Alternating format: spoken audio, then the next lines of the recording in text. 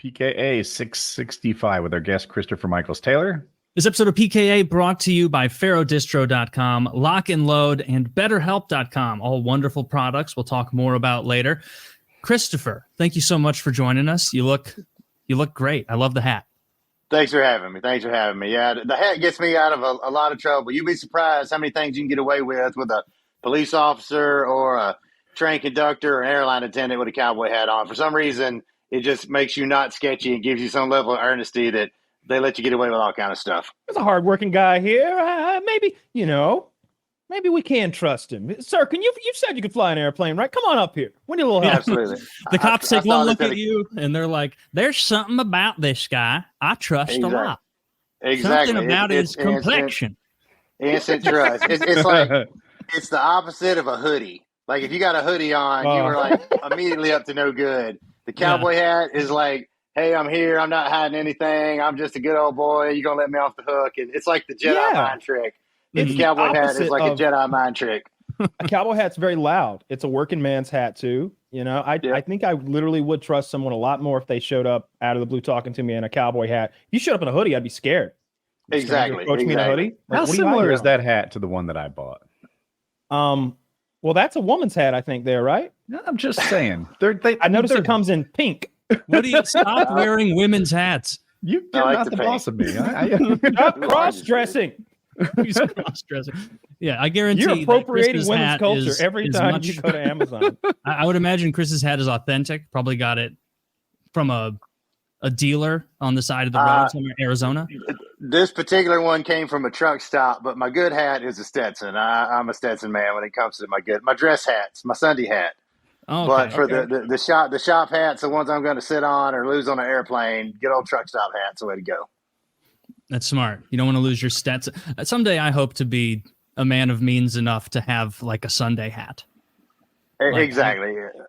Bro, what? You can't get a hat? Like I spend all my money on drinking Man of Means water, Topo Chico. Well, I'm going to get you a Sunday hat. That's a terribly low aspiration. Right? I mean, it's the only reason I haven't jumped back into church is I feel foolish without a Sunday. I'm getting you a Sunday. I want two socks. Get you a good $20 Sunday hat. You'll be in good shape. Oh, speaking of incredible hats, I saw a video on your channel that I wanted to ask about right away. I wrote it down. So you apparently had a bit of a run-in a while back with the KKK. Oh, yeah. And I want to know about that. How did that happen? I didn't know they were still mucking about. I thought they were kind of anachronistic. Oh, no. They're unfortunately still around. Now, granted, that story happened 33 years ago. So, this was several decades back. But, okay. I was in high school. And, I had this old hoopty. It was a 63 Buick LeSabre. I lowered it a couple inches, white wall tires, had some subwoofers in the back, as a 16-year-old does. And I'm driving home one day, and I lived in this tiny little town. Mm-hmm. And, the Klan still was around back then. And again, this has happened in 1990. So, the Klan was still around, and I had nothing to do with that. I mean, I was very fortunate to grow up in a house where racism did not exist, and that's certainly nothing in my heart at all. But I'm driving home, and I get to one of our many four-way stop signs we had out in the country, and sure enough, there they were, taking up money. Now, I guess legally or whatever, not to scare people too much, they didn't have like the full hoods on. They had like the little things flipped up. Yeah, they flip it up. Okay. But they were taking up money like casual KKK. Casual Friday KKK. And it was like, like when the Shriners will like take up money like for burn kids and stuff like that. Guys with the Fed. It's like that. They're just walking the line. So I see these guys, and I'm just like, oh, I can't stand these people. So, we're kind of, everybody's taking their turn up towards the four-way stop. And, one of these guys sees me, and he's got his little bucket, and he sees me. I'm just a white kid in an old car, and he kind of holds the bucket up, bucket, and I was like, I kind of just shook my head no. And he was like, bucket, boy. And I was like, oh, and he's like, bucket, boy. And he's kind of approaching my car, and I took my hand, I was like, fuck you, and I flipped him off. And he kicked my car. And, and I was real proud of this car. It wasn't a nice car. I paid $300 for it, but it was mine. And you don't kick my car. I'm first in line now at the four-way stop anyway. So he kicks my car, and I just mashed the gas. That car had a 345 V8 in it, about, I don't know, a couple hundred horsepower, enough. Lights up the tires, rear end kind of steps out, and the Buicks had the wing mirrors on the Buick kind of set a little forward of the windshield, kind of out on the sides, and he had those big old white KKK pajamas on. It snagged his sleeve as I went past and just cartwheeled his ass down the side of the car. Of course, I got a fishtail through the intersection. I look back in the mirror. He's all laying in the ground, and his friends are getting me. I didn't hit him. His friends are helping him up, knocks his little pointy hat off and stuff. And, as a 16-year-old, you don't really understand the permanence of the things that you do. So, I think, these guys are what a bunch of assholes. I go home. I don't think about it.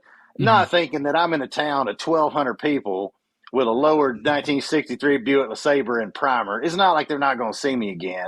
And sure enough, that happens on Monday, Tuesday, something like that. Friday that weekend, I dropped the car off at this little radiator shop. They're going to boil out the radiator because that's what you had to do with old cars back then. And, car sits there all weekend. I go pick it up on Monday after school. I get in the car. I kind of take a right out of the parking lot. I get up to speed. Something's not right. I mean, that car drove like a cloud. So steering wheel's kind of wobbly. Something's not going right.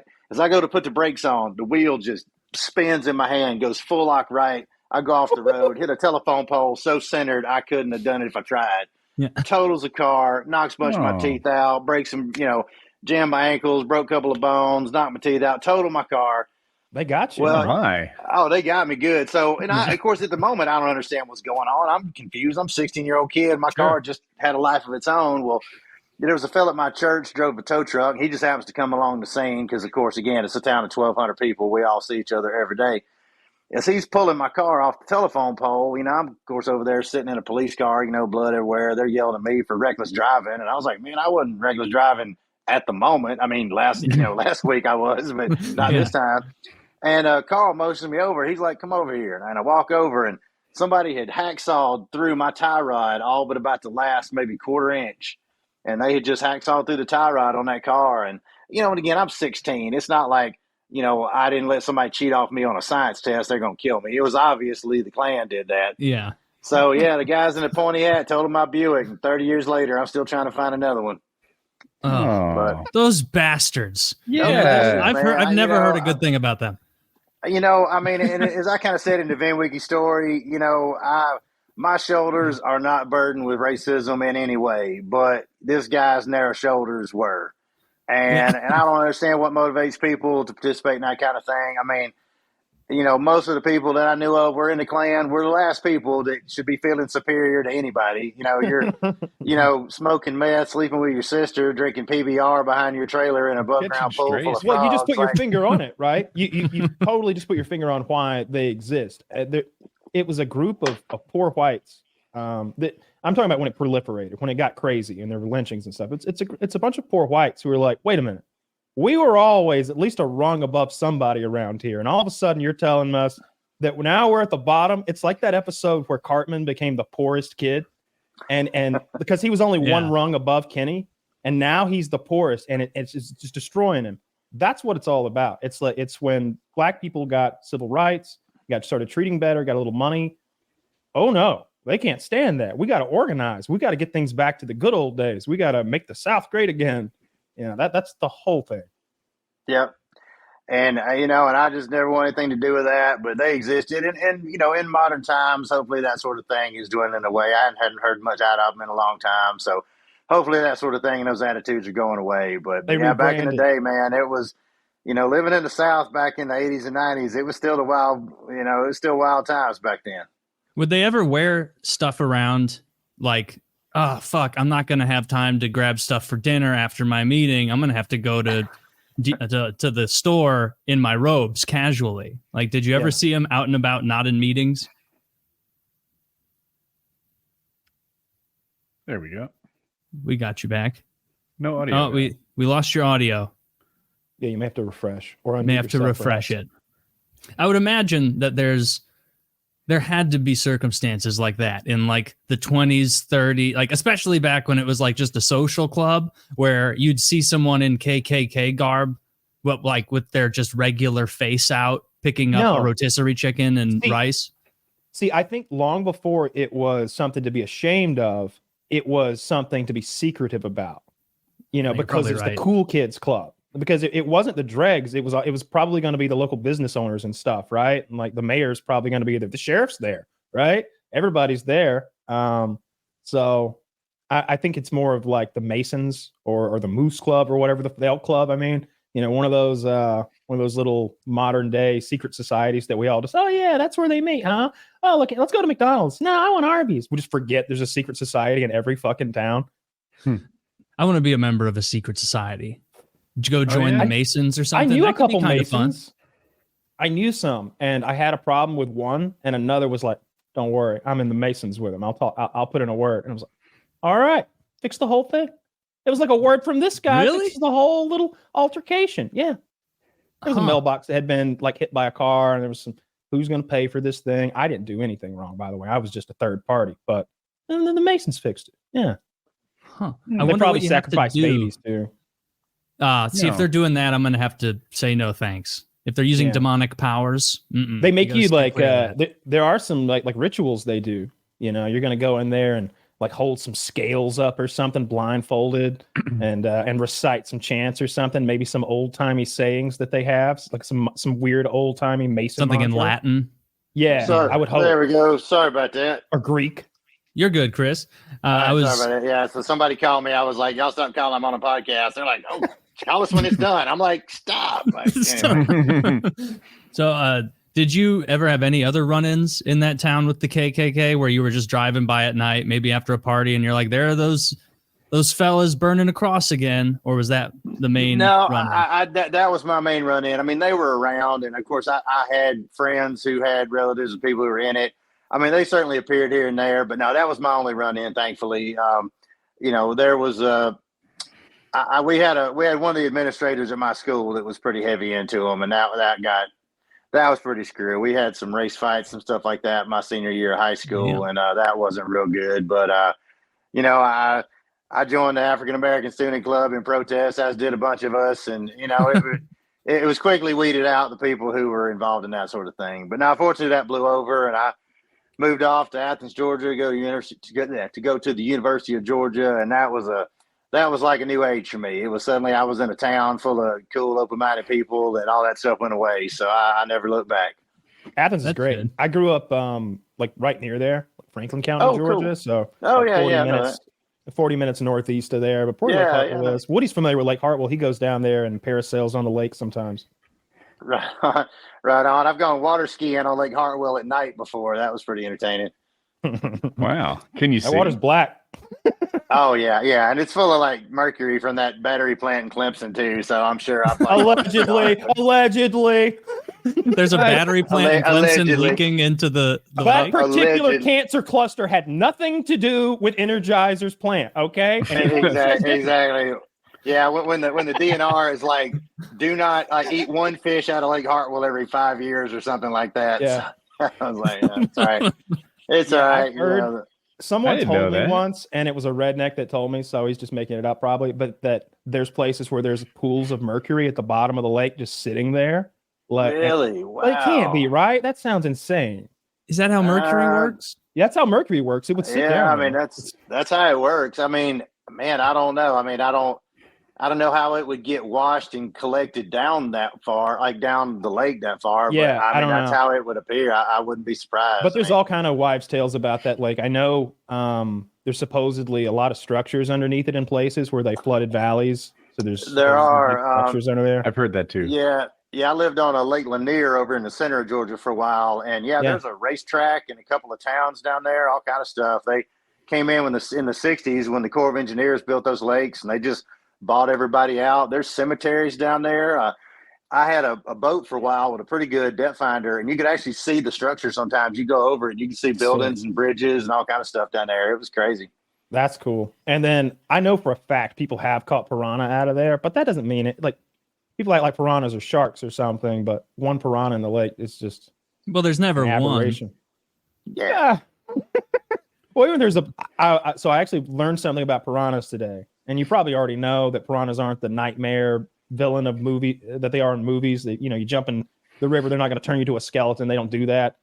But in some circumstances, apparently, it's true. In some circumstances, the jungle will eat a small pond or lake. Literally, the undergrowth keeps encroaching into the water and slowly absorbing that body of water, and all the life in it turns into just piranhas because they're the apex predator down there. They eat everything else until all you have is starving piranhas who have been eating their week for who knows how long. And so the water's getting smaller and smaller. So they're more and more concentrated. They're starving. And if you fall in there, they will turn you into a skeleton.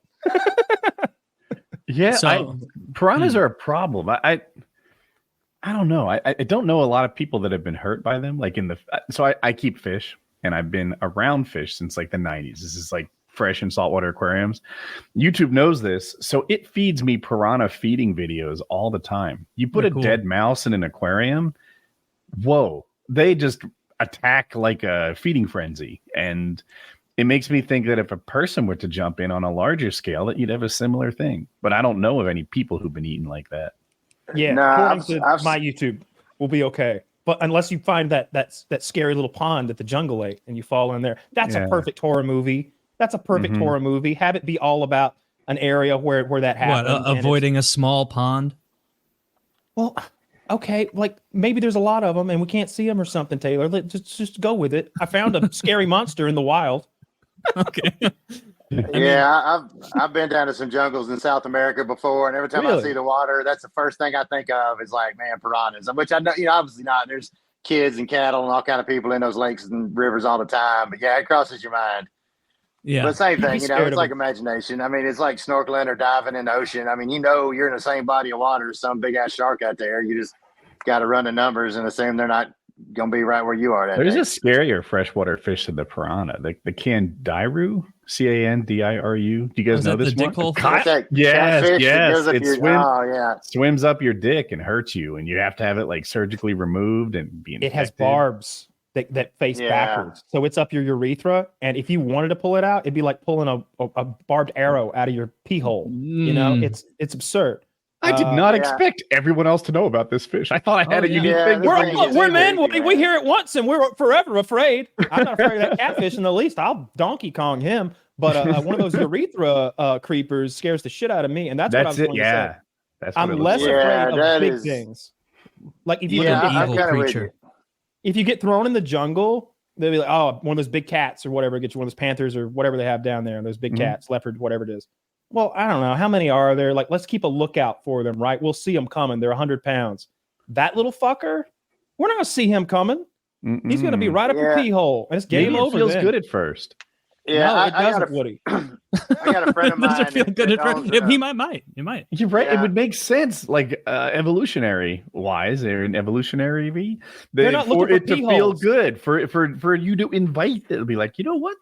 I don't remember exactly what their life process normally is, but I don't think they're searching for pee holes to get in. They think you're something else. When leeches bite you and suck your skin, don't they have some like anesthesia, like localized anesthesia, so it doesn't hurt? And an anticoagulant to keep the blood from clotting. Mosquitoes do too, though, and they suck. Yeah. Well, I'm not saying they're good. I'm saying that evolutionarily, if that's a word, they're good at their job. It makes sense for them to have that little local anesthesia. And it makes sense for this penis fish to be able to do that in a way that's either fun or pleasurable. Or... I don't think it's looking for dicks, Woody. Again, I think it's looking for something else. I know there's some fetishes out there, and maybe that's a whole level of tourism, but I got a friend of mine that owns an adult store, and they sell all those like rubber suits and underwear and stuff. And if I ever am going to go swimming and out in the Amazon, I think I'm going to get me the tightest pair of solid silicone drawers I could find to make sure nothing is getting up the leg of those shorts. Oh, yeah. At least wear a condom. Man. Like condom and a rubber band so it can't come off. I'm going to go full gimp suit. My dick falls off. I'm gonna triple down on my Blue Chew to make sure the condom stays on. Man, what a terrible fish that is. Man, the first guy who dealt with that, everybody must have called him a liar. I swear it's in there. My dick hole, and there's like Ted jumped in the water and he's freaking out. Yeah, please look at it. This is the same story he told yesterday and the day before and the day before. Yeah, we're not falling for it anymore. Dying from one of those big snakes down there would be pretty nightmarish as well. I've seen a bunch of those things where they attacked people. The one guy got bit in the arm and it caught an artery or something. It caught some big blood vessel of some kind, and he nearly bled out just from the bite because they've got big fucking teeth. When he had its head, he was on Rogan. He's like, "This is the one." He's got its head. This is the one that bit me, and this is the one that nearly killed me. So he and won. Its head was like way bigger than you think a snake's head could ever be. Like way too big for a fucking snake's head, man. It looked more like a small dog or something. Dude, if a python or anaconda gets you, like I feel like you're going to die with a lot of lead time. Like there's a lot of screaming. You just need a knife. Yeah.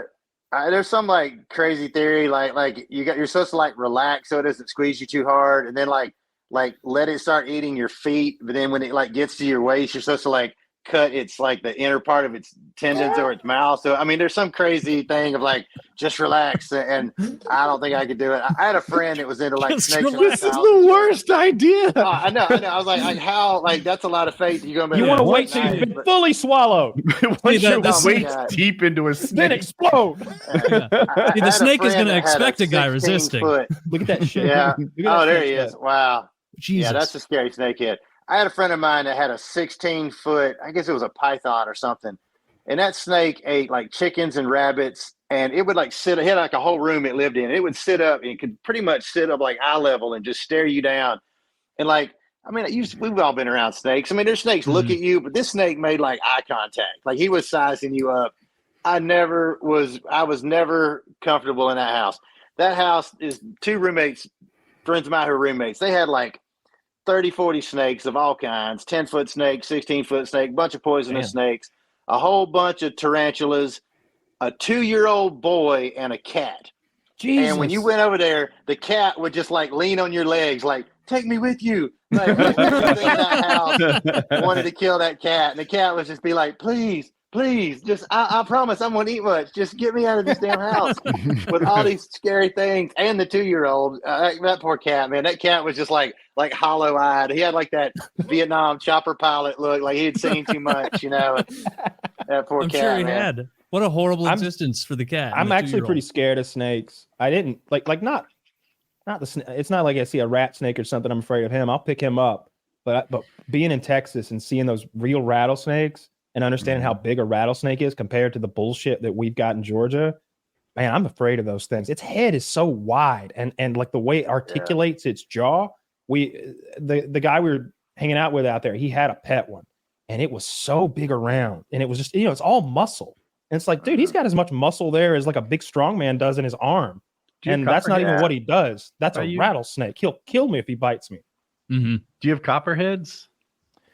Yeah, they say we do, and I'm sure we do. But man, there were just never any on my dad's property. There's a creek and ponds there. We'd see them in the water sometime, but we'd shoot them quick. Maybe we just killed them all out because every time we'd see one, we'd 22 pistol and just pop him. Yeah, we had a lot of water. Yeah, we had a lot of water moccasins around in North Georgia where I was. Copperheads were the most common. Rattlesnakes were relatively rare because rattlesnake's kind of shy. Rattlesnake is way higher up the evolutionary chain than a copperhead or a water moccasin. Rattlesnake, they can control whether they inject venom or not, whereas a copperhead or water moccasin, it's just like a syringe. Rattlesnake can actually control it because they have a much more elaborate hemotoxin, neurotoxin blend, and they cannot regenerate that very quickly. So if they were to waste too much of that venom on defense, for example, they may starve to death before they can, tag a rabbit or a field mouse or whatever. Whereas a copperhead or water moccasin, they're just making it all day. They will just bite you nonstop. So rattlesnakes tend to be pretty shy, staying away from people, but copperheads and water moccasins will just come look for you for the fun of it, it seems sometimes. And they were pretty rough. But, Ed Bolian, my friend who runs VinWiki, up until just recently, he had this really, really sweet snake named Sunny. She was about an 11-foot, I think he's called a banana boa constrictor, I guess, kind of a white with a little yellow. And I don't make this up. She was like the sweetest natured snake I've ever been around. Like sometimes even like if your friends got like a pet snake, they'll kind of sit, sort of coil back and just kind of wait, check out the scene. They look like they might like strike out and tag you or something. But Sunny was just like always just kind of cruising around. She never stopped moving. She never paused or gave you that feeling like she was thinking about biting you or wrapping on you. Yeah, she was just in and out around you, licking in your ear, just cruising around, just meeting people. She was literally like the sweetest snake. And, he'd post pictures of his kids, with the snake, and everybody's like, oh my God, you're risking it. But that snake was so mellow and just so well fed and so well accustomed to people. He'd had her since she was the size of a what happened pencil, to her? Probably. Oh, she just passed away eventually. She had a cancer, actually. But she lived 12, 13 years, I think. I can't remember exactly how old she was, but anyway, just a really sweet-natured snake, and one of the few snakes I've ever been around that I was never a little leery of. She was just super cool, and it was You talk a real about sad the day eye when she finally contact. passed. The eye contact, it's weird, but that snake's eyes are so scary. And I don't think he was looking at my eyes, but he was just looking at, he was definitely looking at me. He was looking at me, and I'm looking at him, and it's like, he knows I'm here and he wants to kill me. That's so fucking clear right now. Like, he doesn't need to be able to talk for us to get that across, because he's giving me he's just like growling. If snakes could growl, his tail. Oh yeah, And the they plan got like was the for me to handle it too. on video. So they're like, "This is the snake you'll be handling tomorrow." And I'm like, "Yeah. Good thing we didn't like bitch out and get a little one, huh?" I like that you guys like. Are we gonna shake him up, make him good and mean like this tomorrow too? Like, what the fuck is going on, guys? So, like, why is he so angry? Did you? We haven't been fed him in telling him that weeks. I've been talking shit, like hyping him up for this? And that night in the hotel, I had a nightmare about the next day that it bit me right here, like sort of between your thumb and your forefinger, you know, the back of your hand, and that I lost that part of my hand, that it like rotted out and I lost it. That'd be cool. And the next day I was like, I'm not gonna fuck with the snake. I'm not handling the snake. Just so everybody knows. Yes, I have pussied out. No, I will not be handling the snake. You saw that as like a premonition. Yeah, I'd have done the same thing, man. Yeah, I don't mess around with that kind of stuff. If you have a dream about something like that, like, look, I don't believe in magic and horse shit and anything like that, but I'll tell you, my cousin dreamt that they were jumping off this quarry into water. They were doing it regularly. He had a dream that, you know, somebody died. He's like, you know, I don't feel like going today. I dreamt somebody died. He said this to us. Me and my dad were sitting there. It's like, yeah, don't go there. That shit's dangerous. We've been telling you. Kid died that day. Kid died that day. Oh, wow. You know, fell in there, Was hit it his head on some related? water, drowned. Yeah, at the quarry. Was it related? No, heart attack. He was just having a picnic at the quarry. Yeah, He brain jumped in, hit his aneurysm. head, and fucking drowned, dude. You jump in quarries and shit. Yeah, don't jump in I can't- quarries. They're full So of I could, rocks. there's no way I was going to tempt fate that hardcore and grab that fucking thing that's evolved for the last 80 million years to destroy me. They're so scary to look at. Emotionlessly too. That's what I would be nervous about a snake, is it can be cool forever and then just not be. Like I saw this online photo. This was a few years ago, but it was some viral picture someone probably put on Twitter, and it was like a snake owner who was like, my snake is the sweetest constrictor around. Every day she lines up and lays right next to my son, my 3-year-old, and would never mess with it. And someone, like, most comments were like, oh, what a gentle creature. And one person was like, hey, I don't want to rain on your parade. It's doing that every day to see at what point it can consume your child. It's laying next to it to see how much longer it needs to get. Like, apparently they do that. They will like line themselves up to something long ways to see if they are able to consume that. And so if you're ever laying on the ground and an enormous snake slithers up next to you, don't assume benevolence. Cuddles, not cuddles. I promise we're not getting He's fed today. spooning. He's like spooned. Yeah, it's spooning me. It's spooning me hard. It's forking me now. It's forking me. Yeah, that would be a horrible way to go. I'd rather get... Actually, no, it probably takes a long time to die from the venom, too, unless you get real... They're not venomous. They No, I mean, I was going to compare the constrictor death to the venom death. But it's not like a venom death is going to be real quick, right? It's I mean, some of those, like those bushmasters and some of those snakes, like I was in India one time, and they told us to like always check your toilet for cobras before you get, and you know, and I mean, a toilet cobra sounds like a joke. I made my buddy Travis Bell and I have a joke about a toilet cobra. That's something entirely different. Yeah. But apparently at some point, the cobras in the cities were getting really bad there. So the government issued like a bounty on dead cobras. So what people started doing was like catching cobras, but instead of turning them in, they were breeding them at home, making more cobras, and then turning all those cobras in for the bounty. The government figured out what was up. Then everybody's all right, well, I'm not keeping these cobras around. So they let them go. Now there's like 20 times more cobras than there were before. And they apparently come up the pipes and will be like in your toilet. And like, they're like, don't just pop the lid and sit down because there could be a cobra in your toilet. I was like, this is not the country for me. Yeah. You're in India. Like you're going to be spending some time on the toilet. That's, I would imagine. One of my favorite scary movie moments, because in every scary movie, when some crazy shit like that happens, or when someone tells the character, hey, check the toilet at night for cobras and check the attic for ghouls, just so you know. Good night. And the person will be like, shake it off and be like, well, we're still staying. And the movie Event Horizon, they see this horrible recording on the computer of how the previous people on the ship had been tortured to death. And Lawrence Fishburne goes, we're leaving. just no talking about it. We're leaving. Like, they all start moving right then. Like, we're going home. And that cobras in the toilet might be a go home kind of moment for me, especially if I found one in my toilet.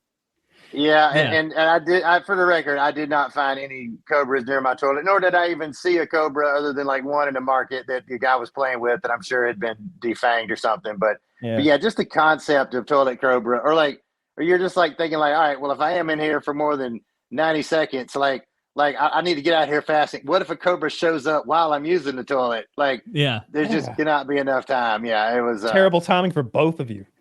Exactly. What country was that? India? Yeah, India. I mean, and that would cobras, be you and the cobra's worst day ever. Isn't that interesting? Yeah. I was. It's same thing. Similar thing. I was in Vietnam one time, and I was kind of hiking around on this river. I was looking for some airheads or whatever, just kind of poking around. And this lady was out like tending to her fields, and the only word I guess she knew in English was cobra. And I see her like waving her arms, and she's just yelling, pointing at me like cobra. And I was like, oh, you got to say. I was back out of there. Yeah, there's some scary animals on this planet, but cobras are right up at the very top for me, man. I was being afraid of cobras. I've ended up in a lot of places with cobras, but thankfully I've not had a run in. Damn, you've been to a lot of snake-rich countries. I have. That's kind of like why going to like Alaska is great, because like there's no snakes. Yeah, mosquitoes though, right? Man, there's some mosquitoes up there wearing tank tops and flip flops. Man, I mean, you could hear them coming. Man, they are something else. They're not as aggressive as like southern mosquitoes, though. I will say, like mosquitoes down in the south, the ones in Alaska, they're cruising around, but they don't really land on you and bite you as much as you'd think. So they're not too bad. Do you hunt at all with all that? What do you? We haven't even touched on it. What are you doing when you're in all of these third world fucking snake countries? What are you doing? Man, I'm just traveling and experiencing. Just road trips. I love getting road trips. I've taken road trips in 59 countries and 49 states, Arctic Circle in 4 countries, every hemisphere. I just like to get on the road and see, man, just to check it out. So it's just a curiosity thing for me. That was pretty dope until you got to every hemisphere, because there's not that many. Well, there's 4. Well, how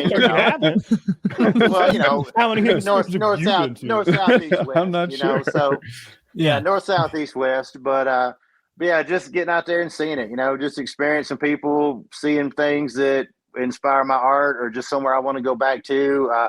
Just did a really cool trip up to Alaska with a couple buddies of mine. I was scouting out for that Sway expedition that Ed and those guys did just a couple weeks ago. And I mean, Alaska is great. We went up there last year to throw cars off a cliff. You've probably seen that thing in a little town called Glacier View, where on the 4th of July, because the sun doesn't go down, they just started, shooting cars off of cliffs because their fireworks kind of sucked in the broad daylight.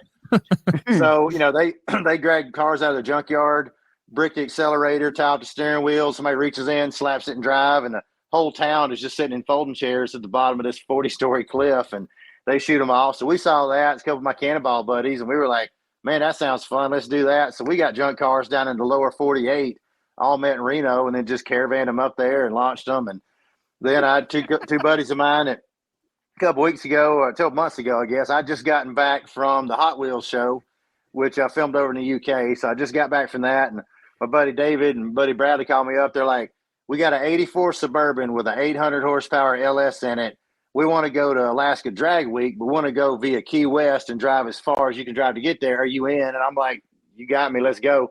So we just piled in this Suburban, drove it from Atlanta to Key West, turned around, drove it all the way to Prudhoe Bay, Alaska, then did a full lap around Alaska, just made some friends, hung out with some friends, and just having adventures, man. And, just kind of sleeping in the car, living on the road, and save up, get a hotel room every few days, and just kind of make it up as we go. And did that and kind of scouted out a route plan. And I've been working with, Ed and I from VinWiki have been working with this company, Sway, for a couple of years now. We were working on a Pan America drive from Prudhoe Bay, Alaska, down to Ushuaia, Argentina. But, which is, is that the furthest north and furthest south that you can do? Yes. Yeah, that is it. And the route we were going to be is going to be about 19,000 miles. through 15 countries. Yeah. So we're working on that. We got some cars set up for it, some really cool Porsche Cayennes, got them all tricked out. But, with COVID at first, the borders weren't open. And then about that time, there was a monsoon season that was extra bad down in Colombia.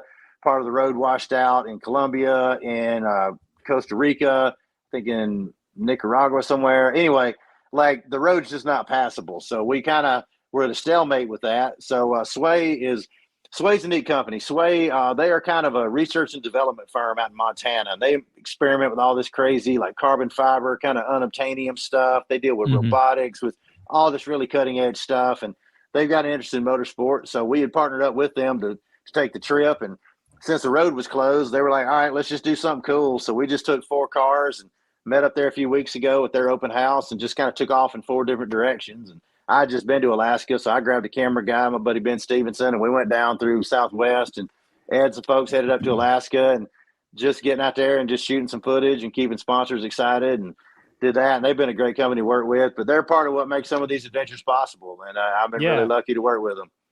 That's awesome. It just sounds like you're traveling the world, having a good time and making it up as you go along. That sounds really fun. It's been cool.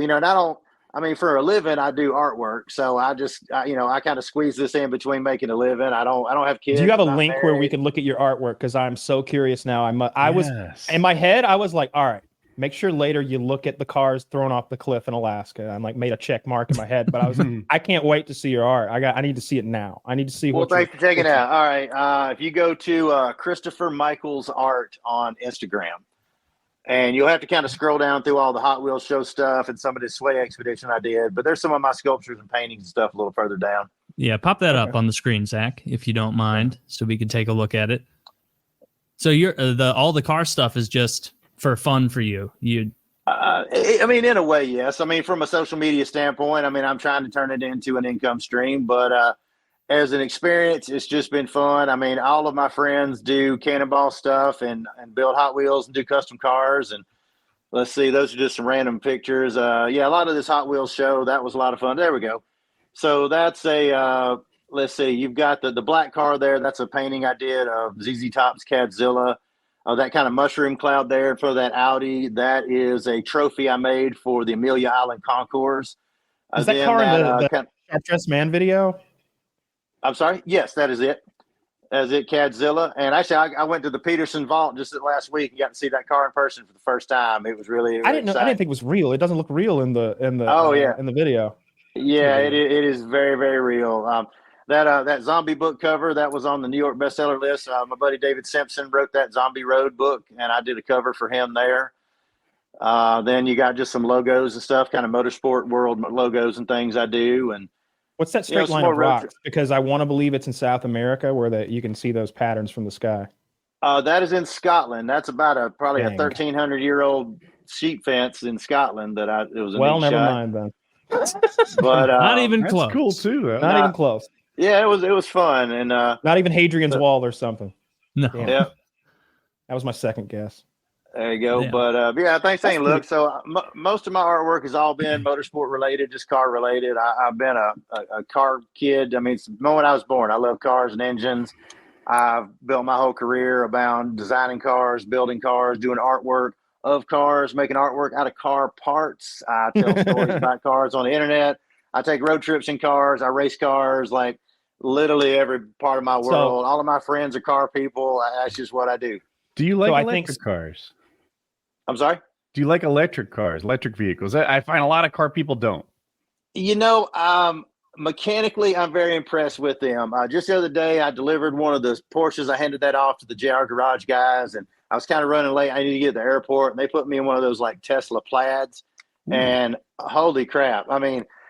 As somebody who grew up drag racing and, the work and effort it takes to get a car to do an 8-second quarter mile and to get in something that just whooshes you along like you're outside out of a cannon. The performance of them is incredible. I don't feel it like an emotional standpoint. I just don't get connected to them. They're amazing, but, I don't feel like they're necessarily the solution to ecological problems because, the amount of, energy it takes to bring not only a new car to market, but to power an electric car. I don't feel like that's really breaking even in regards to an ecological standpoint. And, I just like old cars. I've got an '82 Lincoln and an old Scout and an old clunky Dodge truck and a bunch of Harleys, and I like cars and engine bikes that make noise and shake and rattle and roll. And electric cars are amazing, but they just don't touch me emotionally like I want a car to do. I'm sure there's one that does it, but I've always wondered why I didn't see it more. But I would want my Tesla to make noise like a loud car. I want it to sound like it's got exhaust. And when I hit the that would be hilarious if that thing sat there like it had pump that through the speakers. Fucking Elon made absolutely. fart mode, but not that. Come on. Oh yeah, you could just collect. You could feel it one day. You feel like a old Ferrari V8. Different day, you could have a 383 stroker. You could just click it, whatever car you felt like of the day. You could just run anything you wanted. Listen to a turbo vet or a naturally aspirated old Coyote motor, anything you wanted. Yeah, I had a Trans Am with a 383 stroker in it. We used to go to Commerce, where they have the drag strip up there. Oh yeah, I've raced many nights at Commerce. I love that smell. I love the smell of that place. It's one of those smells that, what is it, olfactory memory or whatever, where it triggers those memories from a long time ago that you couldn't have accessed as vividly without the smell. If I smell that rubber, that high octane gasoline, and that smoke exhaust, I remember that night. It's real cool. Supposedly olfactory memories are our most powerful ones as a species, but sadly enough, though, that drag strip is now gone, man. They closed it. How long ago did they do that? I hadn't been in years. About within the last year, I believe. The fella that owned it passed away, and his kids didn't care about it, so they sold it to some cold storage place, and they've already leveled it, and they're building a big cold storage there. So Atlanta Dragway is gone. However, they are supposedly going to make another one down where Atlanta Motor Speedway is. Okay. Down there, kind of south of Atlanta. Down in Griffin, that area. So supposedly there will be another big top fuel level track in Georgia, but unfortunately, the Commerce Speedway is gone, man. That was the institution. Dude, it was so cool that I don't know why they called it Atlanta, because it's 2 fucking hours from Atlanta. Yeah. Commerce is like where I'm from. It's way closer to being South Carolina than it is to being in Atlanta. Yeah.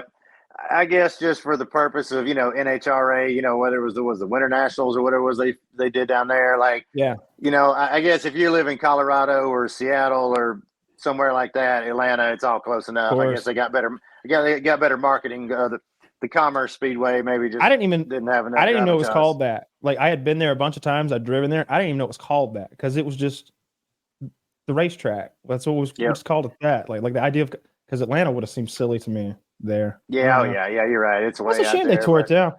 Yeah, I know. I wanted to go out there and dig up a chunk of asphalt or something from the start line or something. And by the time rubber is so goddamn thick. If you could get a side, like a sediment, it looked like sedimentary rock or whatever. Yeah, that would have been cool. Well, all that traveling around the world, I imagine you run into a lot of women.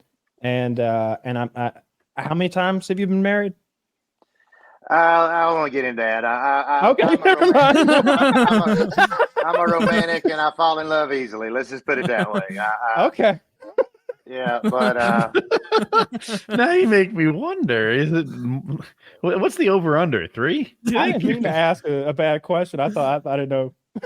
Well, I've some things were great at the time and turned out to not be so great. But I've been thankful to have some interesting people in my life, and I'm a romantic at heart. But how long was your shortest marriage?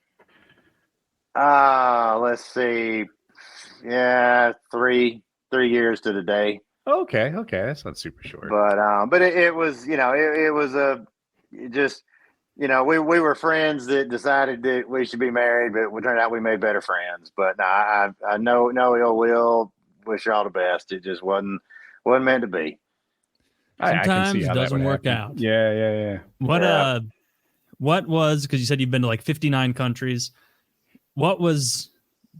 I'm sure you had a great time in most of them. There has to be one or a couple that stick out where you're like, God, I'm never going back to blank place. Oh, yeah, I mean, and bear in mind, countries are vast places. So if a person has a bad experience in one country, that is not indicative of everybody in that country, for example. Yeah, of course. But yeah, it's similar to, India's come up already, but I took a trip to India and just ran into some bad people numerous times. They're particularly mistreated my travel partner. I just had a bad luck experience with India, and I kind of like a do-over. Like it was just, got scammed by a few people. Had a couple people be kind of threatening. Just ran into some bad crowd of people there, and I was in Mumbai, which National Geographic magazine said was the worst city on earth. So, I'm going to say that, okay, I just drew a bad card for India, but I'm sure there are some villages or somewhere up in the north that is absolutely stunning. So I'd like a do-over with that. One of my favorite places I've been, though, has been Vietnam. Not only, the food is amazing, but the people there are just really, really cool. And I guess those were actually in the same trip. I was going around the world east to west, and I think having just come from Vietnam, went through Malaysia, went to India. India and Vietnam had kind of the same ingredients. They're poor, they're hot, they're kind of crowded, but the Vietnamese are just gentle people. They're kind to each other. They were kind to us. They work hard. They're just ingenious people. Just watching how everybody has just stitched their life together. There's this wonderful just feeling of collaboration everywhere. Traffic is just bananas. You're in a space the size of a living room with 2 dump trucks, 300 scooters with 5 people apiece, and a motorcycle.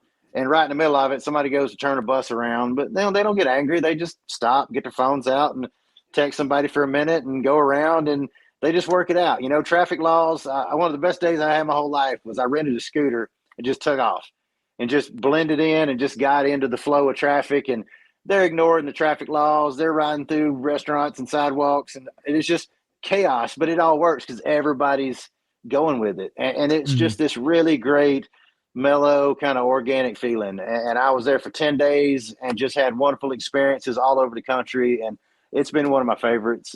People were just great there. Another favorite is the country of Scotland. I mean, people there are hilarious. It's a beautiful country. Everybody's nice. Scotland is one of those places where if you got drunk and lost, somebody would just take you home and give you a bed to sleep in and feed you and get you where you needed to be. Like, they're just giving, nice people. Alaska, I know it's not its own country, but it may as well be.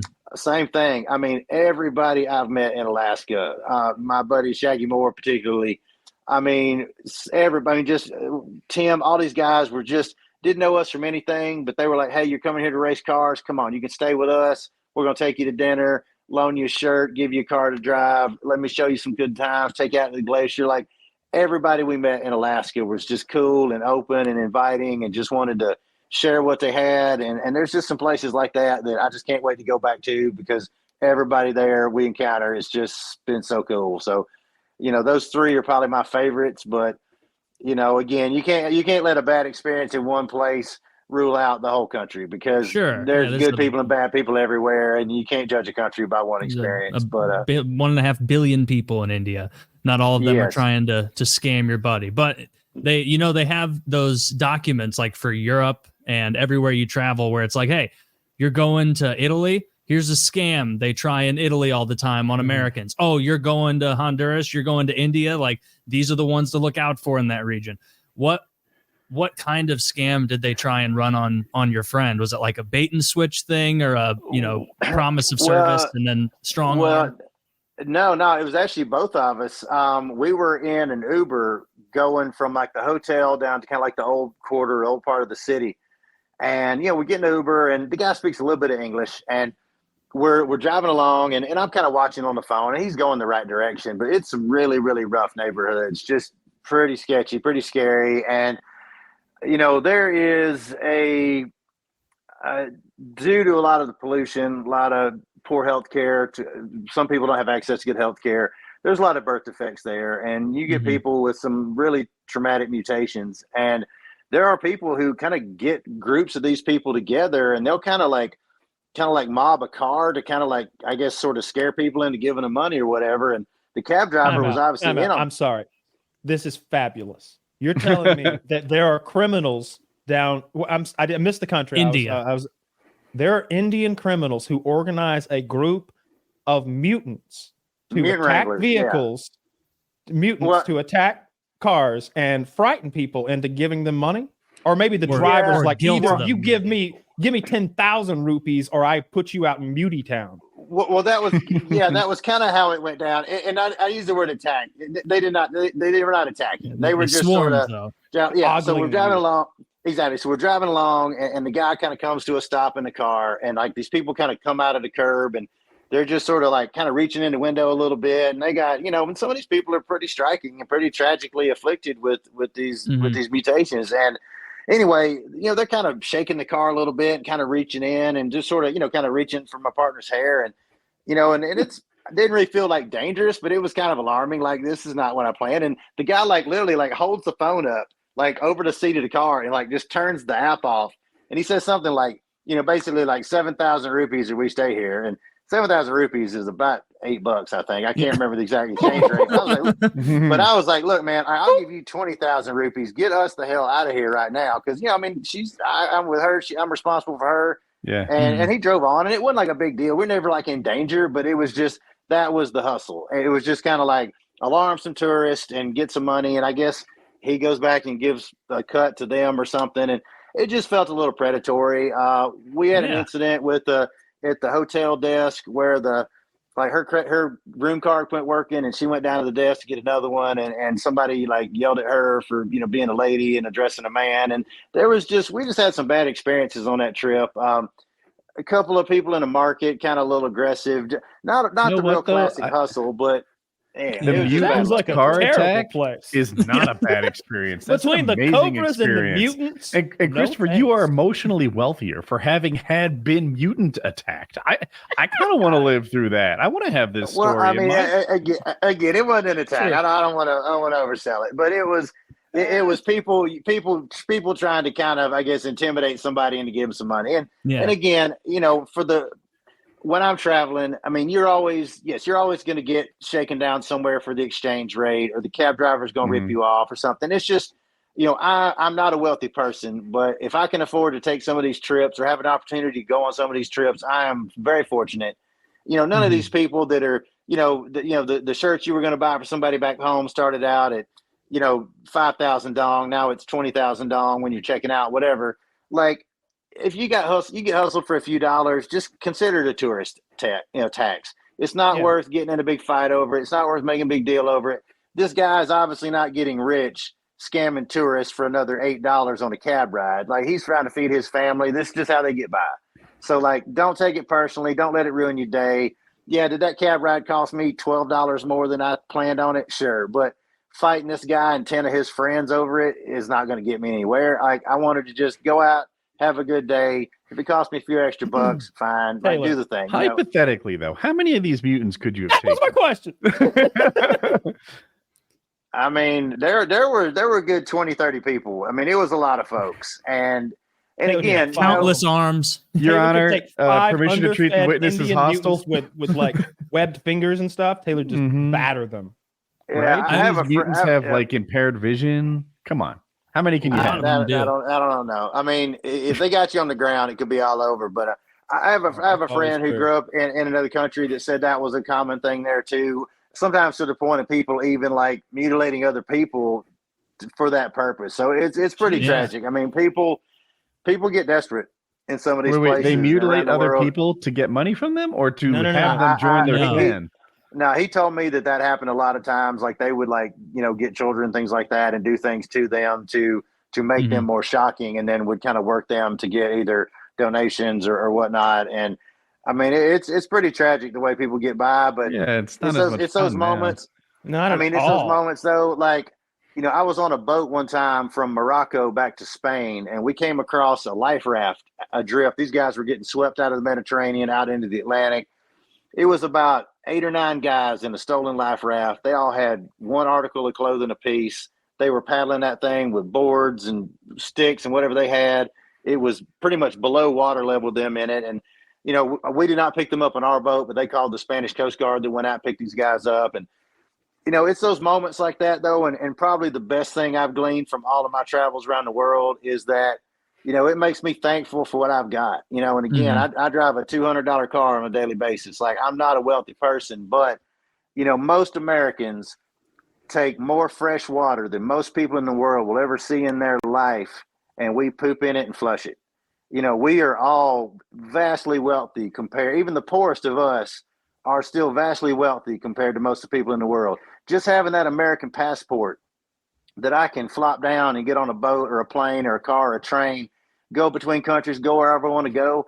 A lot of people around the world will never have that. So, all those moments, whether it's the mutants or the guys in a life raft or people struggling in a number of countries I've been to, it makes me thankful every day for just having a grocery store with some food in it, or a warm house, or an air conditioner, or, just luxuries like the AC in your car.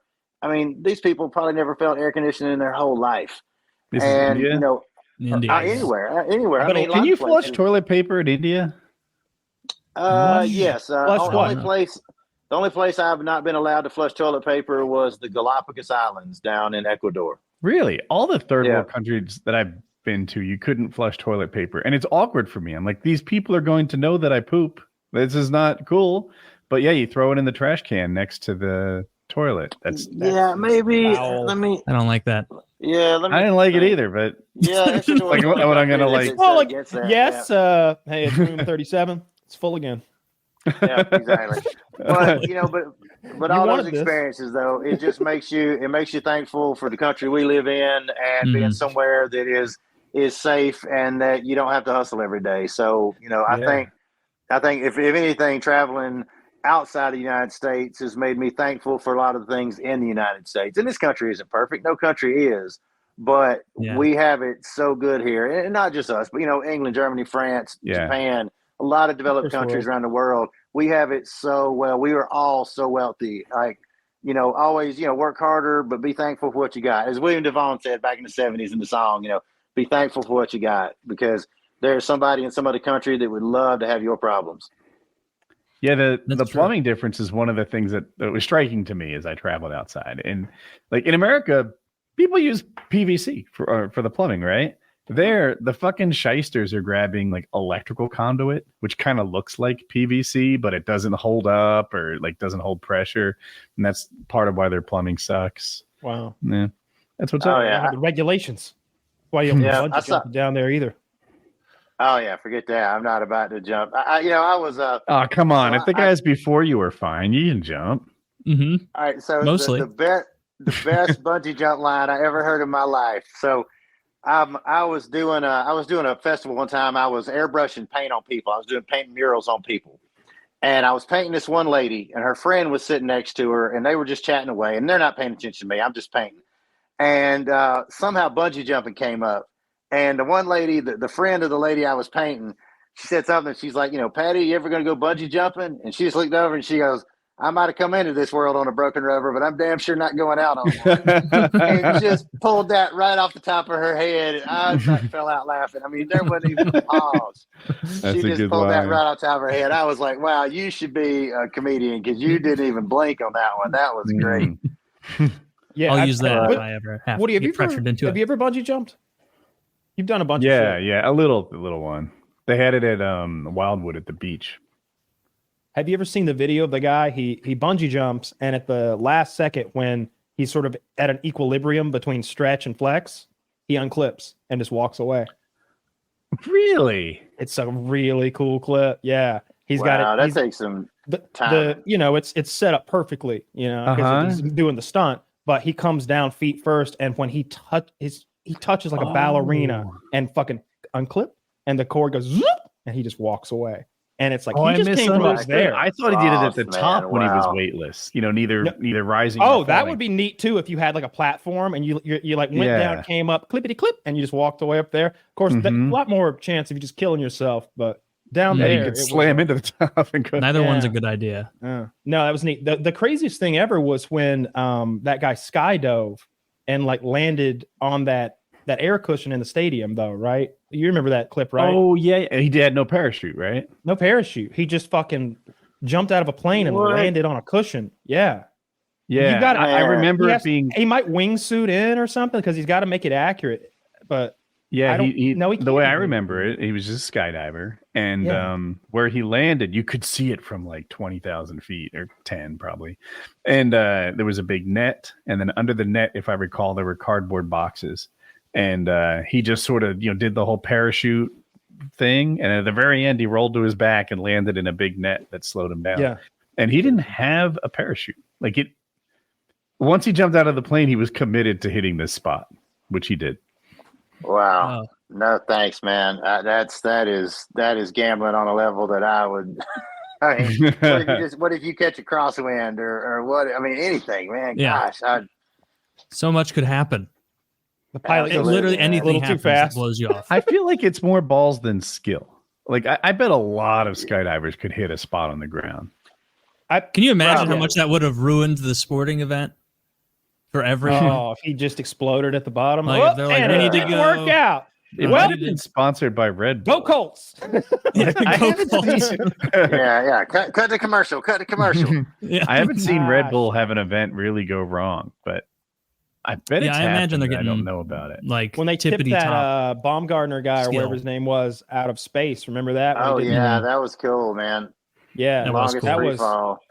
That was so high Yeah. up. I don't understand how anyone. That's why I think everyone who's flat Earth is just a troll and doesn't believe what they're saying. They just want to get a rise out of you. Because like you didn't watch that guy. 'Cause, like he's in space. It's black up there, and there's this big round ball, and he's gonna jump on it now. Now you follow him all the way back down to Cleveland or wherever the fuck. How do you believe in a flat Earth, asshole? Get out of I here. wonder if it feels like you're gonna fall, or if you're scared of falling when you're in orbit. I bet for someone like Christopher who's traveled the whole globe, you're just like, man, y'all need to get out more. I'm telling you, because I had that conversation. I know a couple people who are some adamant flat earthers. People around the globe are starting to adopt the flat Earth theory, as the saying goes. But yeah, I'm like, man, I'm pretty sure that I like left out going west and kept going and came back to the same place. I have seen ships disappear over the horizon. I have stood in the Arctic Circle and watched the sun go all the way around me. Like you can see the Earth's shadow on the moon. You can see there's so many levels that this is explainable that it's. But Only thing I can think of is they you- started out somewhere like Saskatchewan that's just so flat that you could believe it, man. Have you All seen the the other curvature of planets the Earth? around. I don't think I have. You have I to don't go know. I've seen it higher from, than I thought to see it. Because Yeah. Jet apparently, airliner like doesn't do it. apparently you have to go higher than that. Yeah. Okay. But you can Yeah. see it higher than that. I don't know the height. Yeah, requirements. from a jet airliner, like the view you get is really shitty out of the side window.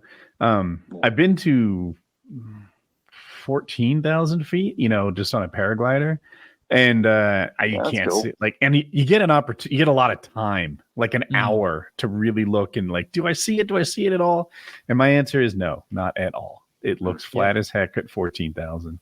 Yeah. You Yeah. have to go higher than you think. I'm sure I've asked apparently. you this exact question before, but it's chillier at 14,000 feet, huh? Like once you're Oh up yeah, there? that's what stops me from going farther. Oftentimes, it's just Yeah. too cold. Yeah, That's the neatest part of the thing you do. I know you love the acrobatic shit. yeah. And that makes me worry about you. I don't like to talk about it, but I always worry about you.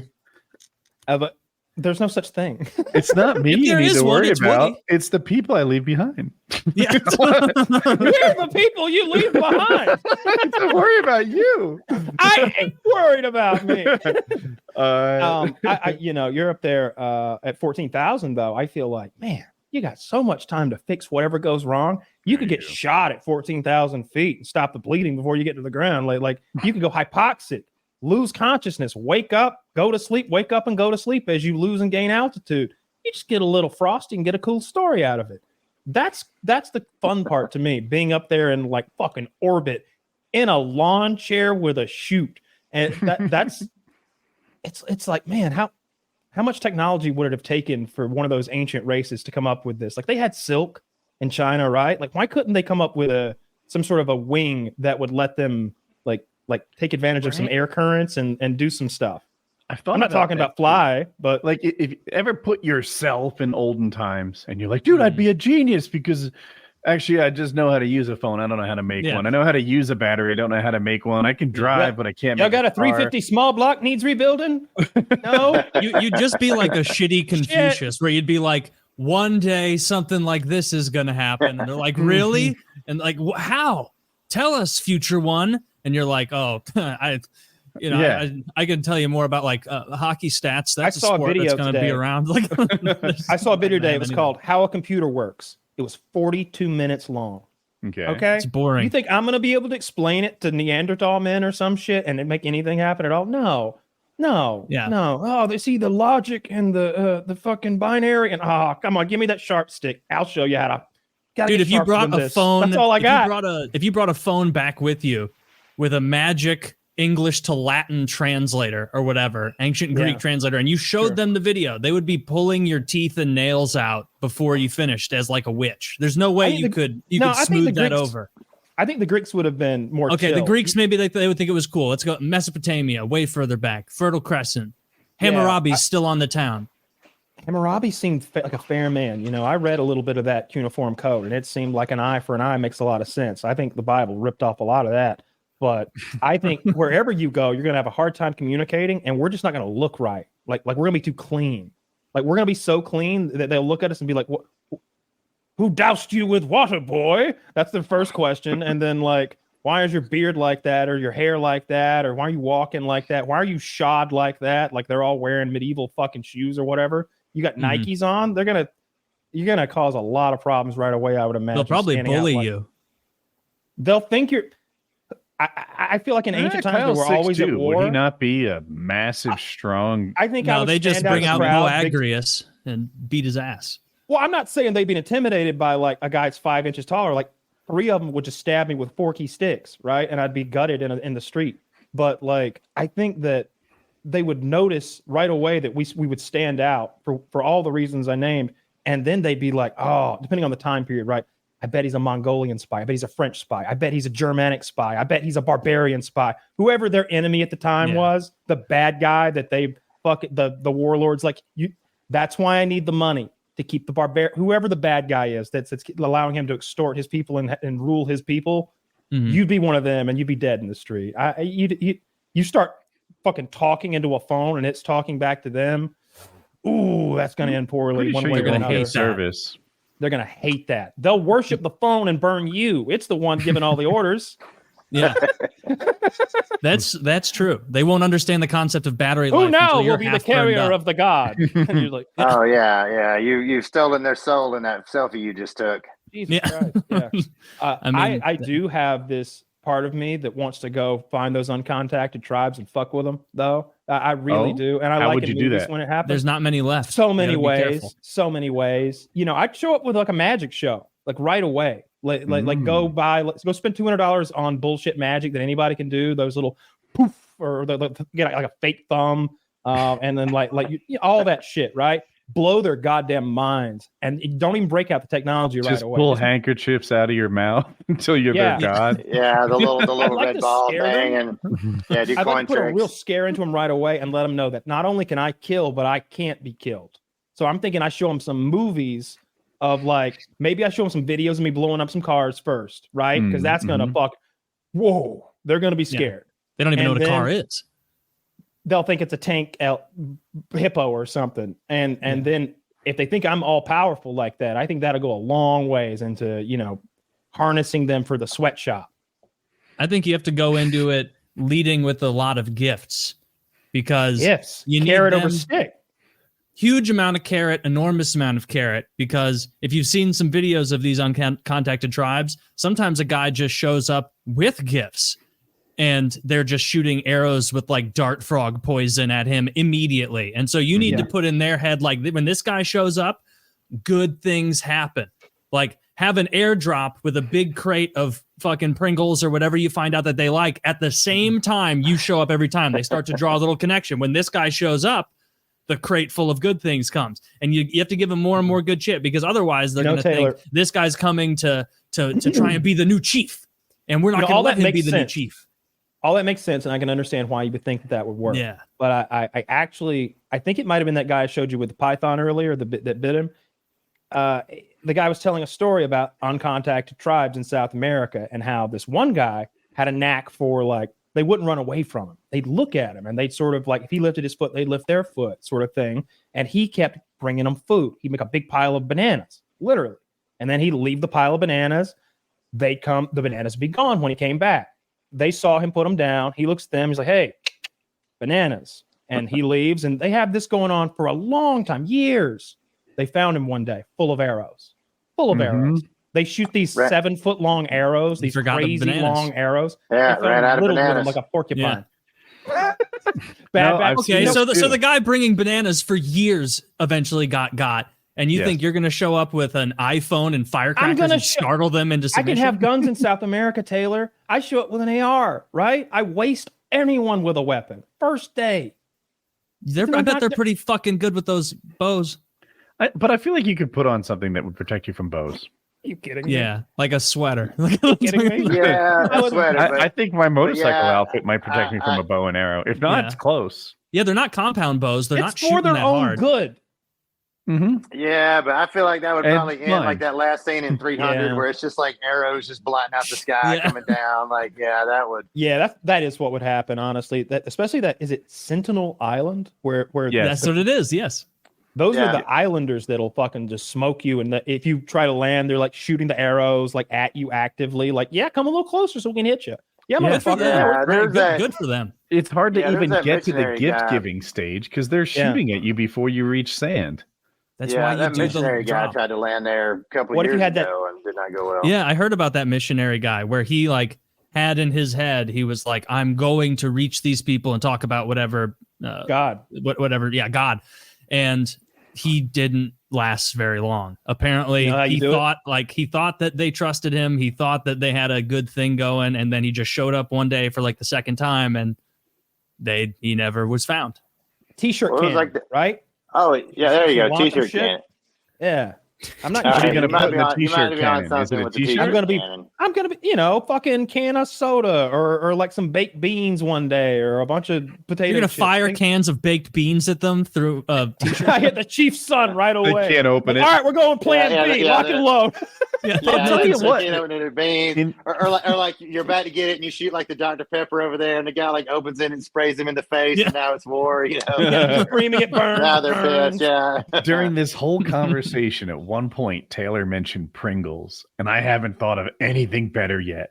Pringles are going to be wildly popular in this place. They're going to love Pringles. They would love like simple stuff, like anything you could grab at a gas station. They're going to love. Beef jerky? At a gas station. Why do gas stations have like 37 different kinds of Reese's peanut butter cups at this point? It's out. They're just put different shapes, different sizes, different configurations. Yeah. They put cookies in there, crackers, reconfigurable, so they can just there's no. It's like you want to do brownies in there? Why the fuck not? You know that Coca-Cola freestyle machine? Someone made one for Reese's peanut butter cups, and they're just mixing and matching bullshit all the time. It's like Mexican food. There's not that much to it. Like if you go to a convenience store somewhere in Scandinavia, like Denmark, Sweden, Finland, something like that, 90% of the candy is black licorice in some form. It's salted, it's sweetened, it's lemon, it's black licorice in almost everything. But bringing up the Pringles in this tribe. Oh yeah.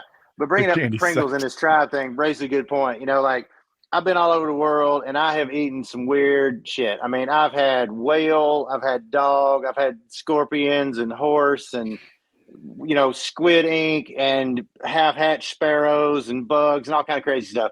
But to 99% of the world, like, we are the ones that eat weird stuff because whether it's an egg or a bug or a weird part of an animal, like, they still know where that came from. But like, what is really weird to most people in the world is like a Hot Pocket or a Pringles. They're like, what in the hell is this made out of? Or like, what is in this pastry pocket, like Hot Pocket thing? Like, we eat so much stuff that is not identifiable as to where it came from. Everybody else in the world thinks that is really weird. Like, eating a horse or a whale, like, they know exactly where that thing came from. But you try to give them a Pop-Tart and they're like, what is this? Like, what is it? Like, what is this? Yeah. That we eat the weird stuff compared to most of the people in the world. For sure. That makes sense. I had people be like, oh, where's that horse come Mexico? from? Oh, the horse comes from that field where we killed the horse. It's like, oh, where does that ingredient from a Hot Pocket come from? It's like, well, it starts by emulsifying petroleum runoff waste Exactly. and spinning it in a centrifuge, adding the acid until it becomes kind of edible. And it's like, yeah, but it tastes good. Kyle and Taylor, have you guys Exactly. had bugs, like prepared bugs, grasshoppers or larvae or whatever? No, I think not I at don't all. want bugs. Sounds It bad. was bugs are 0% good. surprising.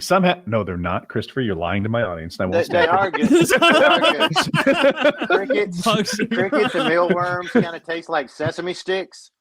Like bugs are kind of nutty tasting, except ants are like bugs that bite and are a little tart a bit. But like what'll really blow your mind is like a spider, like a tarantula or a scorpion, vaguely taste kind of like crab. Like they're kind of arachnid style.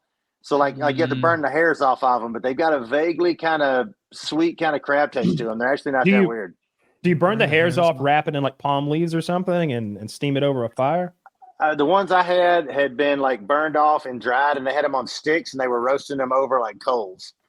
Yeah. So they would kind of burn the hair off with the fire, kind of burn them off, and then they become like naked, and then they would just roast it. And we know crab legs are expensive, Taylor. Very much. How much tarantula legs cost? I guarantee they don't stack up to a What's nice market value? crab leg. What's I market would price pay on? to never have to try one.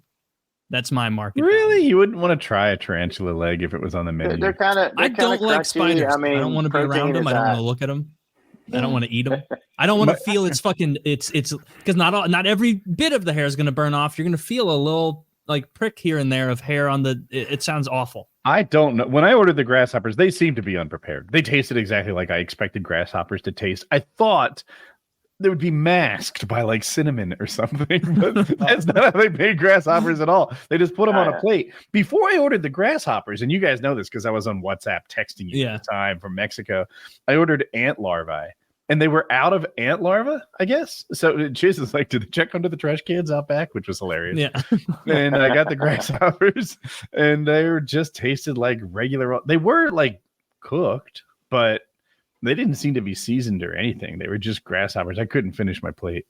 Yeah. Yeah. I would imagine the whole point of like, or it seems like you like countered or found out the counter to that, but how on earth could you just eat bugs regularly without dousing it in cayenne or something to make you forget you're eating bugs? Right? Like it's but to most people in the world though, eating bugs is just normal. Like it's not any weirder than us eating a Kit Kat or a Reese's cup. It's just something normal. It's a little weirder. Maybe. Yeah. I mean, no weirder than like cutting random bits off of a pig or a chicken or something. We pick the parts we want. Yeah. Exactly. Because if you showed up to a bug eating country and you were like, everyone, you want bugs today or pork chops? They're going to be like, oh, pork chops are available? Oh, then no, thank you, want bugs. Like, whereas here, if they were like, hey, you got those pork chops, I got a big bowl of maggots, it's be like, no, you're not going to swindle me. Turned off you're by not the protein powder. Swindle me. You buy bug protein powder. It's made of bugs. I didn't know. It's super high in protein. I mean, they're from a nutritional standpoint, bugs are pretty good. It's hard to beat whey, but I saw a YouTube video where this guy was interviewing not an uncontacted tribe, but like, I don't know how to describe a tribe that has no association with like the rest of the world, an isolated Brazilian tribe. Yeah. And he was asking questions like, what's the meaning of life? What is true happiness? And the answers to both were like, meat. Meat is the meaning of life. What's true happiness? Bringing back a monkey. Like those are their answers. Fuck. I mean, that would be kind of nice. Like if your hierarchy of needs is so empty that you're stuck at like the getting enough food and water. You don't even have the energy or time to be like, what am I here for? They did have what does it mean? Yeah, they're just shredded, looking for bugs in the woods, eating monkeys. Eats monkey. He wouldn't be able to contribute to the Reese's peanut butter conversation at all. No. Although that's a fun set of videos too. The guy goes to not uncontacted tribes, but African villages that seem to be very impoverished, and gives them like the norm. Twizzlers or Jolly Ranchers and stuff like that, like American candies, and they're always just usually they love it. I like Gushers. Gushers are the gummy candy with the juice inside. The lady was like, "It is a fruit juice inside. It is wonderful." And it's he's like, "Would you like another?" And she's like, "Yes, may I?" And she's like, "You can fuck this chick for gummies right now, dude. You might." She seems into it. Like, how big of a bag you got? It's Dude, if I were interesting to that see person, people- I would show up with so many. So I wouldn't want to like give them a taste of Gushers. Like I would want to have so much that I was like does. making their week, where it's like boom, Yeah, he pallet of Gushers, huge thing of beef jerky, a bunch of PlayStation 1s, the portable kind, all charged up so they can get a little bit of gaming in. I saw So this bad Reddit as thread well. where they asked guys, what is the silliest thing you've ever been called gay for? And one of them is like, I've been called gay for using an umbrella. Another guy was called gay for wearing glasses. And I'm guilty of this. I think eating Gushers is a little gay. They kind of explode in your mouth. Yeah, but flavorfully, not with like semen. Like it's a little gay. Come on. No, it is not gay to eat Gushers. All right, well then I guess we're all gay then, Woody. How do you like? I've always thought I guess the gay Kyle and I are candy- gay. The gay candy is those cherry cordials, and so it's if you don't know, it's a chocolate covered cherry, and on the base, obviously because the chocolate settles there, it's this flat, thicker piece of chocolate, and it's filled with cum. I can only imagine some sort of sweet semen that they fill it with. It's white and creamy and viscous, So and it's it's cherry just inexplicably cherry and sugary, chocolate. gooey slime, and then chocolate. Yeah, it's like the Pillsbury Doughboy busted a nut in there. There it is. They are fantastic, and I never thought of them wonderful as candy. gay. Although I'll agree with you. I don't think those are that great. I feel mildly violated, but it's worth it every time. I think you're giving. It too even much. looks like a penis. It looks like an uncut penis, like right. I see like it. The top of them. All right. Well, Right. So speaking of inappropriate food deliveries, Cal, growing up in North Georgia, there you have probably been to the Elbert County Fair.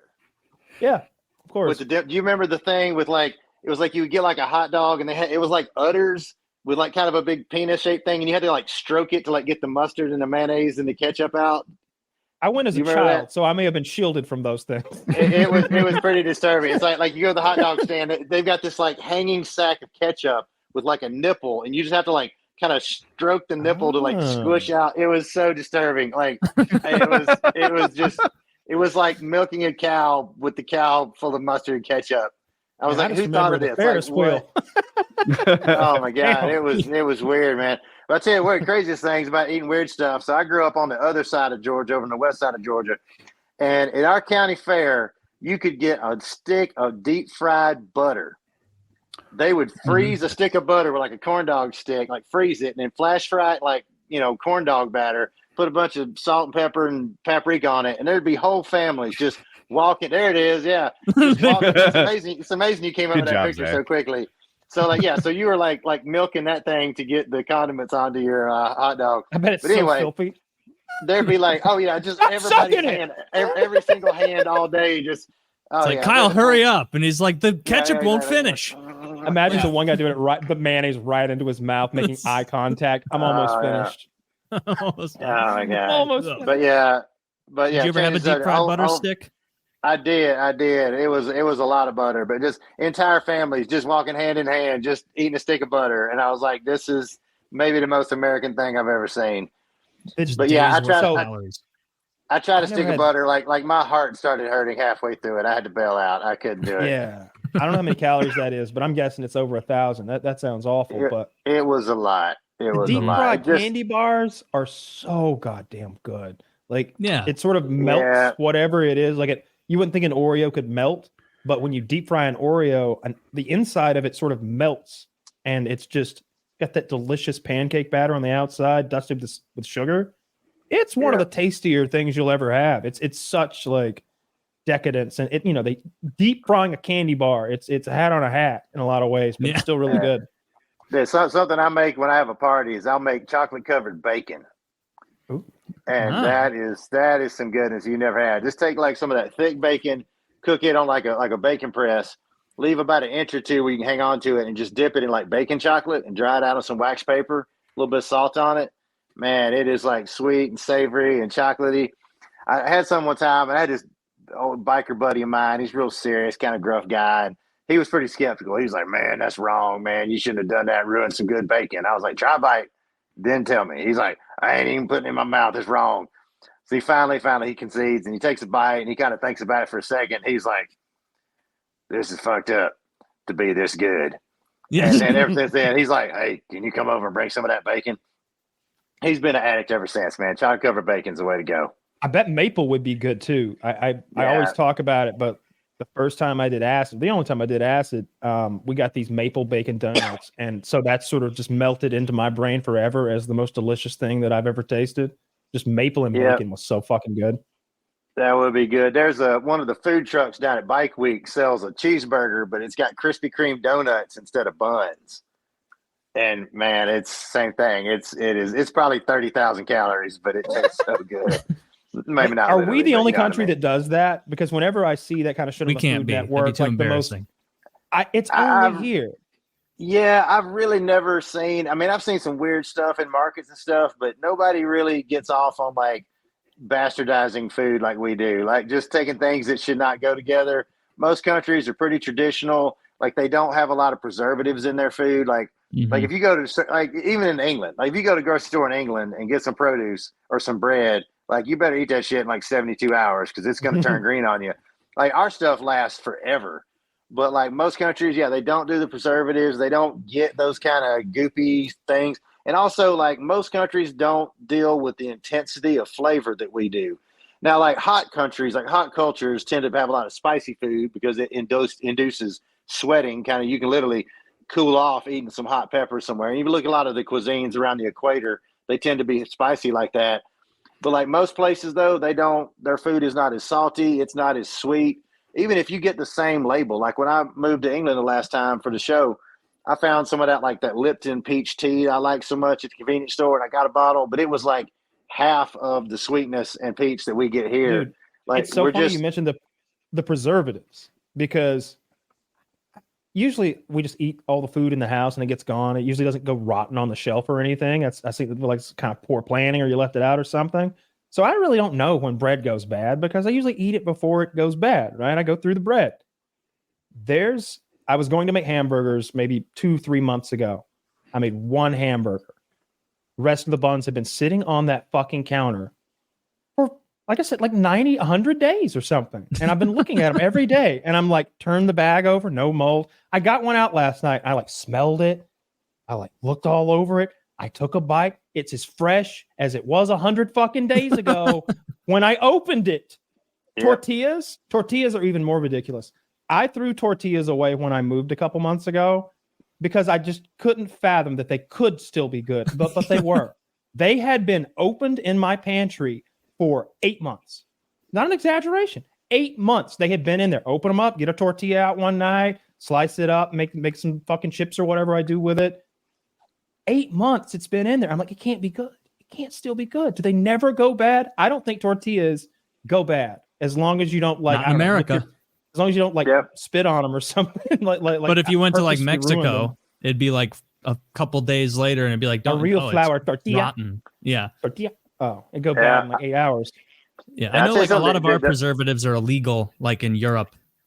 Oh yeah. Yeah. I mean, that's probably why we're all so young and beautiful looking, but yeah, there's some things that we eat that are just not allowed. Say, you look really good for your age. You said you're almost 50. I would have thought you were like late 30s or something. Well, I appreciate that. It's all the preservatives I've been eating all these years. Yeah, I'll be 50. We're preserved, and our ladies have huge tits. You know, I like the hormones and preservatives. It's the best of both worlds. The American way is going to be the global way. I think so. It definitely makes it last. But yeah, I'll be 50 a week from today, actually. So yeah, it's all those preservatives and all the antibiotics and the cheap chicken I eat. But yeah, thank you. But a food that does last a long time is honey. Will last pretty much indefinitely. They have found honey like in like Egyptian tombs that are 4,000 years old, sealed up in a clay pot that is still edible. It's incredible. Yeah, it's antibacterial, so its very nature is to resist going bad. You know, it's been used for wound treatment throughout history. Also, wine I read today is good for like 1,500 years. And you know how YouTube Shorts are? They show you this. Yeah, I got to the end of the 60-second video and I was like, but wait, answer the fucking questions you posed. Like what they was it like in a sort of earthen vase looking type thing with the I think I saw the same short. With like cloth on it. Yeah. It looked like in a video game when you see one of those Egyptian vases in the corner all dusty, they take a knife first and stab it into the top like edge of this oval shaped vase and like pry up an earthen cap, and then there's leaves from who knows how long ago, layered, like I don't know what kind of leaves, but they're still greenish. They haven't, so they're clearly not oxidized down in the lower levels of the leaves. Wow. And maybe some sort of sap has been used or something. Yeah. And when they finally get it off, he takes a ladle and reaches in and pulls out some wine that looked fine to me. And then the video ends, and I'm like, "Bro, take a sip or fucking tell me how it tastes." Drink it. Like, unless he died, maybe the wine killed him, and they just had the commercial. It's a problem with YouTube Shorts. YouTube Shorts are like 1/3 scams.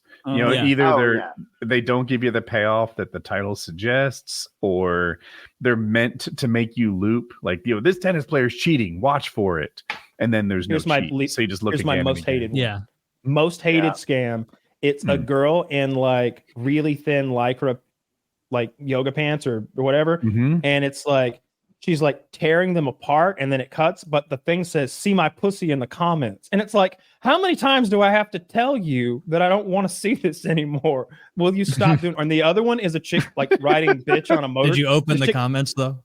You're right. No, I don't care about Kyle's her pussy. engaging with this. It's like, I watched the whole video. I go to the comments and it doesn't deliver. I subscribed to their newsletter. I sent them my social security number. I showed up to the meeting. I haven't seen her pussy yet. I think that's a damn shame. But I just don't fucking care. And then the other one, there's a couple of them that are like that, that are just like trying to bait teenage boys into to clicking somewhere else. And it's like, bro, they're not going to show you any pussy. If you want to see pussy, like Google. They reframe the question like 3 times, so it'll be like, "What's the fastest rhino in the world?" Believe it or not, we know what the fastest rhino is. The fastest rhino, and then it's like, fuck, but then it looks perfectly. So you watch it 2 or 3 times. I don't know what you're never going to get the answer. Yeah. I kind of think it would be fun to write and create some of those to see how viral we could make them on like a flat account, that no one knows about, because I think it's fairly easy. And I doubt there's any like real money to be made, but it's just try it. It seems like a cancer on their platform that someone should be looking at. Like, hey, why am I getting scammed at? Like, if I watch 30 minutes of shorts, which isn't unusual, I'm going to get like 10 of these things. It's like, get that shit out of here. It does a terrible job keeping you on your track too, because you can look up like hockey highlights shorts or NHL highlights shorts, and you'll get like maybe 2 or 3 in a row, and then it's like gardening tips, and it's like, what the fuck, or drama about like a giant like popular podcast or something. Like, it doesn't make sense where you go off, and I know that it's not like really my history of watching, because I forgot to hit turn your history on. And so it was literally just searching NHL highlights, and within 90 seconds of content, you're in the fucking weeds. It has nothing to do with it. Yeah, would you rather watch a highlight of a goal or a fight? What's that? Would you rather watch a highlight of a goal or a fight? Ideally, I'd get a mix of both, but I would rather see a cool goal than a fight. Sissy. Yeah. All right, that's another reason you're gay. That and your gushers. Okay, fine. Then I'm gay. Are there any foods that you legitimately find to be just a little gay to eat? I remember one time I was in Florida and it was a hot day, and I got a frozen chocolate covered banana, and I could not eat that bitch in the car without getting laughed at. And it was like, y'all are all hot too, and you wish you had this frozen chocolatey bit banana. And it looks like I'm sucking some dick over here, but let it go, children. Everybody in here's. I have never felt gay while eating. Hurt my feelings. What did you say, Taylor? I said I've never felt gay while eating. Like, I don't think feeling gay. About getting made fun of for looking gay because you're sucking a big old black chocolate. I mean, maybe I put off an alpha's aura, but I'm never bullied when I'm eating. Yeah, I think that's what it is.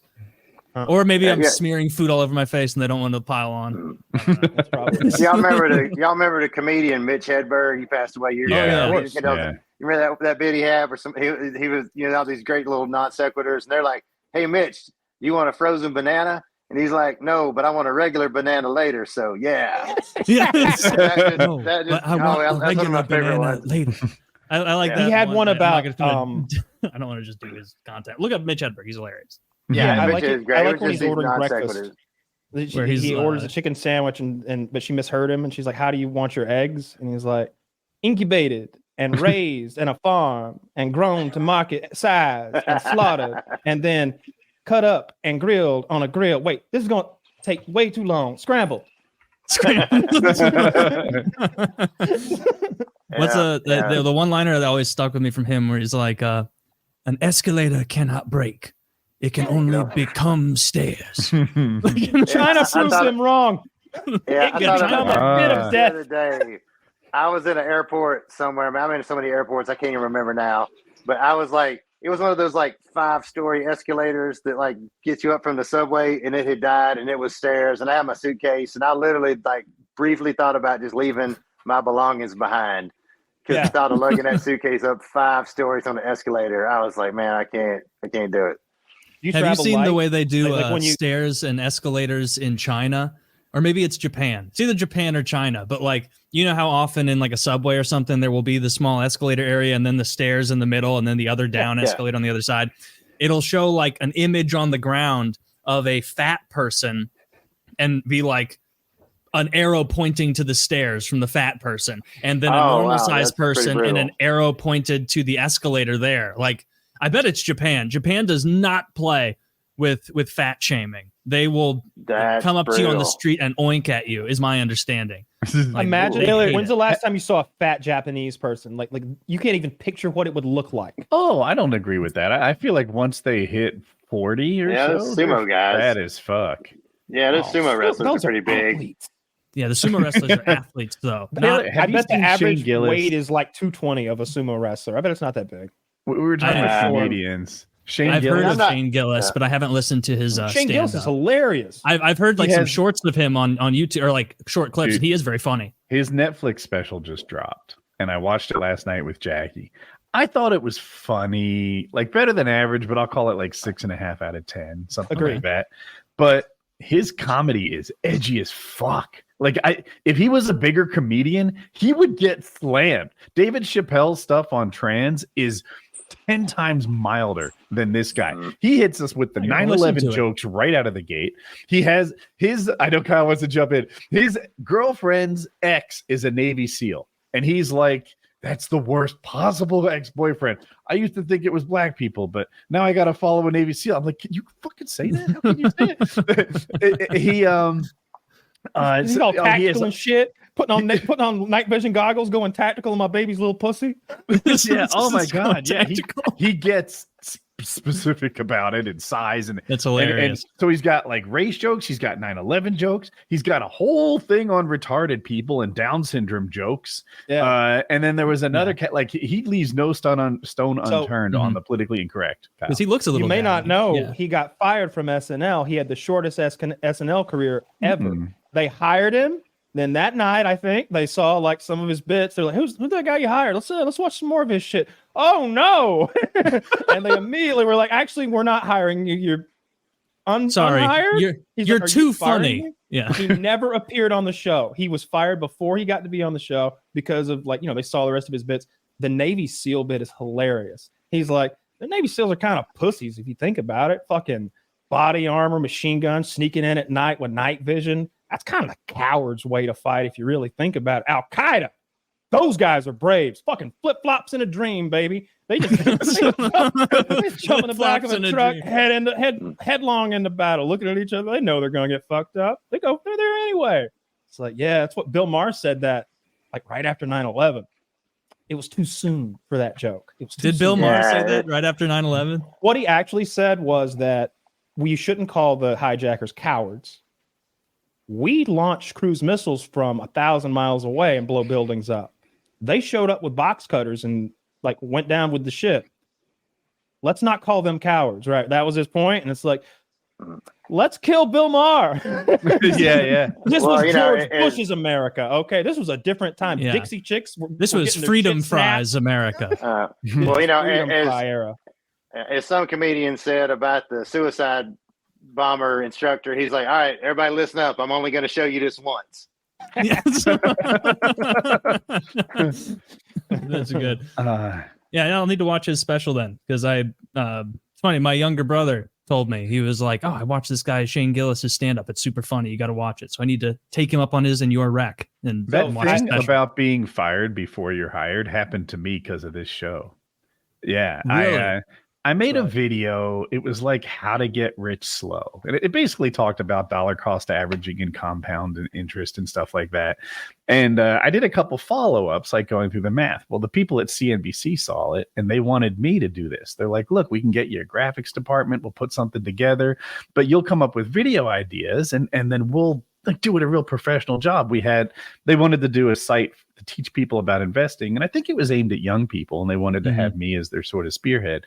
And they found out about Painkiller already. And they watched an episode or read a couple titles and they're like, never mind. That happened to me. I got fired before I was hired. Yeah, You got it's never screamed happened out. to me, but a buddy of mine got fired from his job for doing a cannonball racing. Oh yeah. He and another guy had set like a C to C to C record, like a New York to LA back to New York.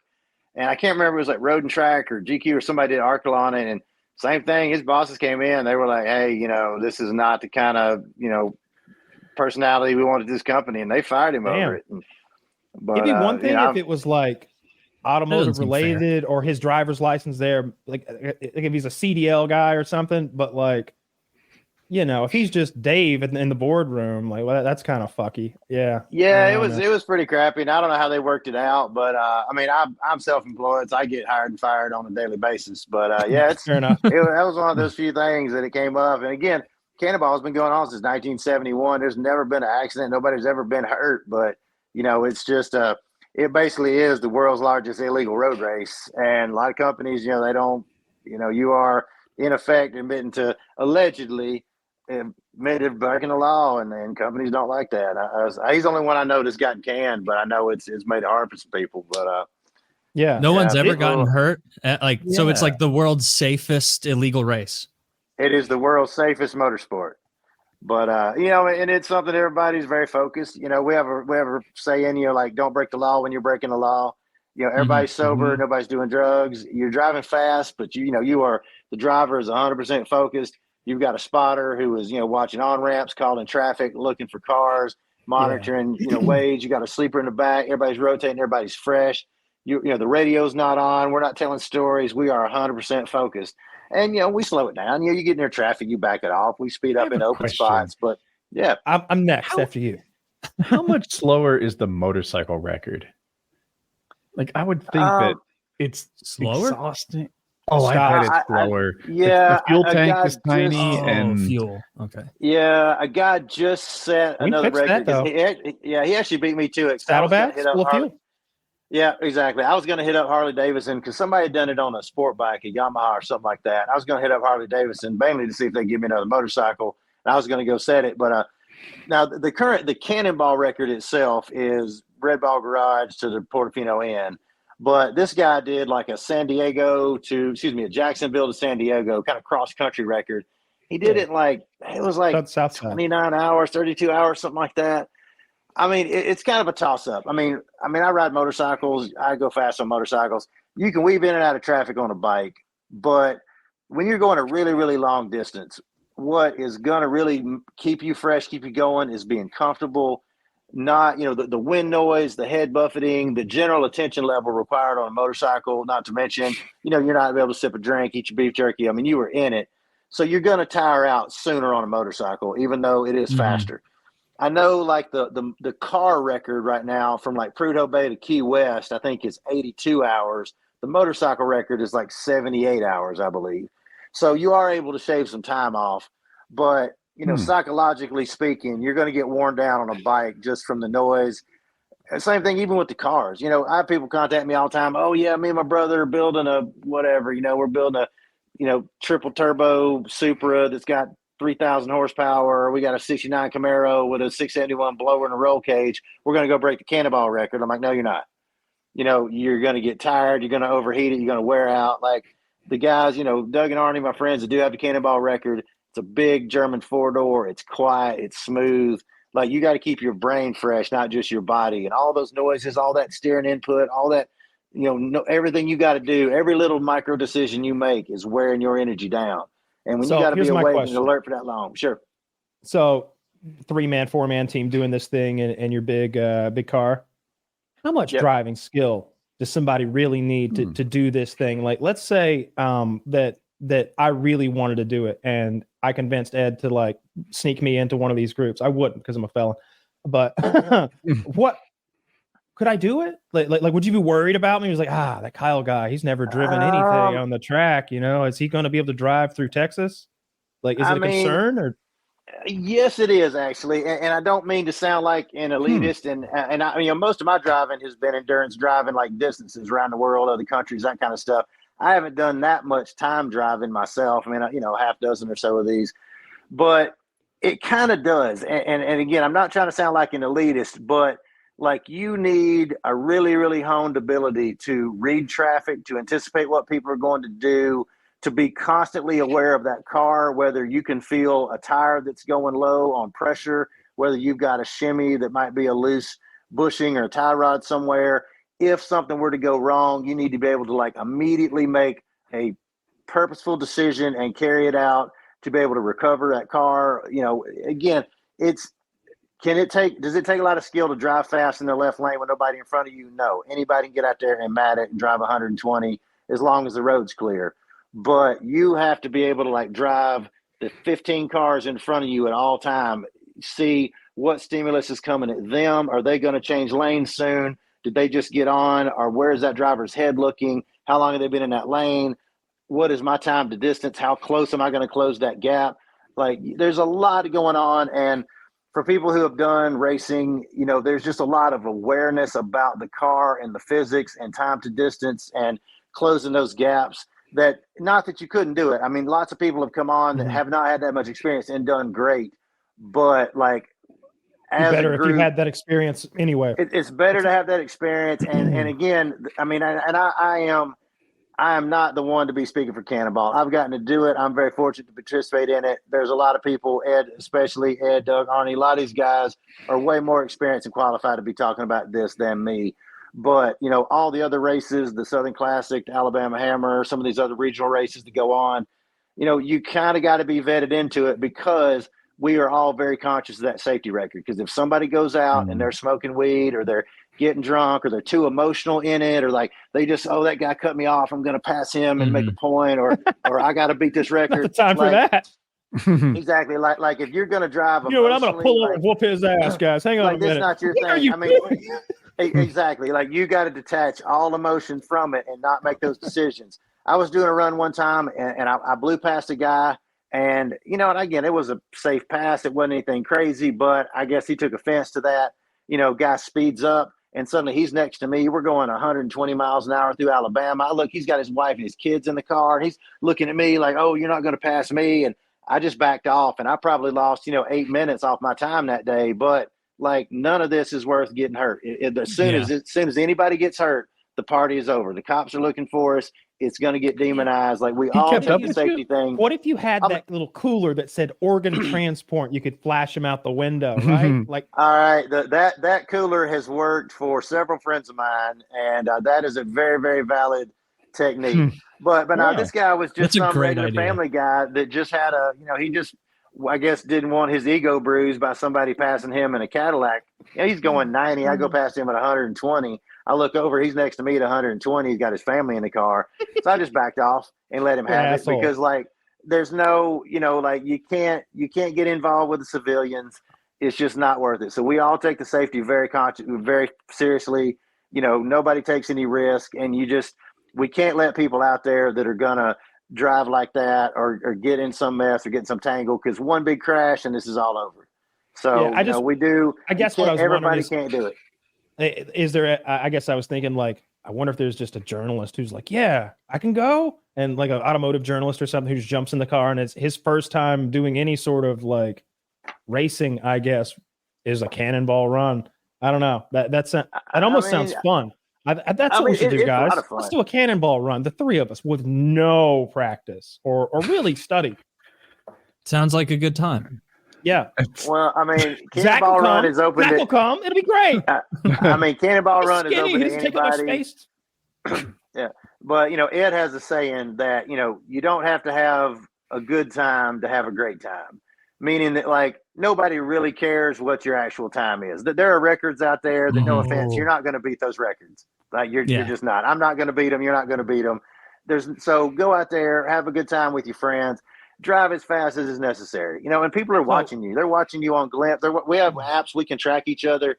And if you show up new and you're out there blowing through towns and going super fast, like you're not going to get invited back. Like the fun part is just the friendships and all of us doing it together. Whether you were in last place or first place, nobody cares. But it's doing it safely and but yeah, go do one, man. If you want to do it. How many people have been like blackballed from the race for being really like borderline dangerous, like flying through I guess residential areas at 100? There have been a few, and not that people don't love these people individually as friends, but like they don't get asked back, and it's just a safety thing, and it's not personal, but it's just we all want this to continue. In order for it to continue, we got to keep that safety record. And that's what I'm a track record. Absolutely. And again, I'm kind of speaking for some of the founding fathers of Cannonball. And I mean, I've done it. I'm excited to be a part of it. These are my friends and my people, but I'm not the one qualified to really be speaking about this, but yeah, we want to keep that safety record. We want the party to continue, and we don't want anybody messing that up. And unfortunately, if it's a more personal thing for you, or if you're that obsessed for winning, take it to a track. This is more about endurance and just pushing yourself, not pushing the car.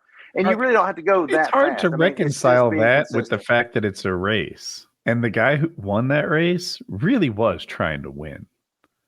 Like, you can't win without trying. It's not like you're all out there jogging and one guy just happened to be first. Well, true. I mean, people do try to win, but it's like you try to win, but you always err on the side of caution. Like, you're not going to cut off that bus full of orphans. You're not going to blow blind through a red light. You're not going to, pass somebody in the bonus lane and startle them and run them off the road. Where's the bonus lane? The shoulder? The shoulder. It can be pass on the shoulder. That was I've been having that question. We don't do that. No, we do not do that. Some people have done that, and they did not get asked back to some events because of that. Like that was over the line. So yes, keep it in a regular lane. And again, I'm not the one that should be. I have not achieved a place in cannonballing where I should be throwing out any rules. I'm just repeating the rules as they are kind of dictated to me. Sure. You know how Guinness is? Like occasionally there'll be a record. It's like most times a chicken pecked your hand while you did the twist. It's like, man, y'all just made up that record for that one guy who does a silly thing. Are there cannonball run records? Obviously there's different divisions like for the different motor vehicles, but like, I wonder how many there are. Like, is there one for a Volkswagen Beetle? Is there one for Volkswagen Beetle older than 78? Is there one for Deuce and a Half? Deuce and a Half would be so fun. That Deuce and a Half.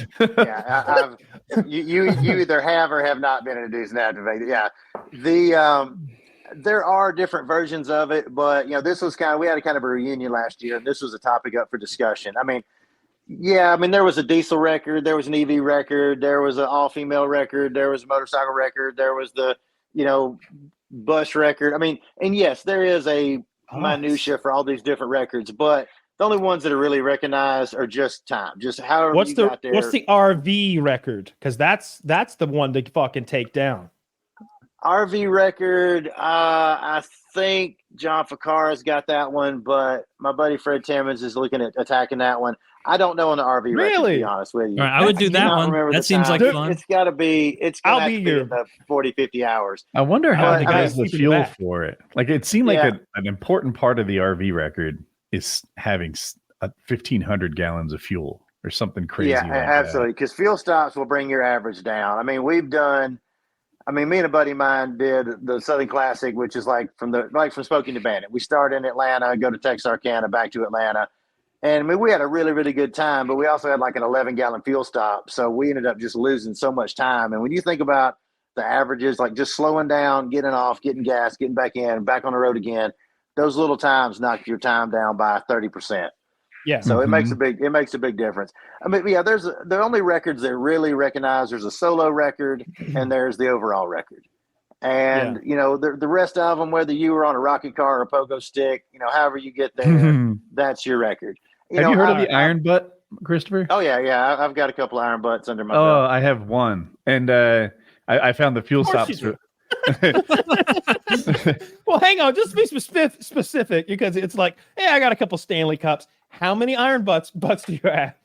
Well, no, I just mean like qualification certificates. I don't mean like winning events. I just mean like if you've driven like more than 1,000 miles in 24 hours, things like that. So, on a motorcycle. Is that what an iron butt is? Yeah. It's 1,000 miles in 24 hours. That's and great. It sounds easy, but it's pretty far. exhausting. I mean, I've done it. And there's other versions of that too. There's, all 48 states. There's 4 corners. There's a lot of different runs that they do. I was the first guy ever to do it on my bike. Prior to me, no one had ever done it on a KTM 890 Adventure R. So that's cool. That's a great bike too. I've got a KLR 650 and an XR 650, but neither one of those am I going to be on the road that long on. I've got some big Harleys that are a lot more comfortable.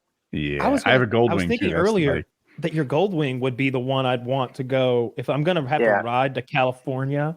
Fuck, I'm going to be on that Goldwing where I can relax and listen to tunes and enjoy the windshield and everything heated else. Seats too. I'm not going to be scrunched up on my bike, fucking screaming through the desert. That sounds like torture. I wouldn't make it. My back would fall apart.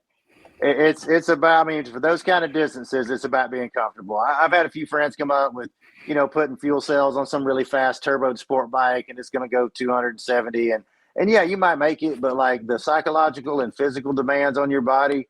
Somebody on a Goldwing is going to coast right past you if you burn out, and that'd be the bike to do it on. With their wife on the back. Is a fast bike. There you go. With their wife making sandwiches on the back for like passing them up. Like that's the move. Like one reaching around with the cup for you to piss in. One saddlebag full of gasoline, and you're just free pissing. You're just really getting to know each other on this trip. It's just free pissing. Like Dumb and Dumber. Remember they're fucking hunched up on that little scooter and they're fucking freezing in the Rockies. What was the name of that bike? I gotta pee. He's like, the Road Hug. Just go, man. Just go, man. He goes, oh, it's warm. Dude, I would only want to go on a road trip like that for a race with a group like in an RV. That actually seems like it would be fun. You could have like Goodfellas playing on a TV in the back or something, so you can relax. You turn it up loud enough so the driver can still play. We could play. You can teach me to play poker. I could reteach you to play Magic the Gathering. Constant anxiety. I got my guys going 105, weaving through traffic on an RV. Dude, it'd be so frustrating when like Kyle was like, "I've been driving for 8 hours," and I'm like, "For the last time, I don't care about the race. I'm not driving." Just let me go to the bathroom. We're at a creep for the coffee. I just need you to drive for 5 minutes while I go to the bathroom in the back. See, that's the thing about the RV. Obstinate about you can seemingly put unlimited fuel in that thing if you just kept adding fuel tanks.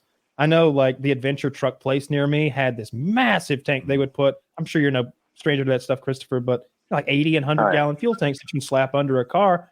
Why do you put a fucking 8 of them under an RV if it's built for that? And you can piss and shit on the RV. We've got a whole fridge of back. Red Bulls. Like my friend Haley and I are talking about doing it in a hearse. And same thing, the hearse has got that big load floor back there, just plenty of room for fuel. Nobody stops a fucking hearse. Nobody. I've asked some cops about that. She's had that experience driving it around, and I've asked a few cops about that. And we've got a plan on that one. It'll be pretty fun. We're all gonna. You need a casket in the back. I would. Oh yeah, exactly. So it's probably her boyfriend Jay and me and her are gonna do it. Whoever's on the rest shift is in the casket sleeping. Everybody's got suits on. We all got name tags. We got paperwork for a body. We found some spray. It's like a prank your friends, but it actually smells like kind of dead meat kind of smell. Yeah. So the plan is like just send it. And if we do get pulled over, we're just going to spray to spray and just be like, look, officer, we're just trying to transport this guy's religion prohibits him from flying or being embalmed. We got to get him to California. And here's the paperwork. We're really sorry. And we're going to try that one. We've had some other darker ideas too. Dude, that's so good. Darker than that. What's I can't. You would get flamed. I can't even bring it up. But can't even bring it up. It's so wrong that I'm embarrassed to even think about it. But yeah, multiple people have done the organ donor thing. The original Cannonball Run in '71 started with an ambulance. They had a pig heart, I think. But pig heart with telemetry. They had name tags. I show them a cow heart, and they're like, "Buddy, God, is it a giant man? It's the only heart we could find big enough. Brock Lesnar needs us. Like, get out of here. Exactly. Yeah, but no, people have done numerous disguises over the years, and they do work. The disguises have worked, but sometimes they do, sometimes they don't. But the original Cannonball run started with Danny Gurney and Brock Yates in an ambulance with a NASCAR motor in it, and then Brock's wife pretending to be a senator's wife in the back that had a condition where she couldn't fly, and they got stopped numerous times.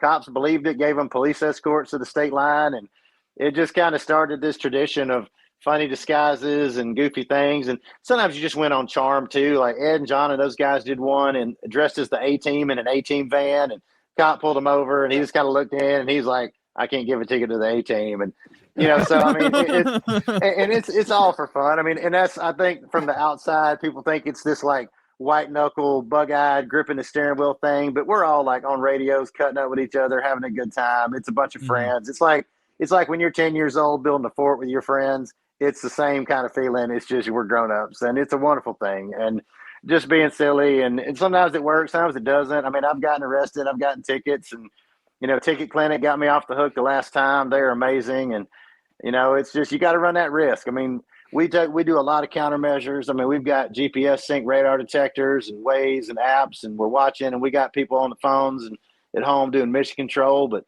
there's other teams that have laser jammers and some much more elaborate countermeasures than that. But it's a calculated risk. Sometimes you get caught, sometimes you don't. You just got to assume, okay, I'm going to accept the consequences if I get busted. But if not, it'll be fun. And even when you get busted, it's like, I mean, how much money does – if you bought a cup of Starbucks every day, you could pay for one good ticket a year. So, go have a good time and go enjoy it. And, just hope for the best. Prepare for the worst, hope for the best. I have a motorcycle question I can't get a straight answer to. So I ride a lot, and I do a lot of distance stuff, dirt street, whatever. I've done some spirited riding as well. Everyone has on the highway going in, just going between cars and around them real quick. Why is the shoulder considered so bad? I don't ride on the shoulder to pass people just because it's kind of not motorcycle culture, but it seems like a really safe place to go compared to the dotted line.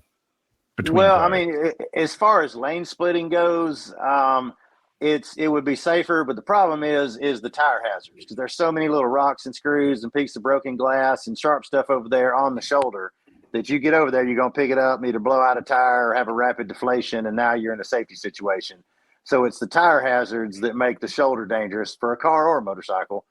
Also, when you're riding in the shoulder, your tires are kicking up all those rocks and gravel and stuff. It's pelting the people behind you. That makes them mad, whether it's road rage or they pick up the phone, call the cops. So that's why we stay out of the bonus lane.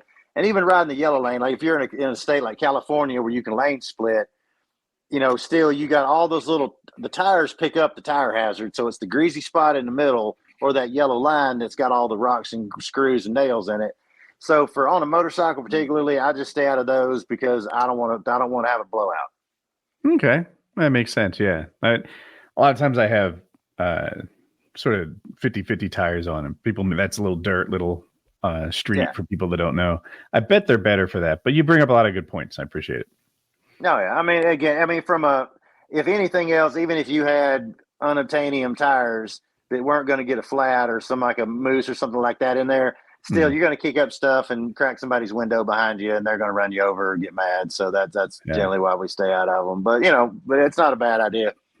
All right, thanks. Yeah, that makes sense. Yeah. But so what kind of riding do you do? I mean, I've been riding custom Harleys and dirt bikes and stuff for years. What kind of stuff are you into? Mostly sort of long distance. Like I did the Transamerica Trail. Are you familiar with the TAT? Oh yeah, absolutely. We've been talking about doing a cannonball on one of those. Yeah, I did the TAT.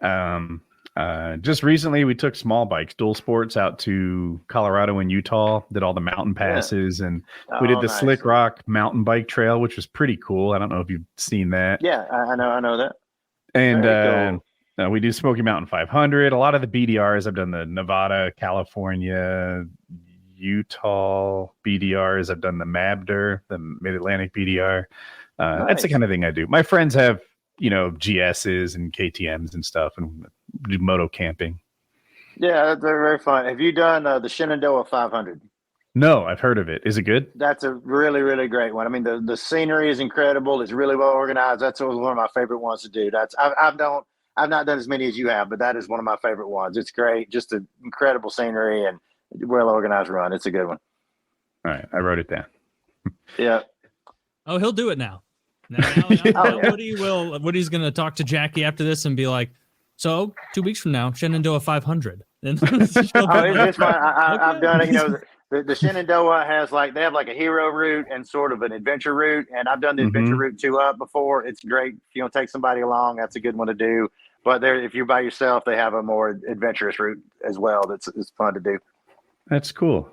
Yeah, my bike is a little more capable than my friends, so I always get to do. I look like the hero because they're on a 1200cc or 1250 GS, and I'm on a mid-weight bike. It's easier for me. I don't know. Yeah, I'd had my Street Glide. I'd had it 3 days, and I'd had some very special white walls fitted to it. And I was going to do an off-road event in my Scout, and my Scout broke a couple of days before, and I couldn't fix it. So I was like, you know what? I'm just going to go ride along with somebody. So it's supposed to be at this campground in Alabama. So I'm all right, no problem. So I get on my bike. I run blocker for a bunch of guys hauling trucks over there. We get to the campsite. The campsite is not a campground. It is a pulpwood cut. And there is a muddy hill in the dark going up to this place that is so bad. There's people lining the sides of it, just watching guys in 4-wheel drive dualies trying to haul a trailer up there. So I get to the bottom. Now I'm committed now. I've got 10 trucks stacked up behind me. I'm on this trail. I'm on a brand new Street Glide with white walls on it. And there's this 10-story hill in front of me. And I just sent it full hill climb, just wide open, second gear, third gear. I had my feet out as outriggers. I got so much mud caked on my feet, I couldn't get them back underneath the shifter. So I was just feet out, wide open. I got so much mud caked on the front wheel. It quit turning. It was just like a ski. I'm just doing wild tank slappers up the hill. Made it to the top, didn't drop it, and all weekend long. Of course, the bike's just coated it's like an Adobe pot. It's just been baked on all weekend long. People come by camp. Who's the dumbass drove that thing in here this weekend? I'm like, that's me. But that poor Street Glide, man, that thing has been off-roaded. It's been stuck on a beach. It's been hit by a wave. It's been knocked over by a tornado. While I was on it, that poor bike has been through it, man. I've ridden that thing in the snow. About 900 pounds, a Street Glide, you think? About 8, 943 or something like that. With all the chrome and tools and shit I carry, about 1,000 pounds. So yeah, it was heavy. But I have treated that bike like a dirt bike for 16 years. He's coming back for more. So you drove it through a tornado? I was on that bike and got pushed off of it by a tornado. Yes. Damn, I did a VinWiki. Nice. Actually, right, Nicholson, Georgia. You know where that is, Kyle? Just south, just between Athens and Commerce.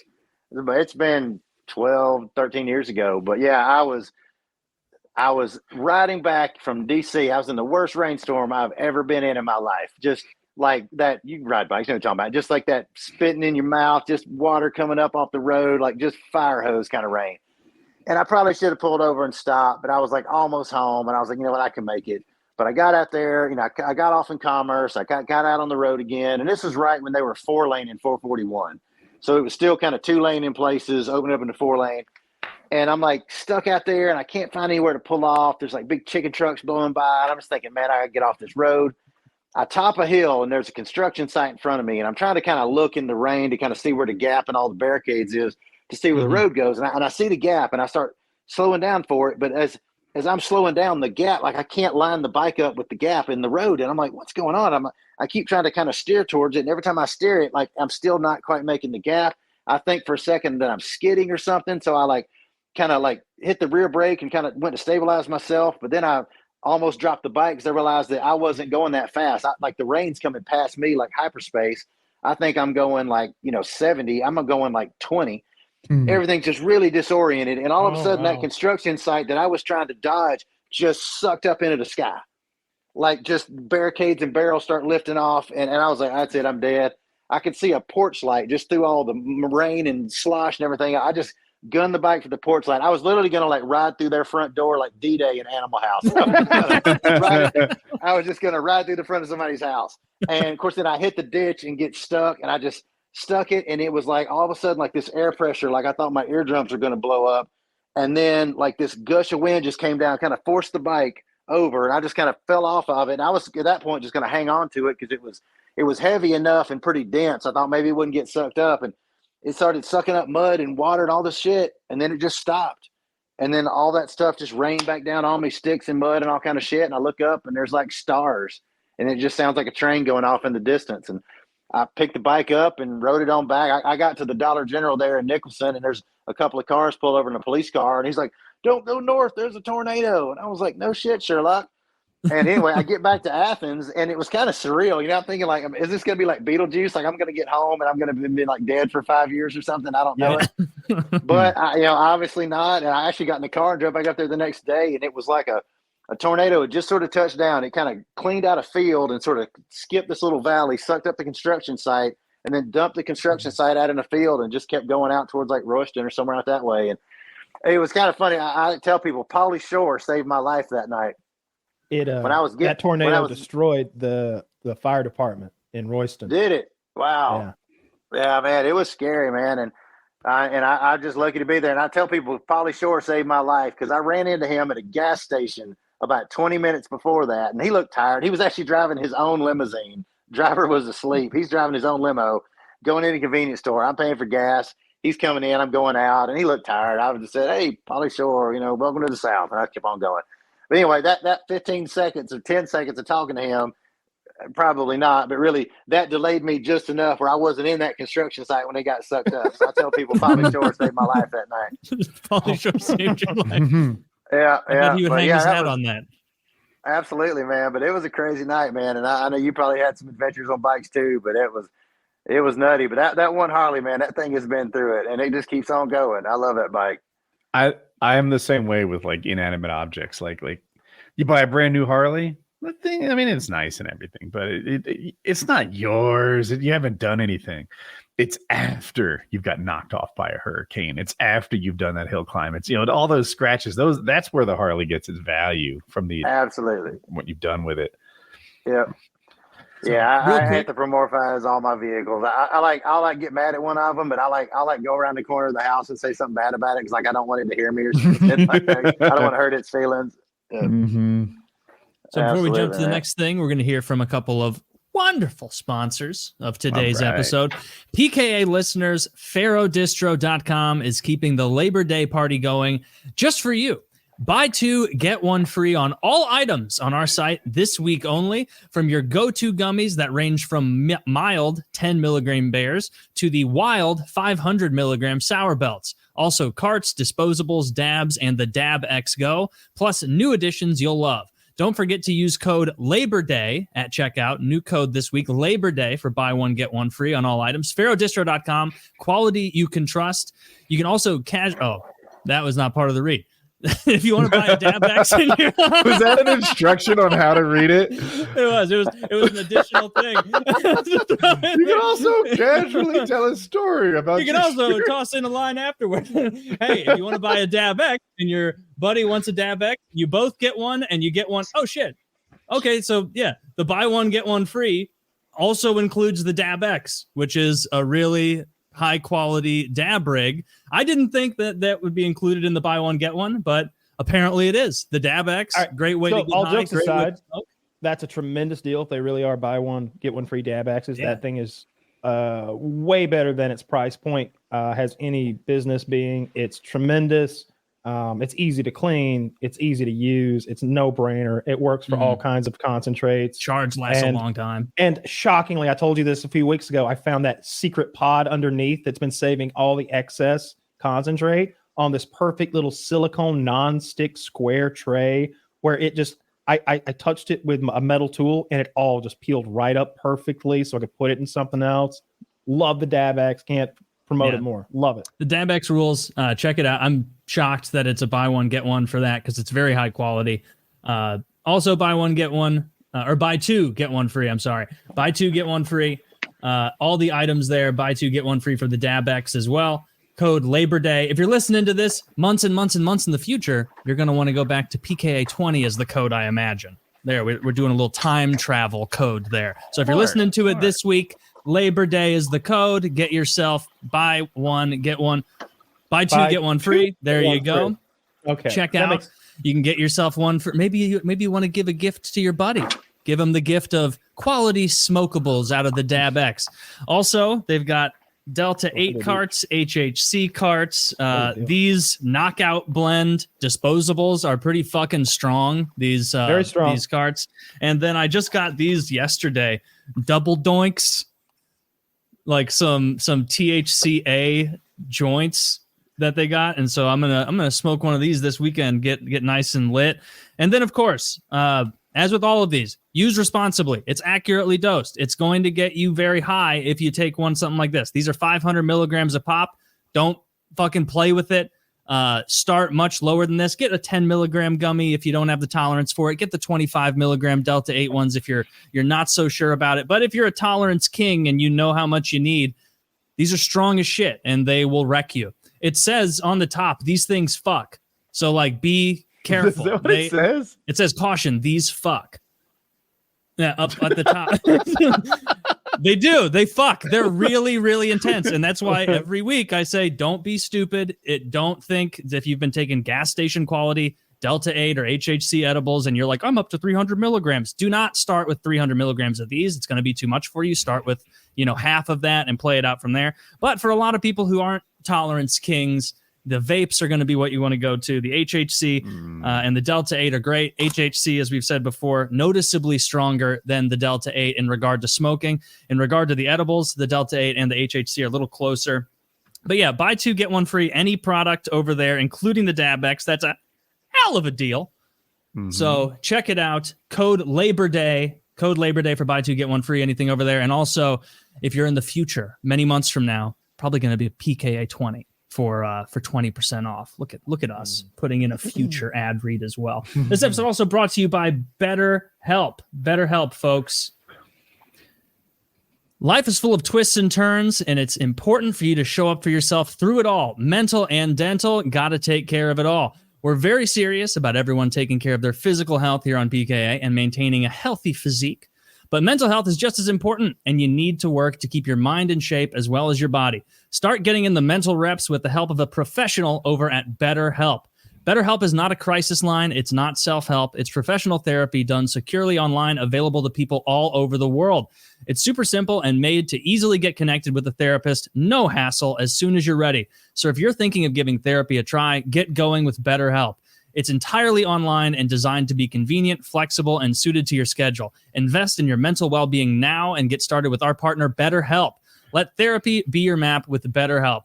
They've got a special offer for our listeners as well, saving 10% off your first month over at betterhelp.com/PKA. That's 10% off your first month of online therapy over at betterhelp.com/PKA. 10% off your first month of online therapy, betterhelp.com/PKA. So if you are bandying about the idea, you've been thinking, I think therapy would have been a good thing to try. I just feel like I don't have the time for it. I'm so busy, this and that. This is a perfect solution. You got online therapy. You can do it without the time constraints of having to run in there. And I know lots of people are intimidated by the whole prospect of going physically to a therapist and sitting there across from someone in that environment. And so who knows, maybe for you, or just the listener out finding there, you get or just finding them. Exactly. You get to pick exactly what kind of therapist you want to, which is a real plus. Because, like, I don't know if you've ever gotten a professional massage, but I don't want a man to give me a massage. I just don't. I'm not expecting to come at the end of this necessarily, but I'd rather have a lady be rubbing me. I don't need Victor really working the knot in my ass out. You know what I mean? Like, I'm good. Well, you say that, but I had a scary massage experience one time. This is a great segue with motorcycles and massages.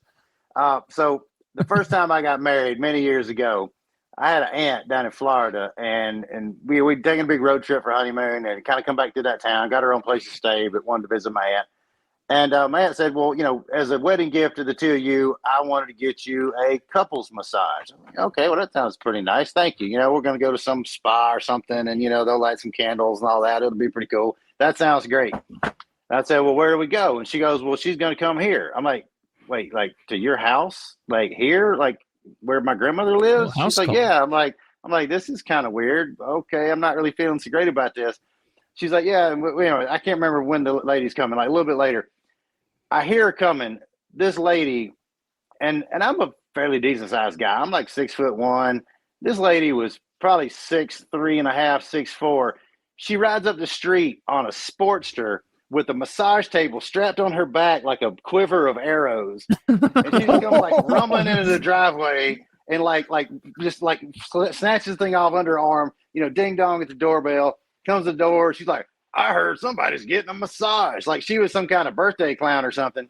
Takes the massage table and just kind of like shakes it and like the legs come out like a stretcher, just pow. And like you're first, cowboy, and just kind of grabs me by the scruff of my neck, like throws me on the table and just gives me this like rah, rah, rah. I mean, I was like just about in tears. I'm like, this is not the couples massage experience I was expecting. I'm like hanging on the table for dear life, like asking, is there a safe word here? Because I'm pretty sure you just broke one of my ribs. This lady was like a Bigfoot.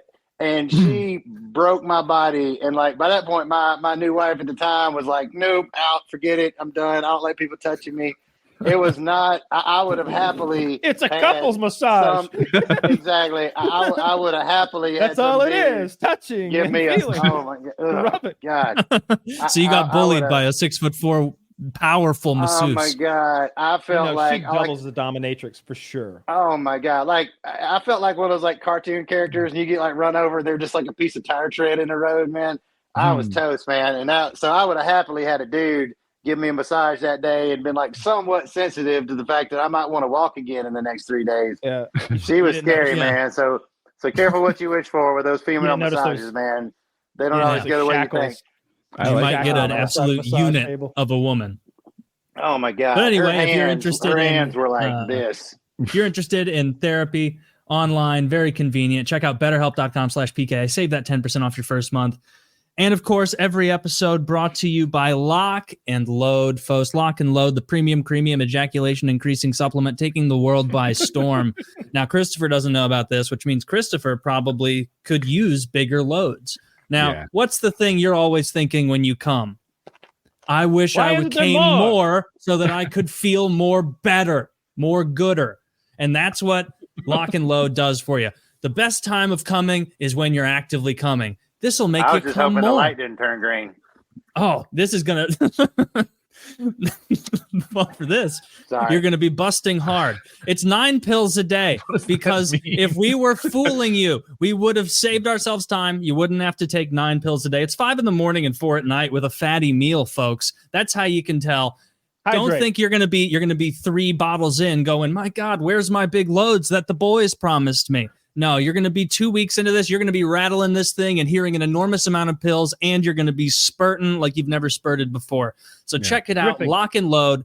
It's absolutely fantastic. Code PKA or code JIZ for 10% off. And it doesn't stop there, folks. If you want pre-workout, if you want whey protein, you want energy drinks, you want weight loss supplements, all the wonderful products offered over at GorillaMind.com. You can get 10% off with code PKA or code JIZ. Every single one. Holy shit, that's a deal. Every single one. But our favorite, of course, is Lock and Load. And if you haven't pulled the trigger on it yet, get your shit together. Try it out. Commit to 1 bottle and you won't regret it. You're going to feel, you're going to be coming like you've never come before. Taylor, I'm on Reddit, of course, and there's a subreddit called Ask Reddit After Dark. And they asked, how do you feel about guys who ejaculate a lot?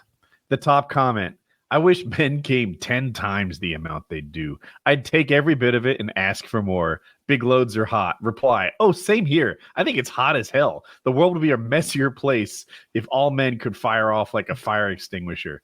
Look at that. 2 gay guys on Reddit confirming exactly what we knew to be true. No discrimination here, folks. Not even a little bit of discrimination. Anyone can who shoots cum can take this product and shoot more cum. There you go. Two ladies. This person edges just to get bigger loads. This person says there's a reason cum shots have their own porn category. It goes on and on and on. Big loads are what chicks dig. Yep. It's true. Yep. It's show me a study that counter signals that. I don't think you can. I don't think the funding's there for it. So Lock and Load. You're not going to be able to land a wife. Coaches. You're not going to be able to land a decent wife in the 21st century without a big load. That's just the reality of modern dating. Women are turned on by virility. We all know it's true. And what's more virile than her having to totally take off all her makeup because you ruined it? You hear it again and again. 6'6", 6 foot, 6 figures, 6 inches, 6 ounces. 6 ounces. Jesus. There is no evidence. So much jizz. This is 12. We have to have like a, I think like, do horses come that much? I don't even think Yes. a horse comes. Yes. Actually, Remember because there's Jackass? the jacket. Yes, the Jackass skit where I think Chris Pontius drinks probably 4 ounces of hot, piping hot. They cum. all have bottles of cum.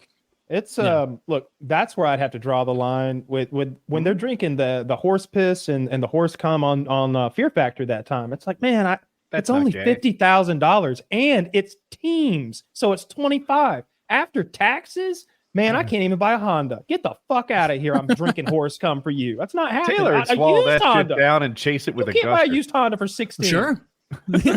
for 25 grand, for 19 grand or whatever the fuck it comes out to. Yeah, absolutely. And I Fuck get a little that. hit my macros for protein that day. There's probably zinc in there. It's probably good for me. Maybe. Lots. Anyway, check out all the sponsors linked below, Yeah. folks. Best sponsors in the podcasting universe. Yeah, a lot of dick and cum related stuff. Drugs. We got some drugs. Welcome to the show, Christopher. Yeah. Are you ever high out of your mind, disappointed in your load? We can. Is it Are you ever causing you not to be high out mentally- of your mind, disappointed in your load? Well, we can do both. We can get you Yeah. fucked up. Are your and are your small loads making you mentally ill? Well, do we have a combo pack for you? So I went. I bought some new glasses. Finally, because I'm on these backup glasses for so long. These are like cheap, absolute garbage. And I went. Classy. I ordered them, and as I've said before, I have very bad vision, and so I don't like have stylish glasses. I pick the kind that have the biggest frames to cut down on the amount of kind of shitty area that's fuzzy and not as good. And so I found the biggest framed glasses I could. I got 2 pairs of glasses. I got a picture of one here. These are just going to be not sunglasses. These are just going to have my lenses in them. No, I didn't get that. I'm linking what I got. But These are great, Taylor. After I ordered these, You can see into the future with those. You're a Zach, wizard, Taylor. Put those up there. Are these? I mean, I got the large size of them because these are large size glasses I'm wearing now. Now I do. After I purchased them and they were on the way, are they serial killery? Listen, man. Yes. I sometimes see attractive women wear those sunglasses, and I think that's a cool look. They've usually got like an unbuttoned men's shirt on too, or something. Mm-hmm. I can't wait to see you in these. I'm thrilled. You're thrilled. Are they gold? Did you get the gold rims? Yeah. Perfect. Are they serial killy? I don't think they're that. No, what you think? They're like Dahmer, right? You're thinking Dahmer. After Dahmers I were ordered them, I completely was different. like, fuck, these are kind of similar to what killers wear. But killers must have been killing so well because of the peripheral vision benefit. There you go. You got to be looking out left and Click right. on the You can't girls let- wearing them. Zach, can you make their picture big? There Okay. you go. You can look just like her. I can look just Dude. like fucking her. Yeah, well, you not- two will be twins. It's gonna look good. Well, these are the rose gold ones. itchy look. Mine were the 5 regular stars. gold. Okay. Yeah, I I'm think excited to see them. You think they'll look good? Yeah, and if you're doing any woodworking too, What for Is that what protection? Norm wears? Yes, Norm Abrams wears those. Can we see a Norm Abrams picture? I was thinking of Bob Vila, but I'm old now. I showed you that picture, that meme, and it's a picture of. I don't want to spoil what it is. I wish Zach could find it to test the audience, but I'll say it. It's from The Land Before Time, and it's just a close-up shot of Littlefoot biting one of those leaves that they were always searching after. The star leaves. And it's like, if you know what's happening here, or if you recognize this movie just from this, it's almost time for a colonoscopy. And I'm like, no! I'm like Darth Vader. No! Yeah. Oh, look at that. I haven't Or seen your him in a long first time. prostate exam. He looks good. That wouldn't be his Damn first. good. That's an old fellow there. Isn't prostate? Are you supposed to do that at 40, or is that propaganda that we never need them? I do it like twice a week. Yeah. Twice a week. I do house calls. For a guy. Yeah, only in Amsterdam. He keeps telling me I have no idea what you're asking me, but he knows. He knows what he's there for. Yeah. Oh yeah, there it is. The Now they got star leaves. Star leaves. That was great. I loved, I'm not almost 40 and I watched a ton of this show and the movies surrounding it. So I'm 50 and I don't know this show.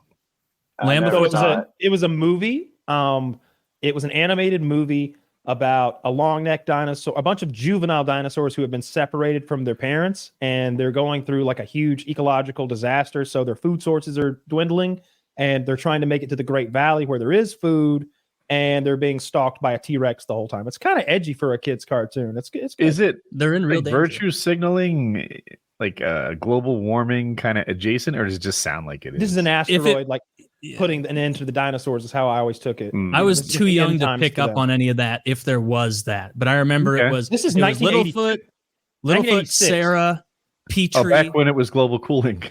Spike. 1986, back when men were men and there was no fucking signaling of any kind. You remember all the dinosaurs in their group could talk and communicate, except there was one retarded dinosaur. Ducky Spike, or something? No, Spike. Spike was he an the iguanodon? one No, Ducky was the iguanodon. It doesn't matter. There was Littlefoot, Sarah, Petrie, and Spike, and I think there was maybe another one. Petrie was the flying one. Spike was the one who was always eating, and he couldn't communicate, and so he was often the reason that they got into conundrums. Where it'd be like, "Where's Spike?" And then it's like, "Spike ate all the long grass that was hiding us from the T-Rex. Now we have to run away." He just couldn't talk. All the other dinosaurs could talk, his species was a dumb one. Yeah, but they were all they didn't judge him for it. They were all friends. The original Land Before Time, they made it, and it's like an instant classic. I think it made a decent amount of money, and the animation is genuinely really good. It's hand drawn animation. Ooh. But then they made so many sequels that it's silly. They're like these straight to VHS sequels from back in the day. If I had to guess, ballpark, at least half a dozen sequels, like so many, because it's a kid's movie. Oh, a shit ton. Have you guys watched One Piece? I know it's an anime, but I have not watched it. It started as an anime. They redid it as a live action on Netflix. Damn, I'm so off. It's wildly popular. It just passed Wednesday for the most viewed Netflix show ever. And that made me want to check it out. I was like, all right, this might be relevant. If it's the most viewed thing ever, maybe some of our audience watched it. Mm-hmm. And I don't know, I was looking for something to watch. I liked it. I'm going to call it a 6.5, 7 out of 10. I know I've given that rating twice. What's it about? So there's it's kind of a fantasy type thing. We got this guy, his name's Michael or Monkey Luffy, and he eats a dragon fruit of some sort that makes him stretchy, kind of like Mr. Fantastic. And he has these finishing moves where he reaches way back, 30 feet back with this punch. And he's like, gum gum pistol, and he punches people. So he's a very good fighter, and he aspires to be king of the pirates.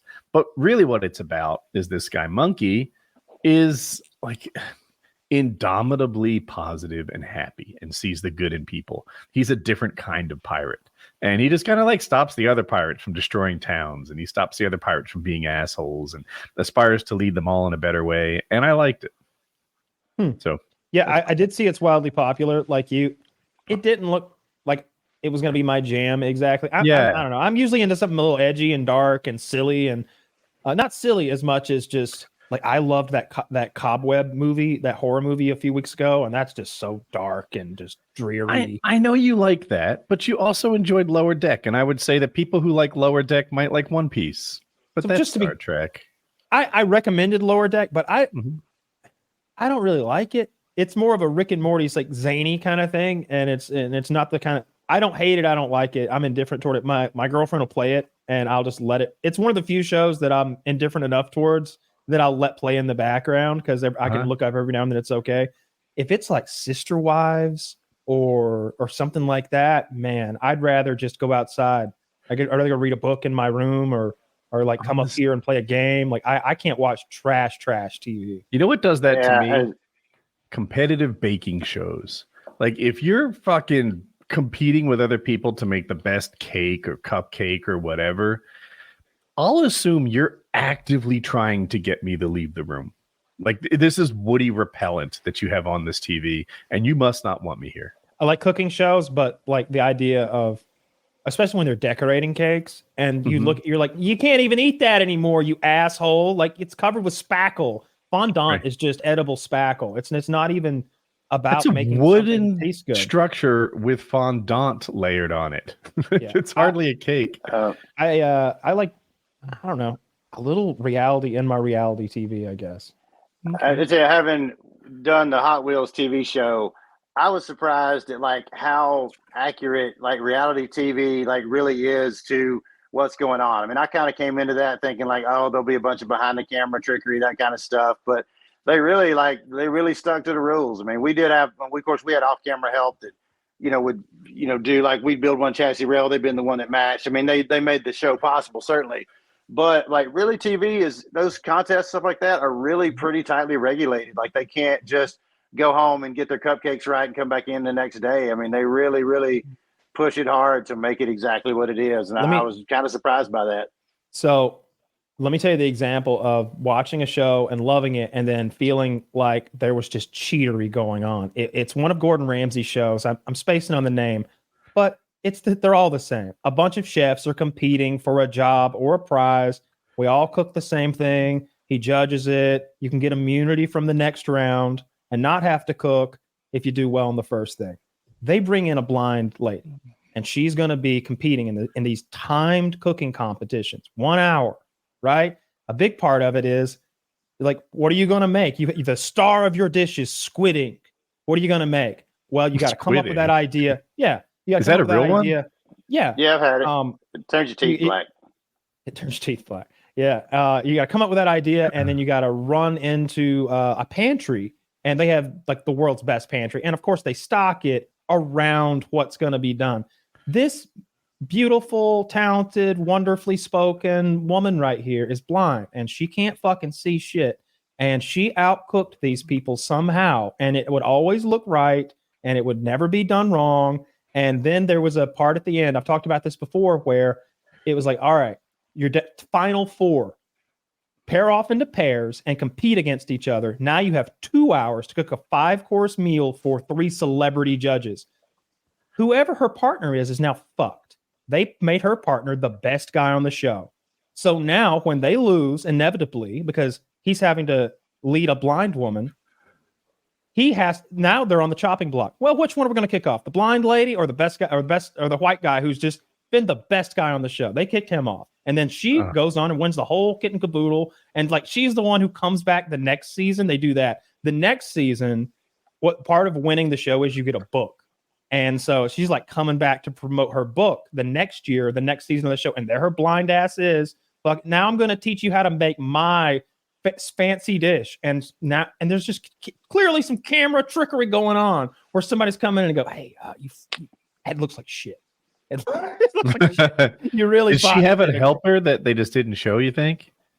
There was a part where they had an assistant who couldn't touch anything. I think they were just like her eyes. And that was unbelievable to me. If she was able to actually get any of that shit done because they got an hour. It's not like they gave her an extra hour. Then I could maybe believe. But I felt like they cheated to make her win that show, because a blind winner is just such a cool storyline versus, Ted won. Yeah, that does. I thought she was going to have an assistant. That's where I thought this was going. When I was in 5th and 6th grade, I had a classmate with cerebral palsy. Now, this person had cerebral palsy. I don't know if it comes in grades, but he had it bad, right? Like he was wheelchair bound, and he couldn't speak very well, and he couldn't move very well. And he had a full-time assistant next to him. This is a grown woman, and she was like his nurse, kind of assistant, whatever. And everyone was like, oh, it's such a shame that Jason has cerebral palsy because he's a genius. He gets 100 on every test, every quiz, knows everything. And it's like, there's a grown fucking woman doing his work for him. There's a mom partnered with him on 6th grade level work. Of course he gets 100 on every test. Yeah, you know how gifted they'd consider me if I went back to 6th grade? I would kick those kids' ass. That's what he did. Yeah, that doesn't seem exactly fair. Of course, life hasn't been fair for him ever. Oh, don't make excuses for that cocksuck. He got all A's. No, I'm just kidding. He got all A's. What did he do with him? He's in that chair. Let him have his A's. It's not like he got a scholarship that somebody didn't get. No. I don't know this, but I imagine if you have cerebral palsy like that, you don't live a long life. I don't know anything about that disease. I don't know. Is Oh. that what did Hawking have? Stephen Hawking. Oh, he was very much like him. Did he have cerebral palsy too? His came in like in his 20s. It was something similar though. I can't remember exactly. That's so terrible. He So had. terrible. Oh goodness. I need he was Taylor like a here. grad. Yeah, he was like a grad student or something when that Amyotrophic came in. lateral sclerosis. ALS. Oh shit! Yeah, Lou Yeah. Gehrig's disease, ALS. I'm sorry, I didn't. Yeah, all right. So that's what he had. Yeah. Which he made it a long time with that though. I mean, that often takes people out in a year or two, and Hawking made it 40 years. I mean, he was way out there when he. I wonder if yeah, that he comes in degrees too, right? Like, I think most things do. Yeah, I always liked the stories about Stephen Hawking, how he had a sense of humor. I can't remember exactly what it was, but somebody like tripped over his a cord or something, like he was charging his chair, and he immediately slumped forward, like he like he just went like he was a puppet being like they turned the off switch or something, and they're like, "Oh my god, I turned Stephen off." That's funny.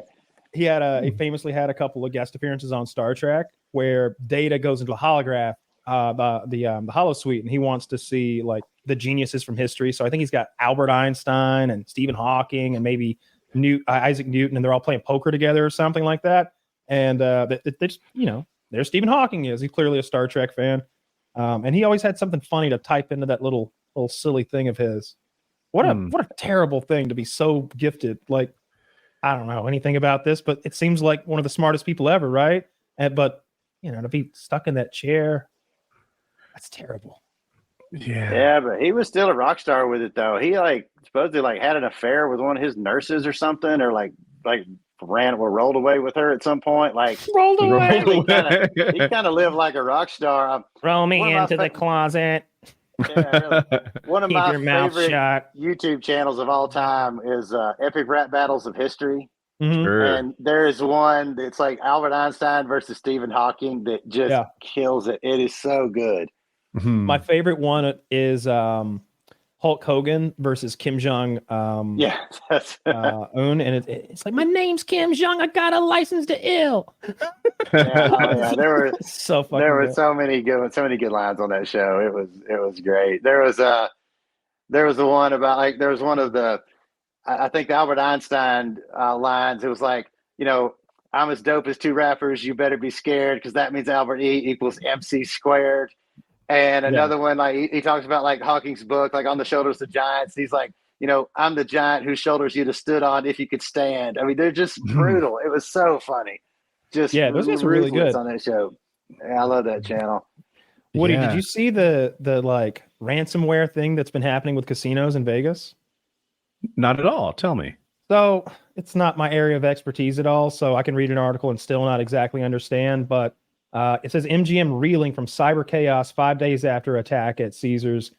Basically, it seems like all of their slot systems and everything are interconnected, and I guess they hacked them, took control of them, and wouldn't give them back without a ransom being paid, like millions and millions of dollars, and the casinos are paying.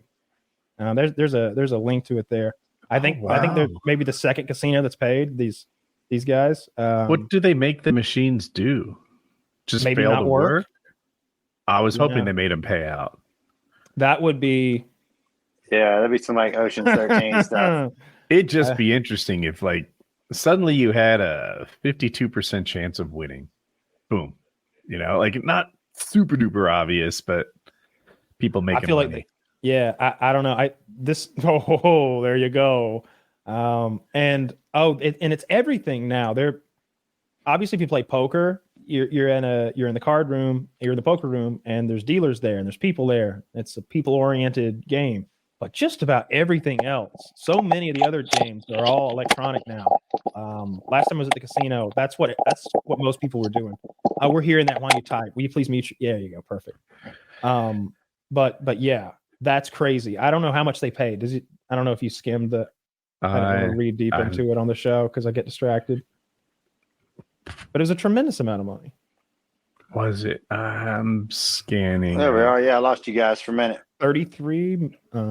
That's the value of the company, right? It's like 33 billion. What are you looking up?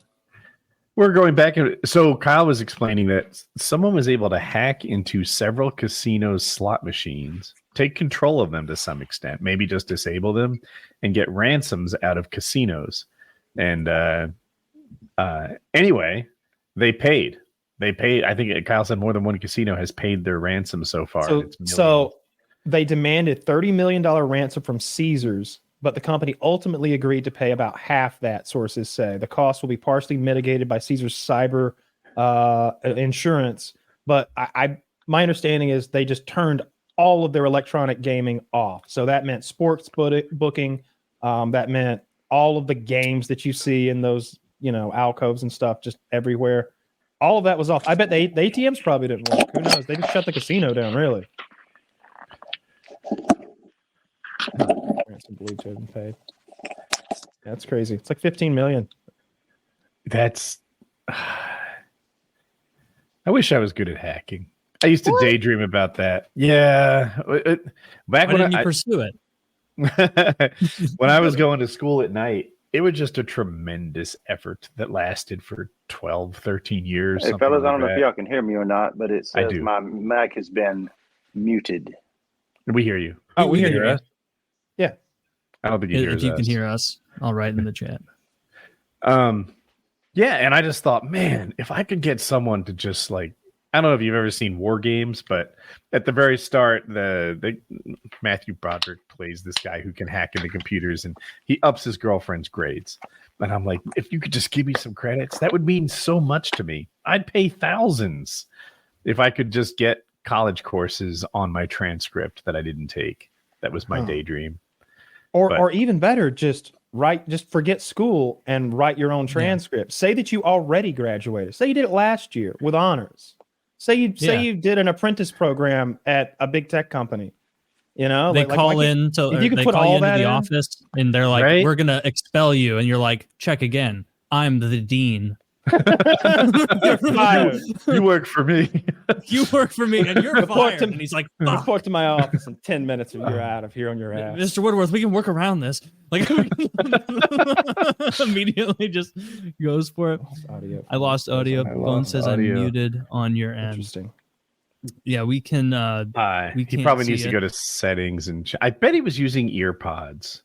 Yeah, probably. And using AirPods. The battery has died. They died. He needs to go to here. You guys do the show. I'll help him out. Yes, you can help him out. We talked about it. Did you watch? No, go ahead. I wanted to talk about that alien shit. That paper mache alien they're talking about out of Mexico. That shit looks ridiculous. I would have faked an alien 10 times better. 10 times better than that. You think the whole body's going to be there? You think it's going to look like literal paper mache? It still has little fingers. The whole skeleton's there. So what they were saying, the idea that they had a mummified body, if we're getting past the idea that aliens are real, wasn't the weird thing to me. And it was like, okay, maybe if they had one for a long time, they said it was 1,000 years old, maybe some ancient people mummified a fucking alien, and here it is. But then they turned the camera a little, and you saw that its face was just so weirdly shaped. It looked like it had been 3D printed. And it's not rounded off yet. It's like a 2-dimensional JPEG or something. And it pull did a picture of that up, Zach, if you can. And then they showed the X-ray, and the X-ray is an X-ray that got debunked years and years ago. It's the same X-ray. They mirrored the image, Kyle. Totally different. They mirrored the image, which is a dead giveaway that you're pulling my fucking yank. Look, I want to believe in aliens. Flew one come down Mexico. Do you know who Brian Cox is? Are you familiar with that name? Oh yeah, Brian. You remember him? The actor? No, he's a physicist. He's been on the Jerry, which is a popular podcast. Curly hair, the British guy with curly black hair. Yes, maybe it's not super straight, the black hair, but in any case, he's a cool guy. He's good at explaining stuff. He's really good at explaining stuff, and he just has this cadence and temperament that clicks with me. And they asked him what he thought of the aliens, and he said the odds that this alien would be humanoid are so infinitesimal. You know, that people are making these props in our own image, but if we were to really discover extraterrestrial life, it wouldn't look just like us. It would be a Yeah, cephalopod no or some shit, you know? Like that's Yeah. I don't know if you've ever seen, I think it might be Arrival. I bet it's not. It's Contact or something. I'm spacing on the name of the movie. It came out a few years ago, and the cephalopod aliens came down in their weird, like half moon shaped ship, and they try to communicate with them. You know, that's the whole premise of the movie, is the communication going back and forth with them, trying to find some common ground. They're not going to look like us. They're probably not going to be walking around. Yeah. There is no fucking way that's an alien. Yeah. Yeah. They might be in a big Arrival, tank that's of what you're water talking or about. some shit, or they might be like always in like some goo, like a big fucking a snail person. Yeah, who fucking knows? Yeah. What if they're like sea, kind of like a mermaid or something like that? What if they don't even live terrestrially? They've got cities underground. Like, we don't know. But to think that they've got like fingers and a little nose with two nostrils. See, like, no, I disagree with that. I don't think that. Maybe I'm being closed-minded here, but I think you need hands and fingers if you're going to evolve to anything. Look, okay, a tentacle could work, maybe, but I think you need more dexterous tentacles than like our cephalopods have. You need some sort of. There are 72 bones, I think, roughly, in our hands. This thing is really good at what it does do. Like, watch some professional musician play. Like we're so good at this, and this is what lets us do so much of what we do. The alien in Independence Day, the one Will Smith punched in the head. Yeah. It had a very different. It was almost like every finger was an arm, and they all seem to have the same dexterity that we do. And I'm like, that looks even better. Perhaps, yeah. But I don't know. It seems weird to me that you'd still be like semi-aquatic and working with electrical stuff. Like maybe they're powered by something else. But I didn't think of that. Again, probably just being real close-minded. And it's like, well, their blood's fucking copper-based, not iron-based, dummy. They're silicon life forms. There's so many different things they could be. They could be non-corporeal life forms, right? Something that's not even in a physical body. They're just a floating aura of energy that's sentient, that can communicate somehow. Oh, we're in big trouble if that's the case. Are we? Because I got a microwave that's probably basically hell to them. It's just going to phase right through the fucking... That's what I have a Faraday fan. cage. It's meant... I will fuck them up with a. They're not. It's like signs where they're like, "We didn't account for the wind." Like, they just blow away instead of signs. It's more understandable than not signing for water. We've got you, Chris. We got you back. I had some kind of audio thing going on there, but it's sorted now. But yeah, I mean, the alien question is just fascinating because like you said, I mean. I didn't catch all that conversation, but I mean, just mathematically speaking, there's so many planets and worlds out there on the order of trillions that it seems mathematically impossible that we're the only ones there. But per your point with the humanoid type thing, yes, evolutionarily speaking, there could be other versions. Just look at our own animals in our own animal kingdom. But, certainly manipulating technology, things with, traveling, that kind of stuff, a liquid-based culture would not necessarily travel that well, for example, or tentacles don't really manipulate triggers and hand tools and wheels and all the things. These creatures would have presumably evolved the same way that we did, with hand tools and clubs and stone wheels and things like that. So evolutionarily speaking, I'm trying to think about this and not miss something, but seems to me that you need to be able to forge metal at some point with heat. And if you live underwater, that's just never going to happen. Like, you're never going to take iron ore that you get out of the bottom and melt it, because it's just a foreign fucking concept. Anything hot enough to boil water, Oh yeah. Or like you mentioned, silicone-based life forms. I mean, water itself could be extremely poisonous to a lot of different organisms. I mean, when you look at hydrogen is very reactive, oxygen is very reactive. It is a universal solvent in a way. I mean, there's a lot of scenarios where presumably some sort of life form would be very harmed by water, for example, or and then when you get into like sizes and stuff like that, I mean, obviously we have, whales and elephants and really big animals, but in general, if we've got some sort of a, respiratory based body, breathing, that sort of thing, you're going to have to be a certain size to where either your weight is not a hindrance with the gravity that you have, or being able to breathe. You've got to have enough lung space to oxygenate or carbonate or whatever the chemical your body needs. So, I mean, there are going to be probably some similarities. you get into that Star Trek, Star Wars model of a bunch of extras wearing suits. They're all about 5'11" with arms, but at the same time, it's a pretty good model. And just based on the toolkit of elements that we have to work with, certain life forms are going to require the same sort of sizes in order to work. You can't be too big. You can't breathe or stand up under your own weight unless your bones are made out of carbon fiber or something like that. And if you don't have the right appendages, but for sure, like 100% for sure, those paper mache things they wheeled out in Mexico are fake. That's because that I don't. Yeah, silly. I know that's not. There's candy in that fucking alien. I guarantee it. It took all the press, but at the same time, they discovered that a planet probably has life on it, like real recently. I think it's Kepler 22b. I might be fucking that up. Yeah, it kind of this thing is rotates or something. So there's a couple things about it here. It's 15% larger than Earth, so it's right in that. Like, if size is important, the gravity is going to be comparable to Earth. All right, boom. Its normal temperature is 6 degrees Celsius. What is that, about 40 degrees Fahrenheit, something like that? That's probably. 40 degrees Fahrenheit is the thing that can sustain life.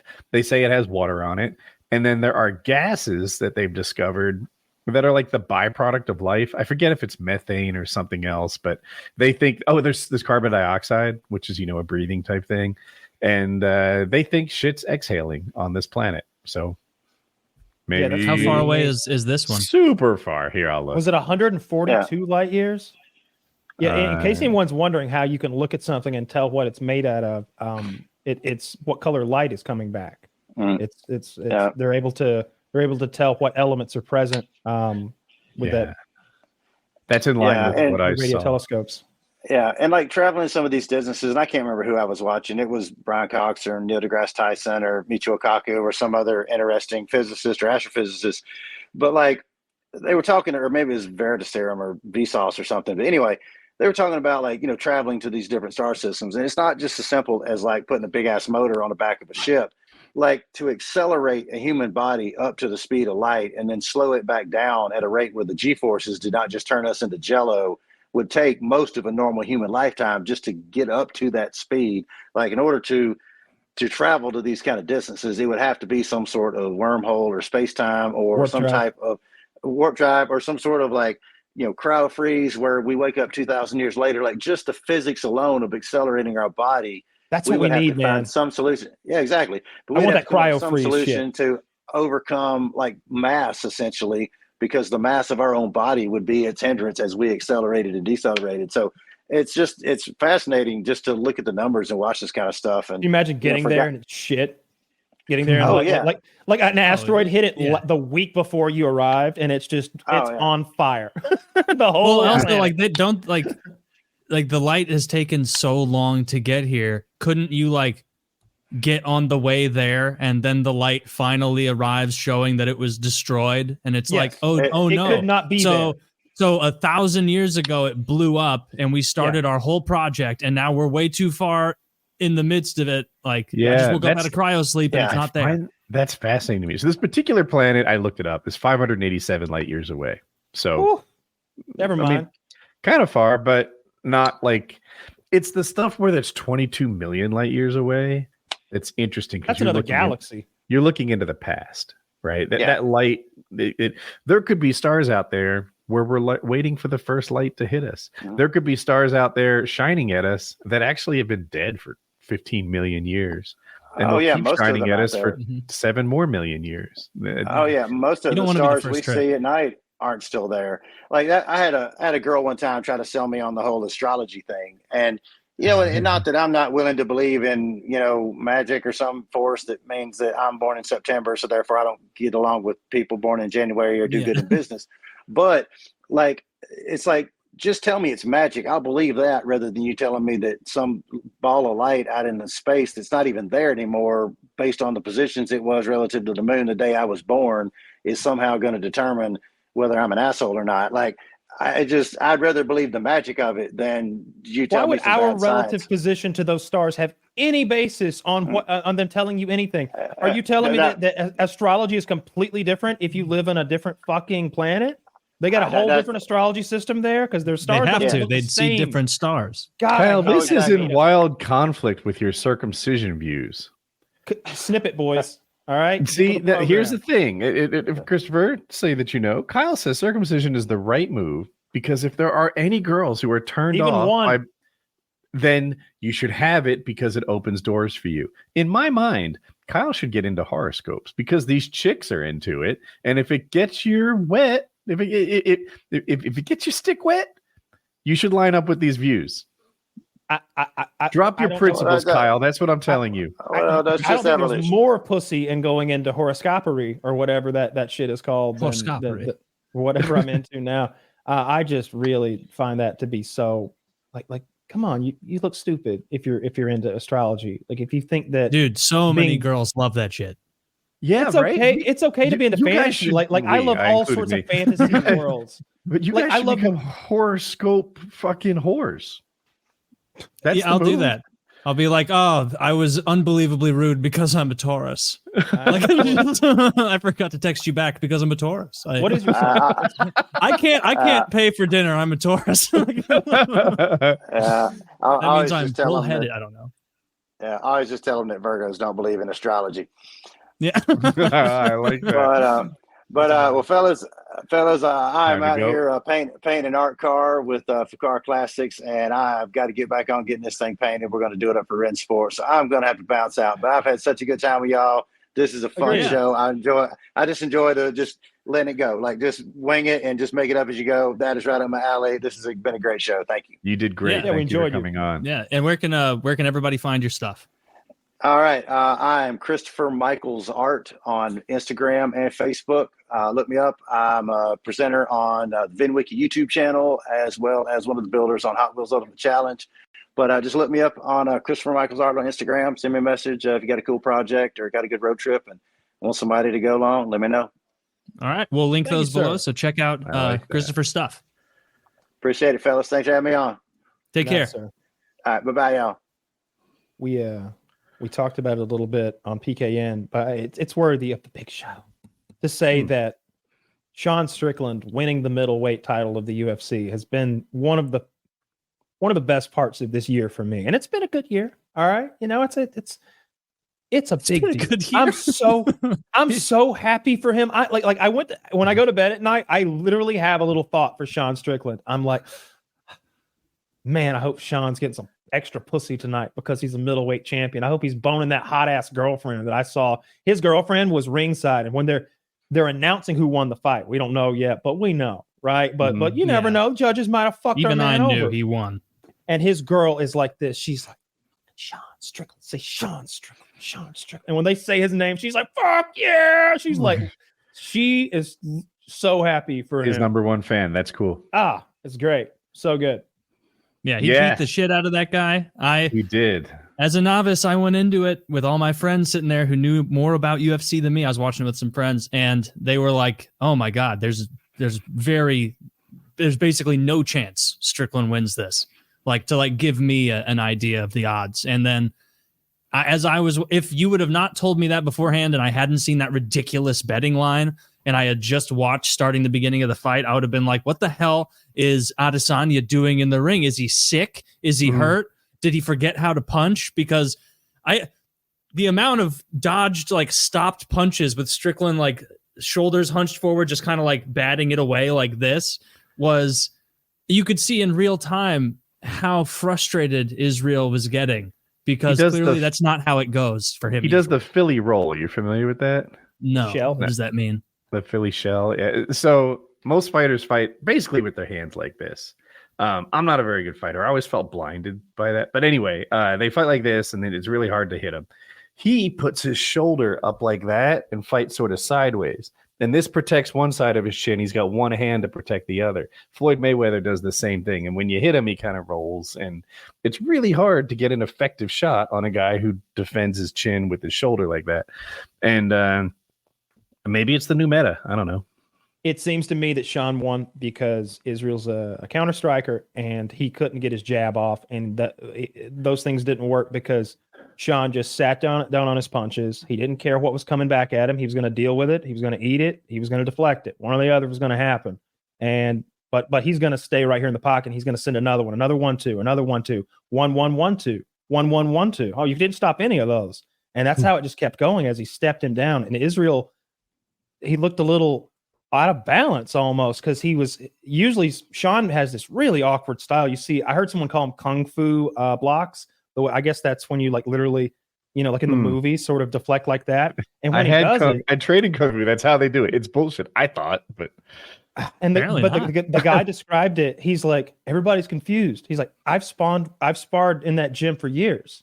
That's how everyone looks against Sean the first time. He creates so much traffic. He used that word, and that was effective. That got through to me. He creates so much traffic with his blocks and his continuous punches that it's confusing. And it's hard to get your own punches in because they're getting blocked by punches and blocks that never seem to stop. It was really fun to watch. I hate that Israel Adesanya guy. He's super cringy. I don't know if he fucks his dog or not, but that's word around town. You want to do your own research on that one. I haven't dug deep yet, but I'm not kidding. Everybody says he fucks his dog. I'm pretty sure he does. Well, if everyone Adesanya? says it. Yeah. And he said some real weird things about the dog too. I mean, mutual masturbation, is that sex or not? No, I think he's boning What is he doing with his dog? Fill me in. It. He's having sexual relations with a canine animal. I'm not making a joke. I'm 100% serious. I'm like 80% sure that he fucks that dog. I'm 100% serious. I'm 80% sure. I'm not just 30% sure he's making up these numbers. I'm HIV positive that guy has been doing stuff to that fucking dog. All right. I saw him on like, maybe it was Sway in the morning or whatever. They were like, what about, not having sex before a fight? He's like, bullshit.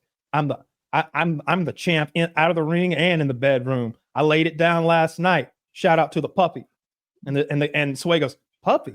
What the fuck? And then the clip ends. I'm like, what happened next? But I've seen again, I haven't dug deep. Just head kicks the girl he's fucking. In bed. I think he's having sex with his dog. I probably, but maybe not. Never know. I really just I love the commercial he did where he's like, my skin may be black, but my heart is Chinese.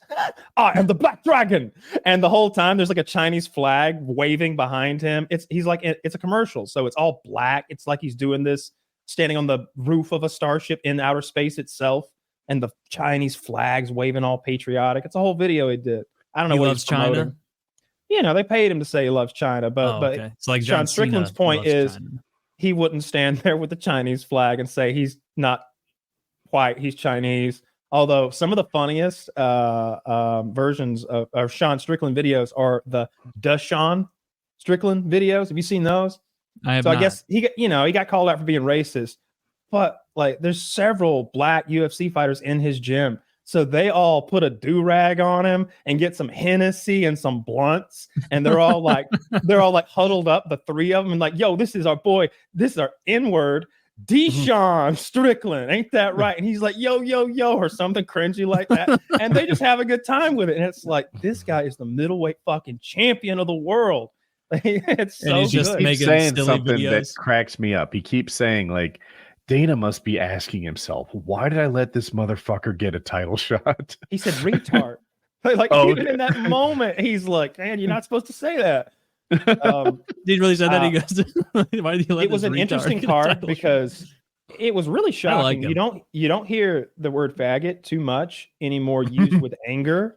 But twice in the fights, fighters who had either won or lost, didn't really matter which, yelled faggot into the microphone. One of them was accusing another guy's like team of being, he's like, you guys are all faggots. Yeah, and then another guy was yelling at the crowd. The crowd was booing him, even though he'd given his all and fought a good fight. He's like, you gonna boo me? Fuck you, faggots. Come down here in the ring and say something. Fuck all of you. And then DC was like, give me the microphone. All right. No more of that. And then they were like, Sean Strickland heard those F-bombs from the backstage. He got inspired, and we got mythical Sean Strickland. Like, that's what happened. He came out a different him when he heard. He soaks up slurs. My body is a machine that turns slurs into knockouts. Superman is powered by our yellow sun. Sean Strickland is powered by white power. Okay, just full on racism that charges him up. Seemingly any slur. Yeah, I suppose so. Multifaceted. It's fair. Anyway, racist, sexist, who knows what else? I was so thrilled for him, and it just seemed like a good guy. I remember we were talking about it like a few weeks ago. I was like, Sean Strickland could be next. And we're like, nah, probably not though, right? Because it's this and that and the other. And it just He only won 2 out of his last 4 fights going into this title fight. I don't think that's accurate, Woody. I think he won I think he was like 10-2, and one of the losses was to Pereira. And that looked real good. But in any case, it's like, who else was going to fight, right? Izzy had cleaned out the division, and he'd beaten some of them twice. Dude, it was Duplessis is the answer, but Duplessis. No, I'm right. He had won his last 2, and he had lost the 2 before that.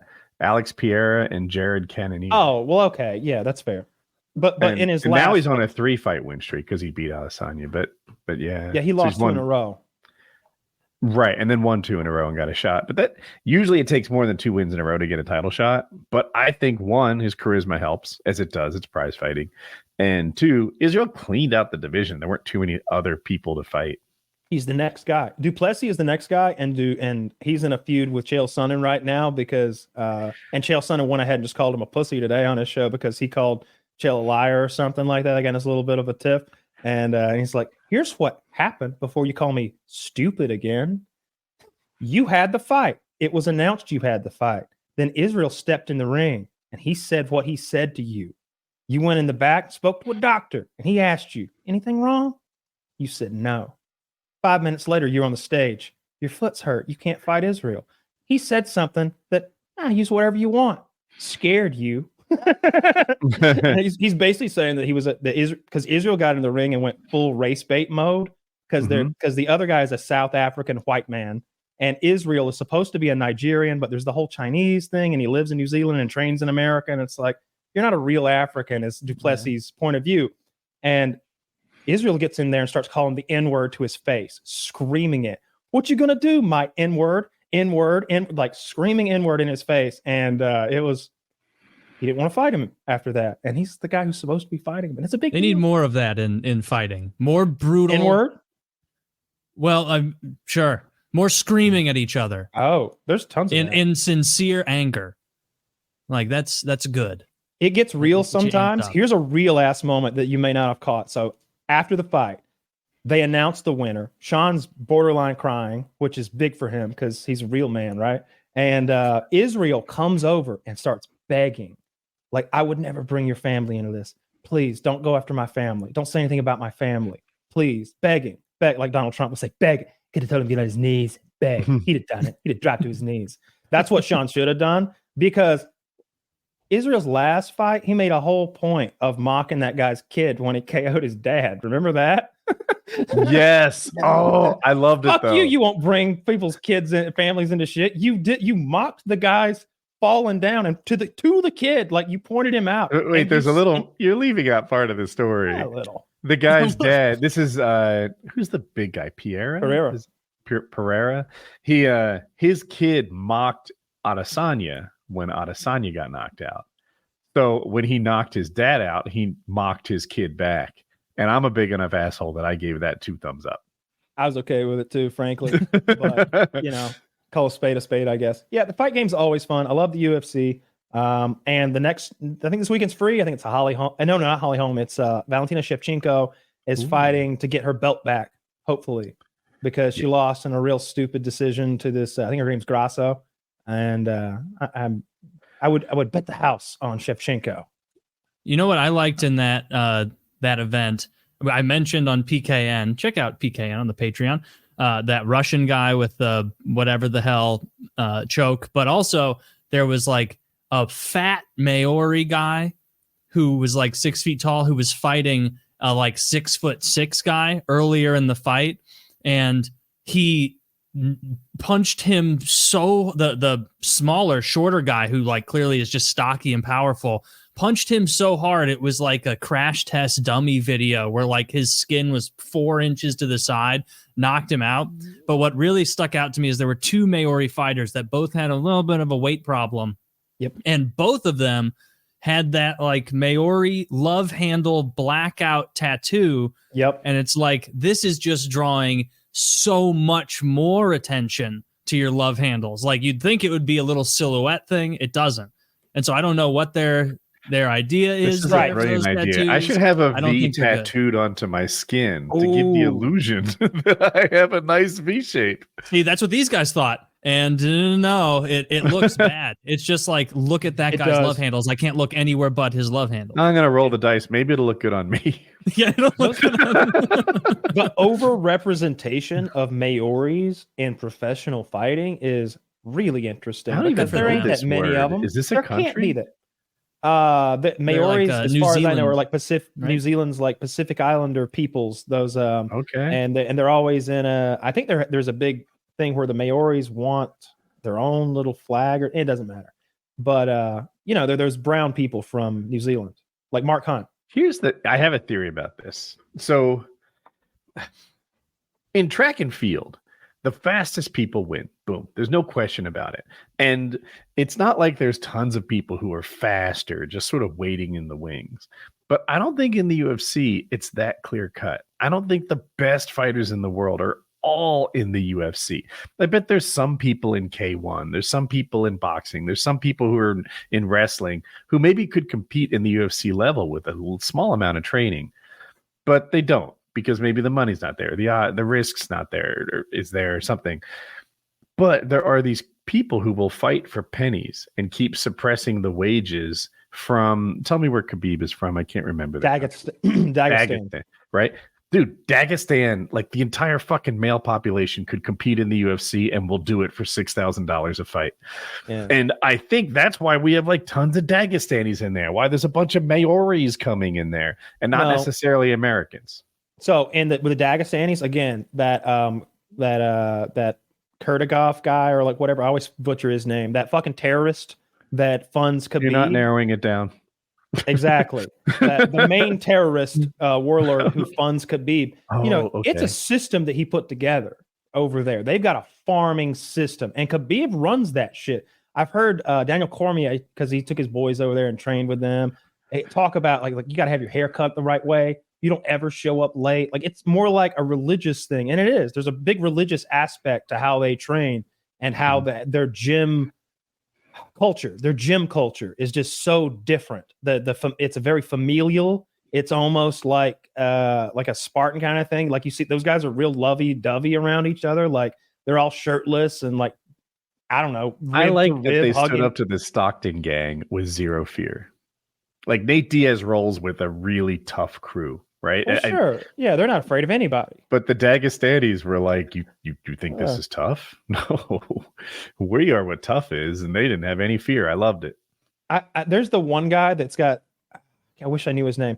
He's clearly missing one of his fucking eyes, but nobody's calling him on it. He fights, like it's like whited out like a James Bond villain. He's really? And I don't know if he's specifically scary. from Dagestan, but he's got the same look as they all do with the beard and everything. The Amish beard, yeah. And I was on Reddit. They were like, "Why has no one called out the fact he's clearly fighting with one eye?" And he looks like a James Bond villain. It's terrifying. Yeah, those they guys allow you to fight with one eye. He's not fighting in the UFC yet, I don't think.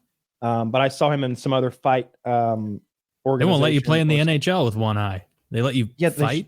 Yeah, of course not. They shouldn't. Michael Michael Bisping is famous for fighting with. Did you find him? That's the scary moment. Yeah, he is in the UFC. Or maybe he's holding somebody's belt, obviously, because he's not. Yeah, we would know him if he was champ. But if you could, this doesn't really show just how opaque and useless that eye definitely is. Yeah, there's no way that eye left on screen, his right eye, is working. That guy is a top tier kind of guy, apparently. Like, I don't know. All the clips I've seen of him is just him mauling people, and you never know what you're looking at, right? He could be. Oh my goodness. Oh my god! It looks like the bad eye is the good one, right?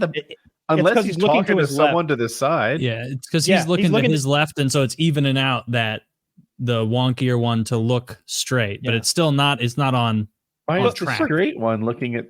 Okay, so he's probably not looking at the camera. Because it's like if the bad one's always like listing over to his right, and then he looks to the left, I bet it pulls it over a bit, right? Because it's still like it's still being acted on by your eye muscles or some shit, probably. I don't know how it works. That guy looks scary as hell. I also saw, and we will get off UFC after this, I promise. But it was an interview with Pharoah. Does it really look like this? Zach, can you pull up this picture?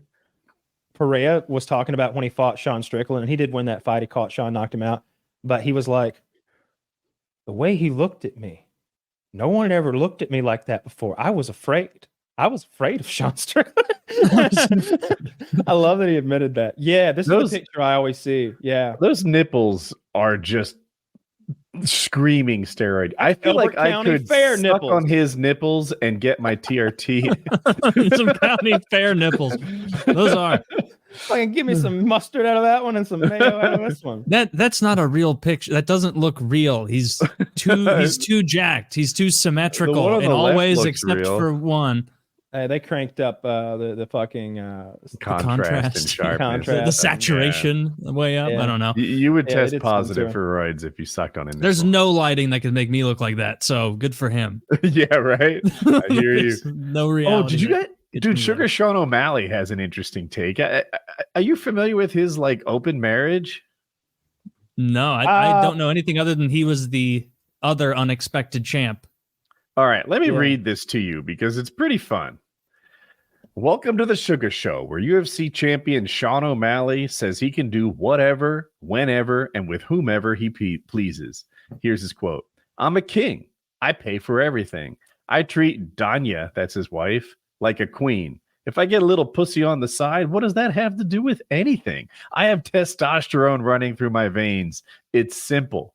If I wasn't paying for everything, if I wasn't, successful in any sort of way, and I was an average Joe, I probably wouldn't. It wouldn't be fair. But I'm fucking King Kong, baby. This is a 150-pound white dude. This guy oozes confidence. Andrew Tate explains it well. It's status. I got status, so I can. Ooh, bad reference. Yeah, right. And is he still popping out there? Here, he's out. I'm a crazy motherfucker. I put myself on a leash and I have to live a very disciplined lifestyle. I could for sure go out, do some bumps and go off the rails, even if I didn't have discipline. Oh, dude, I'd be crazy. I'd be Conor McGregor for sure. I'd be hitting the booger sugar on my yacht, blow all my money, but I live a disciplined life. And if I want to get a little bit of pussy sometimes, what the fuck? It makes me a better man. And that's the end of his quotes. That's hilarious. Like on the left, he looks so little like a champion UFC fighter. So like he looks like he just got the first gig for his not very successful band. Right. Like, he's an aspiring DJ. Yeah. He hits so hard. He hits and he is so fast. It's very fun to watch. I saw a clip the other day and it was a mountain climber in the gym with two huge bodybuilders. And he was using their weight to do this exercise where you're like, it's a thing that there's a support on your chest. It was grabbing two handles. Just supported T-bar row. Okay. And exactly. And he was doing the same weight and like reps as them with his little ass, like Sean. As Juju Mufu. 150, he's 160 pounds, I think. Something like that. Crazy strength. You could see the muscles in his back, not only flexing and going through great full range of motion, but turning red. You could see the blood flowing to those muscles because they turned red in this big patch that is his like back musculature. It was cool to see him do that way. His insertions. His lats go to like his love handles, like they're all the way down. Yeah, there's not a lot of fat on that physique. He's every pound you weigh is another. You got to haul up that goddamn mountain.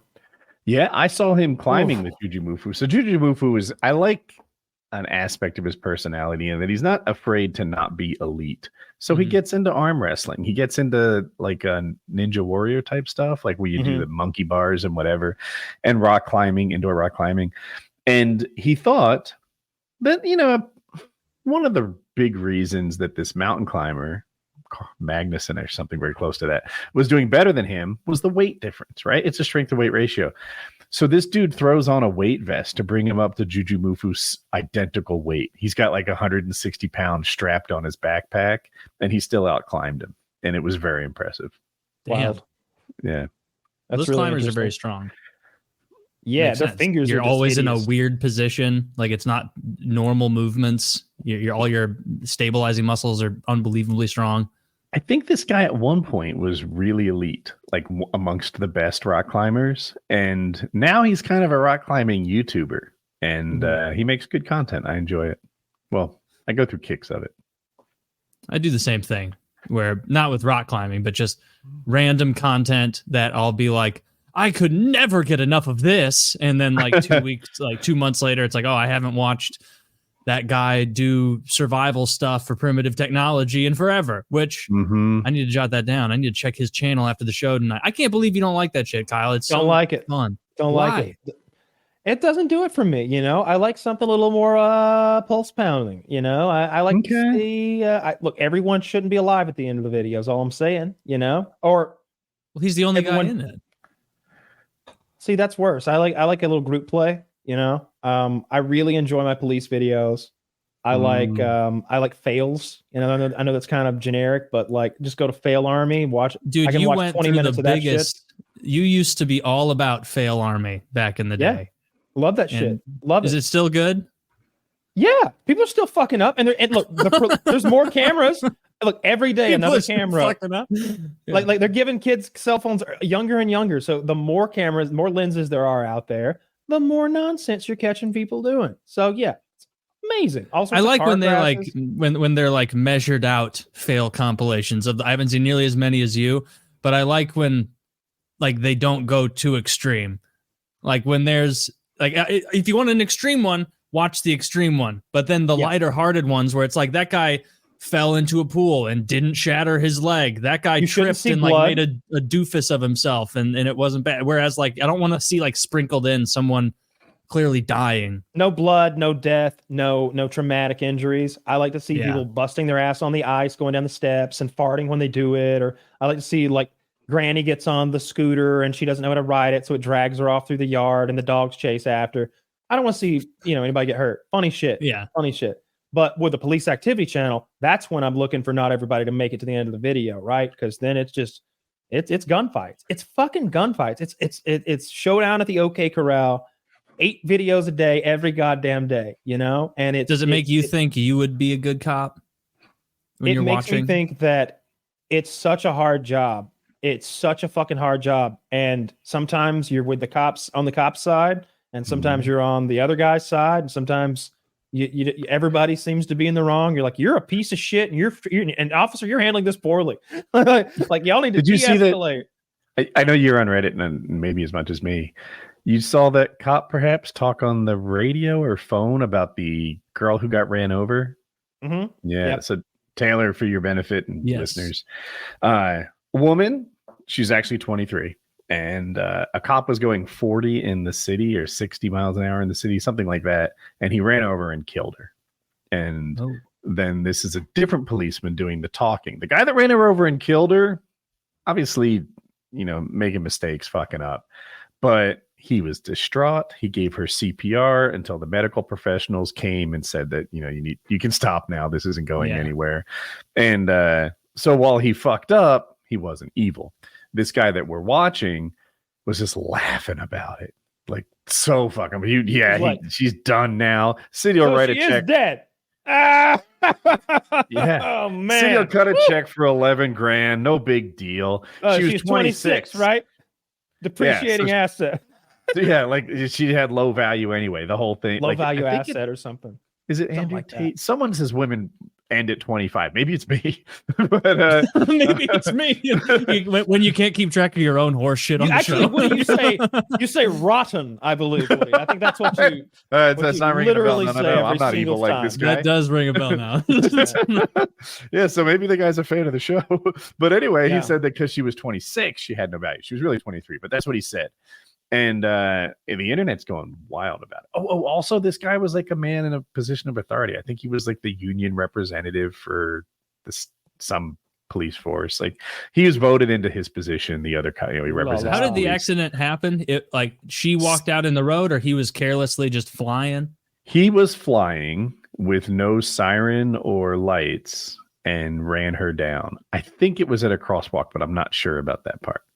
Yeah. Okay. But this guy was basically like being informed about it, and his body cam's on, and he's having a big laugh about the whole thing. And so, that's not a good response to that. Not a good look at all. Yeah. So it's a genuine. The thing about it is, and we're guilty of this all the time. Like sometimes it's just you're trying to be silly, or trying to be zany or funny, or just be awful on purpose because that's funny in its own way. Yeah, it is funny. And you'll say, but this guy, he was just having a private conversation with his buddy. Like he didn't know that anybody was listening. He wasn't trying to make us laugh. which is my Right. excuse for most of the awful things I say. I just want you to laugh. I really do. I was just trying I've to be never a said goofy anything goober. awful. I can't relate. I mean, you know how it is. But Jesus fucking Christ, that guy seems to be genuinely an evil guy in private, which is what I like to feel like. I'm a real good guy in private. Like this guy's private him is a piece of shit. Like he's the kind Seemingly, of guy yeah. who laughs about innocent women dying for no reason, which is So an is he awful getting thing. in trouble outside? Like, is he going to get in trouble outside of the internet roasting him? Or is it going to be like, yeah, you're an insensitive shithead, but you weren't driving, and so we're going to give it to the other cop? Well, Either I mean, he way, they wasn't should even in the probably same car fucking or get rid anything. of the psycho who behaves that way. Like, if you behave that way as a cop, you got to go. You can't let that person hang out. No, Or they shouldn't. No, fuck no. I don't know how you're gonna fire him. I don't know how that video got released as well. I think that's very pertinent. If you're the cop, if that's your standpoint, and you're the union who represents the cop, you're the lawyer who represents the union. How did this video of my client having a private conversation get onto the internet? I want to start there. You're not. I'm taking his curious job. about that. I don't You're feel like taking it's his a job. private video. He's at You'll work pay doing- him to not work that job way more than he already was. He'd love for you to Yeah, take that job. might be I a don't good mean, value. you know what I mean? Yeah, I Yeah. don't know that I want him to be a cop. It might be worth I know it. I wouldn't want him to be a cop. Yeah. That's Yeah. You shouldn't. You can't be behaving that way.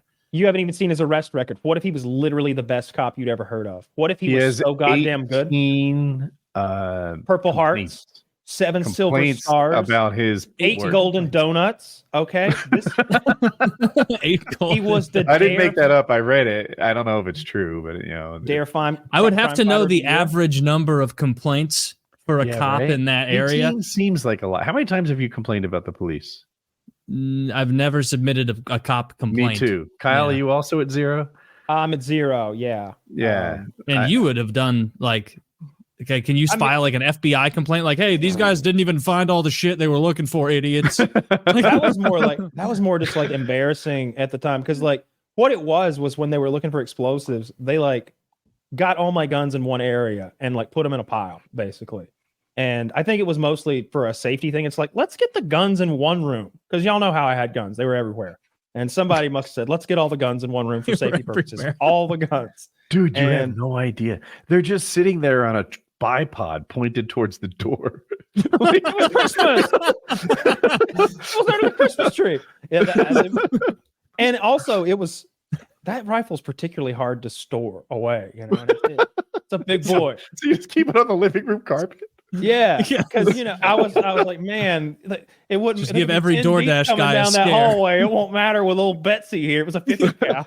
There's a 50 cal. You It just literally had it was on On a bipod pointed at Yeah. the door. Yeah. Yeah, like down my lawn. But in reality, it was under the Christmas tree for I think some like social media pictures, and it just stayed there because it just stayed there. Why move it? Why move it? Why not leave it right there? That's good storage. Anyway, they went to put everything in one room. And I asked when I got there because I was out here in Atlanta at the time. I was hours away. And I was like, so all the guns are here? And I'm looking around. I'm like, some guns are missing. Now I'm worried that they've like, someone stole a gun? Like, did one of y'all steal one of my goddamn guns? Because you're saying this is all my guns and it's not. But they were just still littered about the house, like between 2 pairs of jeans in one case. Just in drawers, in my underwear drawer, all over the place. But they didn't take any guns that day. They were just kind of haphazardly clearing rooms, I guess, looking for explosives. They took all my tannerite. I never got that tannerite back. That sucks. They were never going to give it back, right? Probably not. Can you have tannerite? I mean, I don't know what I'd do with it. I need to. Why would I want it? Could you shoot a flaming arrow at it? No, it didn't work like that. Yeah. What if you shot it very hard? Like a crossbow. Actually, that's actually interesting. I've never put any real thought into that, I suppose.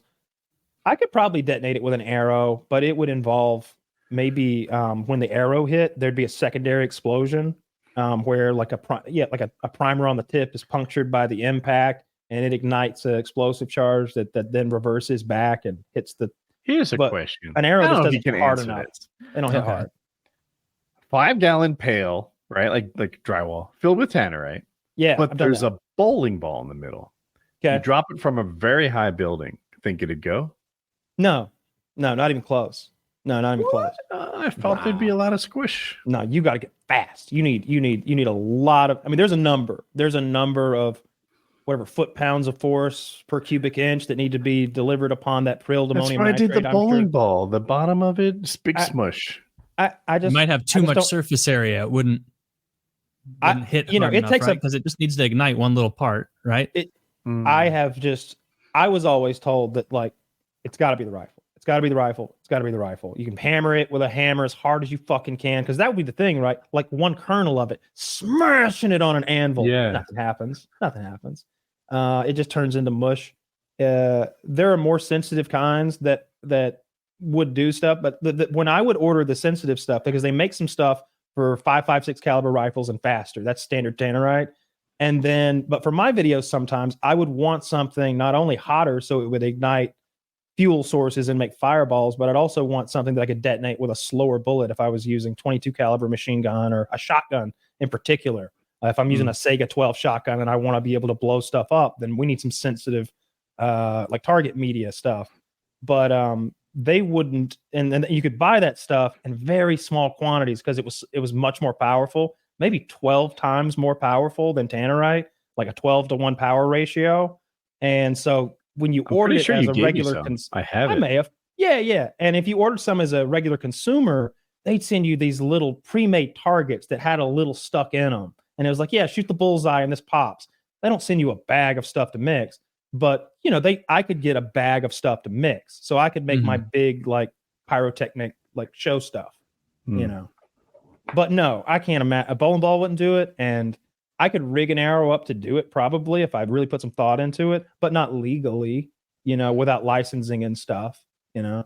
I mean, I've done that before. I did a video where I blew up a dummy shooting it with a bow and arrow, a crossbow, and there was all sorts of jerry rigging and camera trickery. Not camera trickery, just, you know, explosives wired. You made it look like it was the arrowhead, but it was Hollywood actually man. something else that happened when the it was actually Dad touching two wires together. I was like, you hit the wires when it hits the target, and he's back, and it's just like, thunk. Isn't it on that topic? So your father would do that well. I bet if you're like me, there's a lot of people in your life who you're like, I just don't know that they're competent enough that I would trust them to touch wires when an arrow goes. I have, just real quick, I'm going to get a fish tank soon, next month. And when you carry a fish tank, it's heavy and you want to not torque it. It's a glass box held together with silicone. Yeah. So if you start twisting it and ruining it, then you might damage it. It might not break for 18 months, but then it leaks all over your house. And I'm like, who in my life is competent enough to carry something heavy and not like fuck it up, drop it, fingers wear out? Not many. I don't know what I'm going to do. I don't have a plan. How heavy is it? 250 pounds. Maybe more. I got your answer if you want it. Yeah, there's a website called Thumbtack, I think, and you can hire like a handyman who you could probably find a reef keeping specialist there who'd like talk to you about pH while you carried it. Oh, pish posh. Kyle is more than happy to drive up and help you with this. But I've used Thumbtack to hire like I had so many things to hang on the walls. It's like, I don't want to do this. Or if I've got an elliptical that needs to put together or something like that, I'll just get somebody off Thumbtack to do 2 hours of labor. And you'll see there'll be 30 guys and women, gals. And it's like, these people can do the job you want done. Here's their experience. Here are the reviews. Some of them, it's like, I've done 3,000 TV installs. It's like, this is the guy. Yeah, right. That's the guy. The guy does it in his sleep. Right, and videos of them, and on the side. I don't know how many TV installs you've done, Kyle, but I bet it's like 4. Right? What, your 5th effort ever is going to be better than this guy's 3,000? Yeah, not a chance. Definitely not. It was a fucking nightmare to get that TV up on the wall. Zoop, zoop, zoop. I drilled that motherfucker so many times looking for that stud. I'm not embarrassed to say it. I drilled a fucking. It looked like I was looking for buried gold in that wall. or honestly, it looked like you ever cut something in half with a drill? You just keep drilling next to each other, and then you're able to use a saw.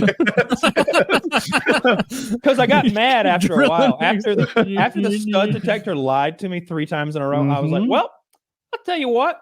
process of elimination. Zip, zip, zip, zip, zip. And I'm moving an inch every time. And I meanwhile, the lights are flickering in your house. Like there's water pipes spraying. Yes. That's exactly the example I was going to bring up. Before you told that story, I was like, I bet this guy has figured out which stud finder works. If he's done 3,000 TV installs. Yeah.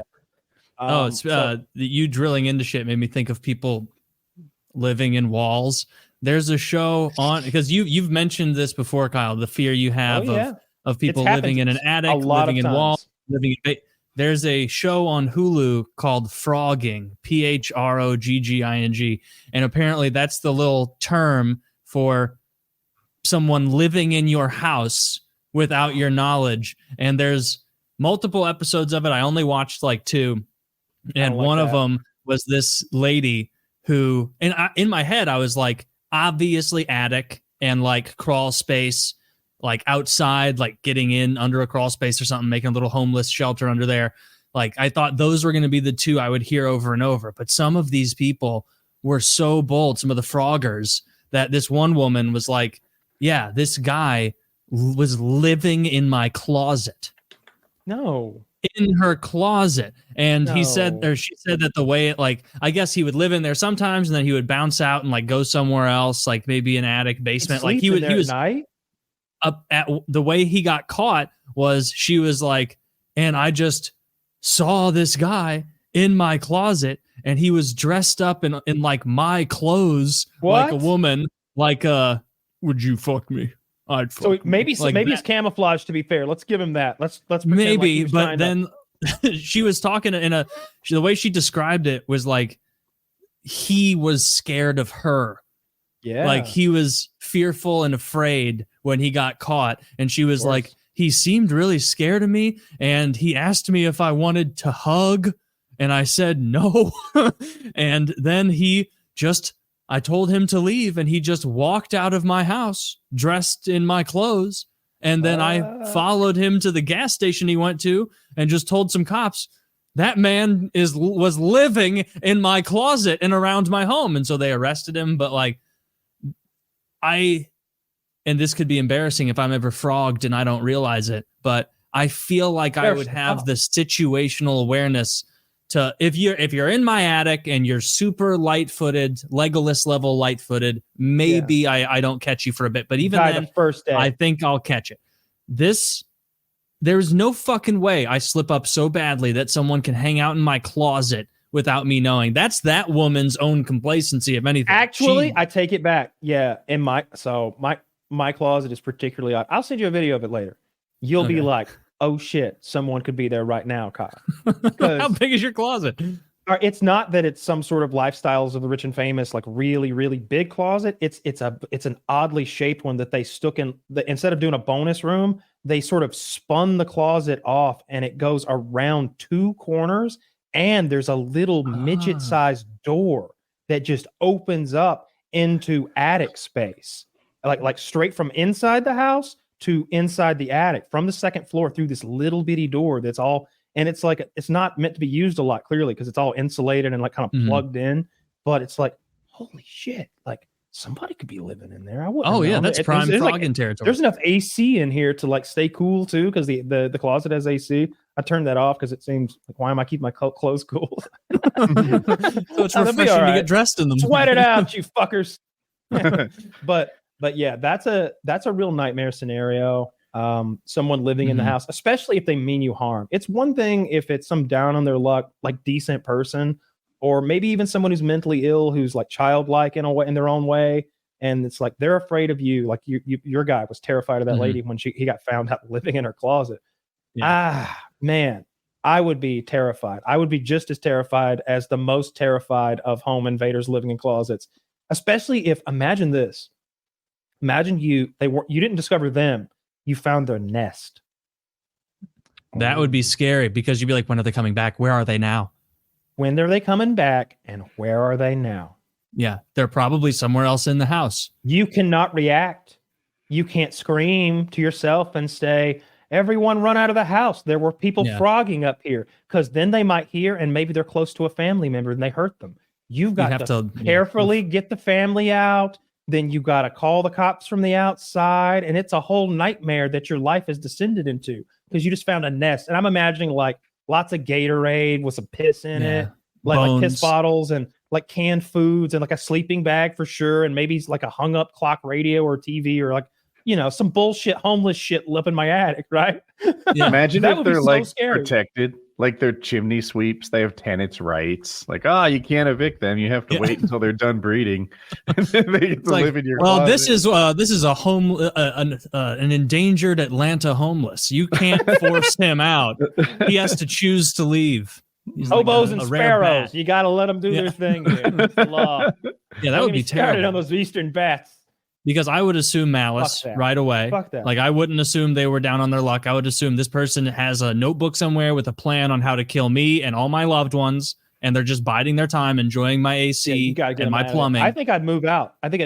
Because like now there's a guy. Now they have a grudge against me, and they know where I live, and like they're not going for life. They're going to be out in a year at worst case scenario, right? You got to run. Yeah, this is a scary movie.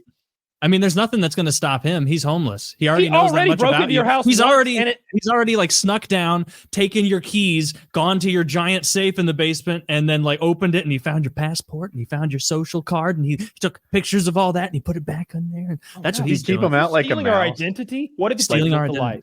You find the door they came in and stuff it with steel wool so they can't come back. Well, I put out a bunch of sticky traps. He's covered in glue. You'll die eventually. It's close. You home alone this bullshit. You can't come back. I caught an intruder in the glue trap this morning. What'd you do? I didn't have the heart to put him down. I just left him up there. Well, that's a scary thought. I saw a whole like Mojo top 10. Fuck it. There's a trillion of those. Anything you want to see about, and I think it was about like top 10 scariest real life times when someone had lived in somebody's fucking house without them knowing it, and it was just I go up in the attic every now and then, just make sure. But the real thing in the South. It's so hot up there, dude. It gets impossibly hot up there. I'm guessing, but 150 wouldn't surprise me a bit. All day. That would kill you for sure. Yeah, you just die up there. I hope that chipmunk from weeks ago that I saw escape into my garage, I hope it actually left. Because otherwise, there's just a dead chipmunk. You didn't crack the garage door for him a little? I left it all the way open for hours after I chased him out there. So hopefully he actually left. Otherwise, he's dead because that was in the hottest of the year. I had a bat. So my attic has these, I guess it's like a dormer or something. And there are these slats, kind of like a mini blind. But behind it is screen. And the bat sort of made a little nest outside the house because it was outside the screen, but inside the slats, and that was his spot. So I wasn't sure how to handle it, but what I did is I hit him so he flew away, and then I sprayed his nest with like hornet and wasp spray to make it unappealing. I hate that. And that seemed to work. Yeah. Okay. You think it's like I used to be so fucking dumb that I was like, oh, wasp poison special made for wasps, and it's like, no, it's just poison. Like you spray someone with wasp spray, they're I think that it's mostly just some sort of petroleum based, like think paint thinner or gasoline, somewhere in the middle, right on the petroleum distillate chart. I think it's just pressurized that. Because did you see that clip of those people who like put gas jars on wasps' nest or hornets' nest? Did you see the one of that retard who like didn't measure it out correctly, and so like he put it on there, but there was an overhang, and so there was a gap where the wasps could just go like zzz, and straight out of it, and so then he just got attacked by a bunch of wasps. Wasps, remember your face. I can't possibly pronounce these words. Wasp killer sprays contain insecticides that are toxic to wasps and hornets. The active ingredient in these sprays are pyrethroids and pythins. These ingredients are synthetic versions of pythins. The point is this: they're toxic to wasps and hornets, but not as toxic to humans. I didn't see that coming. Is that a size thing though? You say where it's that, like but less I saw toxic to us because we're so big. I saw a dude get sprayed with hornet spray on YouTube one time, and he took it very poorly. Taylor, glad you came to me for my opinion on the synthetic versions of pyrothins derived from chrysanthemums. Chrysanthemums. Yeah. Well, that is it. Oh, well, that's a word I don't read very often. You're I had to backwards engineer that one. Well, I didn't know that they had poison. It's spelled CHRY, xanthanoms. Okay, so, all right. Yeah, I've seen them do that with the gasoline. We would honestly always just throw a little cup of gasoline on them. I know that seems counterintuitive, like you might set a building on fire. Makes sense, but that's what we do. We just douse them with a little bit of gasoline. Usually did the trick. Yeah, most things hate being covered in gas. They hate it, and if they don't hate it enough, well, step 2 is setting them on fire. Yeah. Oh, you don't like that first thing? You're gonna hate this new thing. This is just the worst. There's no animals that are immune to fire. No terrestrial animals. I don't think so. I think we all have fire. I'm glad you went terrestrial because I had shark on the tip of my tongue. I had to hedge real quick on that and be like, no, you can't say fish. I mean, it's not like he's immune to fire. He just happens to be in the water. I agree. You get him up here. I'll see how he likes these cigarettes. Fucking there's anything. Yeah, I don't like it now, do you, bitch? You're just burning a catfish. No, it's a shark. No reason. I wouldn't torture a catfish. No, you'd eat it, or maybe you wouldn't. I know you're not the biggest catfish guy. I think is incredibly bougie. Oh, okay. I thought I actually had catfish like last week or something like that. There was like a fish house near me, and I was like, yeah, I haven't had catfish forever. I got hush puppies and catfish. Put some fucking lemon juice on that shit. Love it. This isn't news, or I guess it is news. It's just something I saw today. You know how tall people never live that old, like super tall? Right. Kareem Abdul-Jabbar, 7 feet tall. He's 72 years old. 72. Have you ever seen a 7-foot person in their 70s ever? I think he might be the only man on earth 7 feet tall in his 70s. So whatever his regimen is, whatever Kareem Abdul-Jabbar is doing, it's being rich. It could be how being rich he is. Rich as fuck. Yeah, I would imagine he got a bunch of sponsor deals and stuff, right? What if what if I named a baseball player from the 70s? Would you be like, yeah, he's totally rich 50 years later? What's his net worth, Zach? Kareem Abdul-Jabbar. Right? I don't know. I don't know. You're posing right. the idea it's possible he's not. Yeah. No, yeah. But there's no other 7 feet tall people in their 70s, like on Earth. There's not one. You sure you checked on this, or is just no? I didn't follow up. Oh, it says 25 million. So you're right. 25 million. Yeah, that's not like Magic Johnson money. This is like that South Park episode where they're trying to figure out what the cure for AIDS is, and it's being really fucking rich, Kyle. Really fucking rich. But there's tons of super tall basketball players who were rich, who check out at 51 because they're like tall as shit, and they're I don't know the physics of why tall people don't last as long. God calls them home. I was Bao Zishan is don't fucking fact check me, Zach. He's not 70 though. He's 3 more years. Bao Zishan, 7'9". Good gosh, at 7'9", 67's impressive.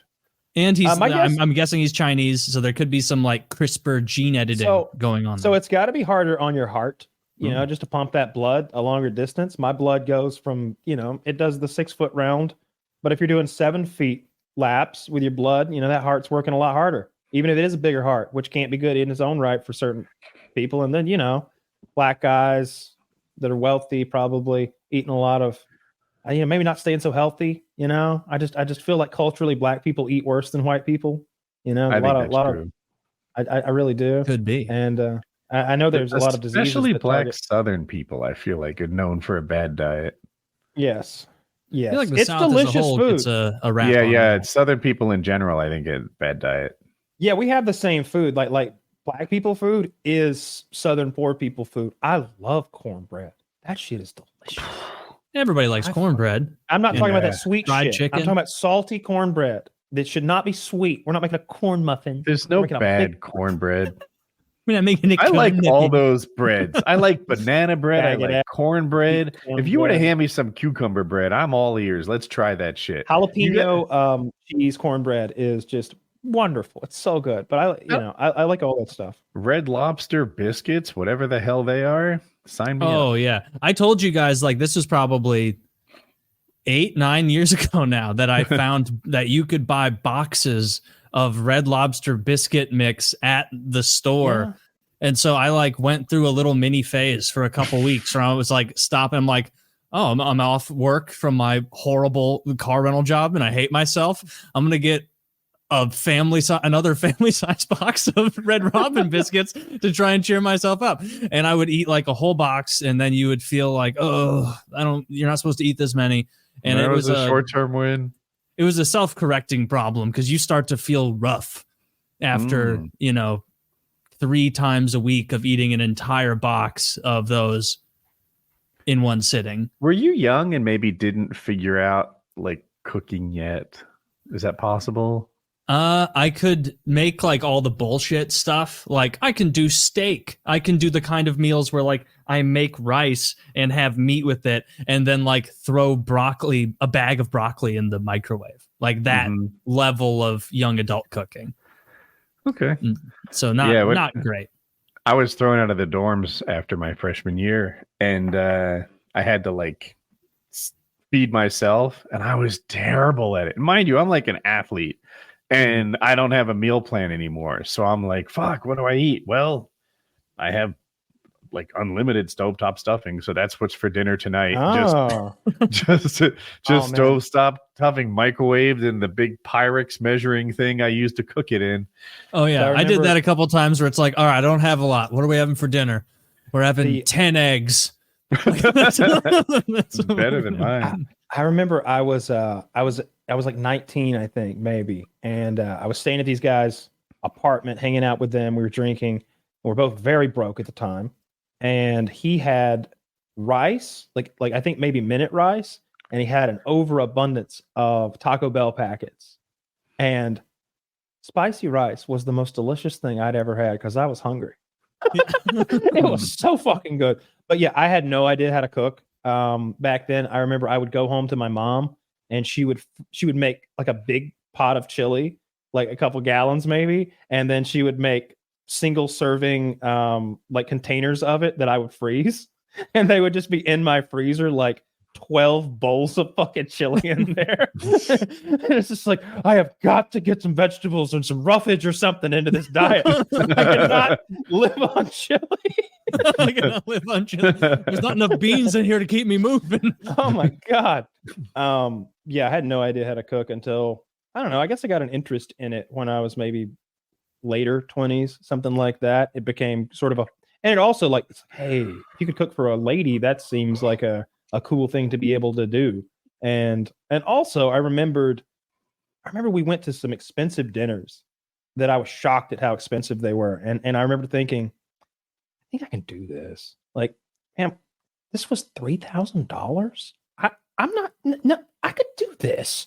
And like, I just really got into it after a while. What meal? Is this a group meal? $3,000? Yeah. Even 8 people, $3,000's a lot. It's a big Yes, meal. it is. Yes. I mean, bottle service is the other thing that never just. Oh. It's like $800 a fucking bottle. Wait a minute. Let me take that back. The last time I got bottle service, it was $800. It's probably $3,000 a bottle now or something. Here's stupid, my. right? So I'm not in this culture. What do you get for bottle service? And the answer, See, the answer is not a bottle of alcohol because the bottle of alcohol is cheap. So a table is already implied because that's where they're bringing it. So we're already at a table, which is an exclusive thing anyway. But they're bringing usually at least 1, maybe 2 different full bottles of alcohol to the table, and then mixers too. And so we're making a fucking party station over here in a place where you got to go get in that noisy line. And like you go over there for a drink and you'll be back in 15 minutes or something. You have a hard time hooking back up with the group. And what did you pay? And I spilt my fucking $32 scotch. No, but I got a bottle over here in the corner.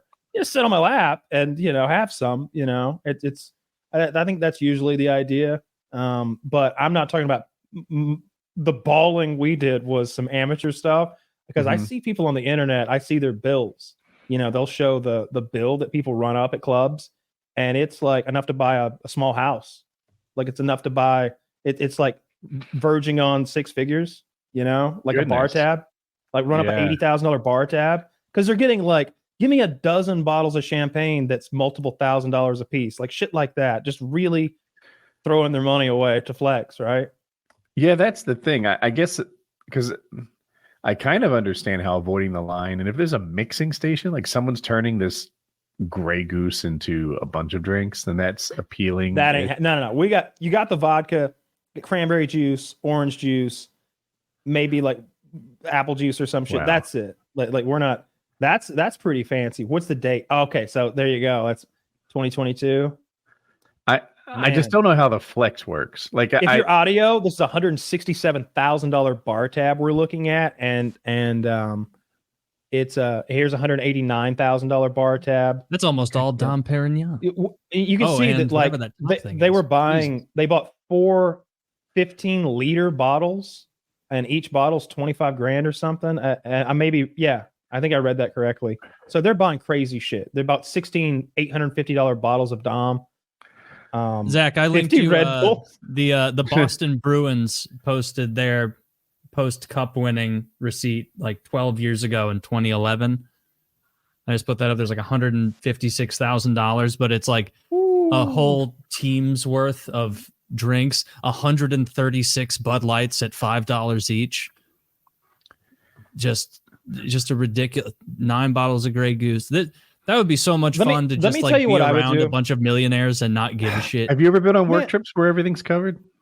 Yeah. But like when I've gone on work trips, like I've always had the idea of like, all right, dinner's obviously covered. If I want a beer, I'll have like 1, maybe 2. Like I don't want to like feel. Oh no, I've been on like what?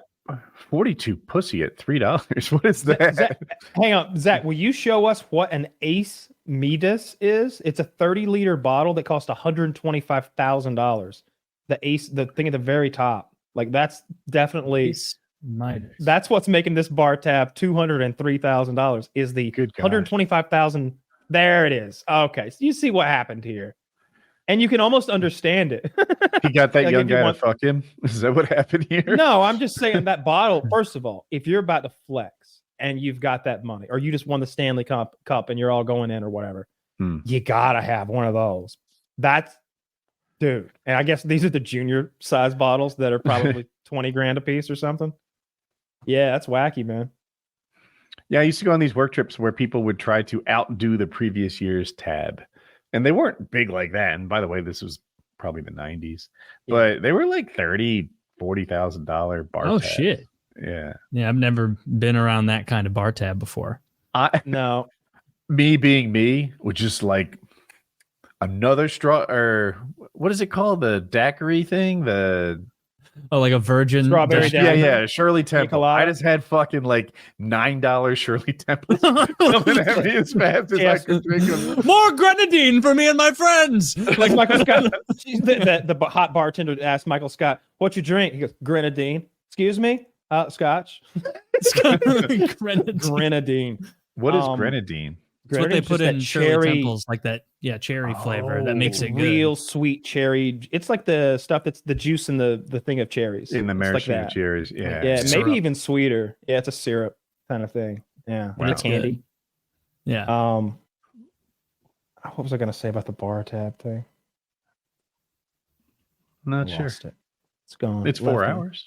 In one. Oh, is it? I really enjoyed our guest tonight. That guy was pretty cool. I did too. I thought he had done his links out below. I think my female cowboy hat was right there with his parallel. Yeah, get your female cowboy hat. I'll get my serial killer glasses. We're gonna be looking good, bro. Those are some sick shades. I can't wait to. Did you get the ones that like the Invisalign? Not Invisalign. That's your fucking teeth. The ones that change shade for inside outside. Can you? I hate that. I just wanted clear.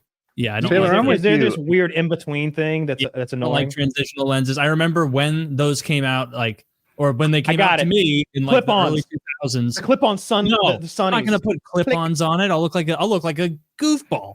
You're gonna look like an undercover cop. Maybe.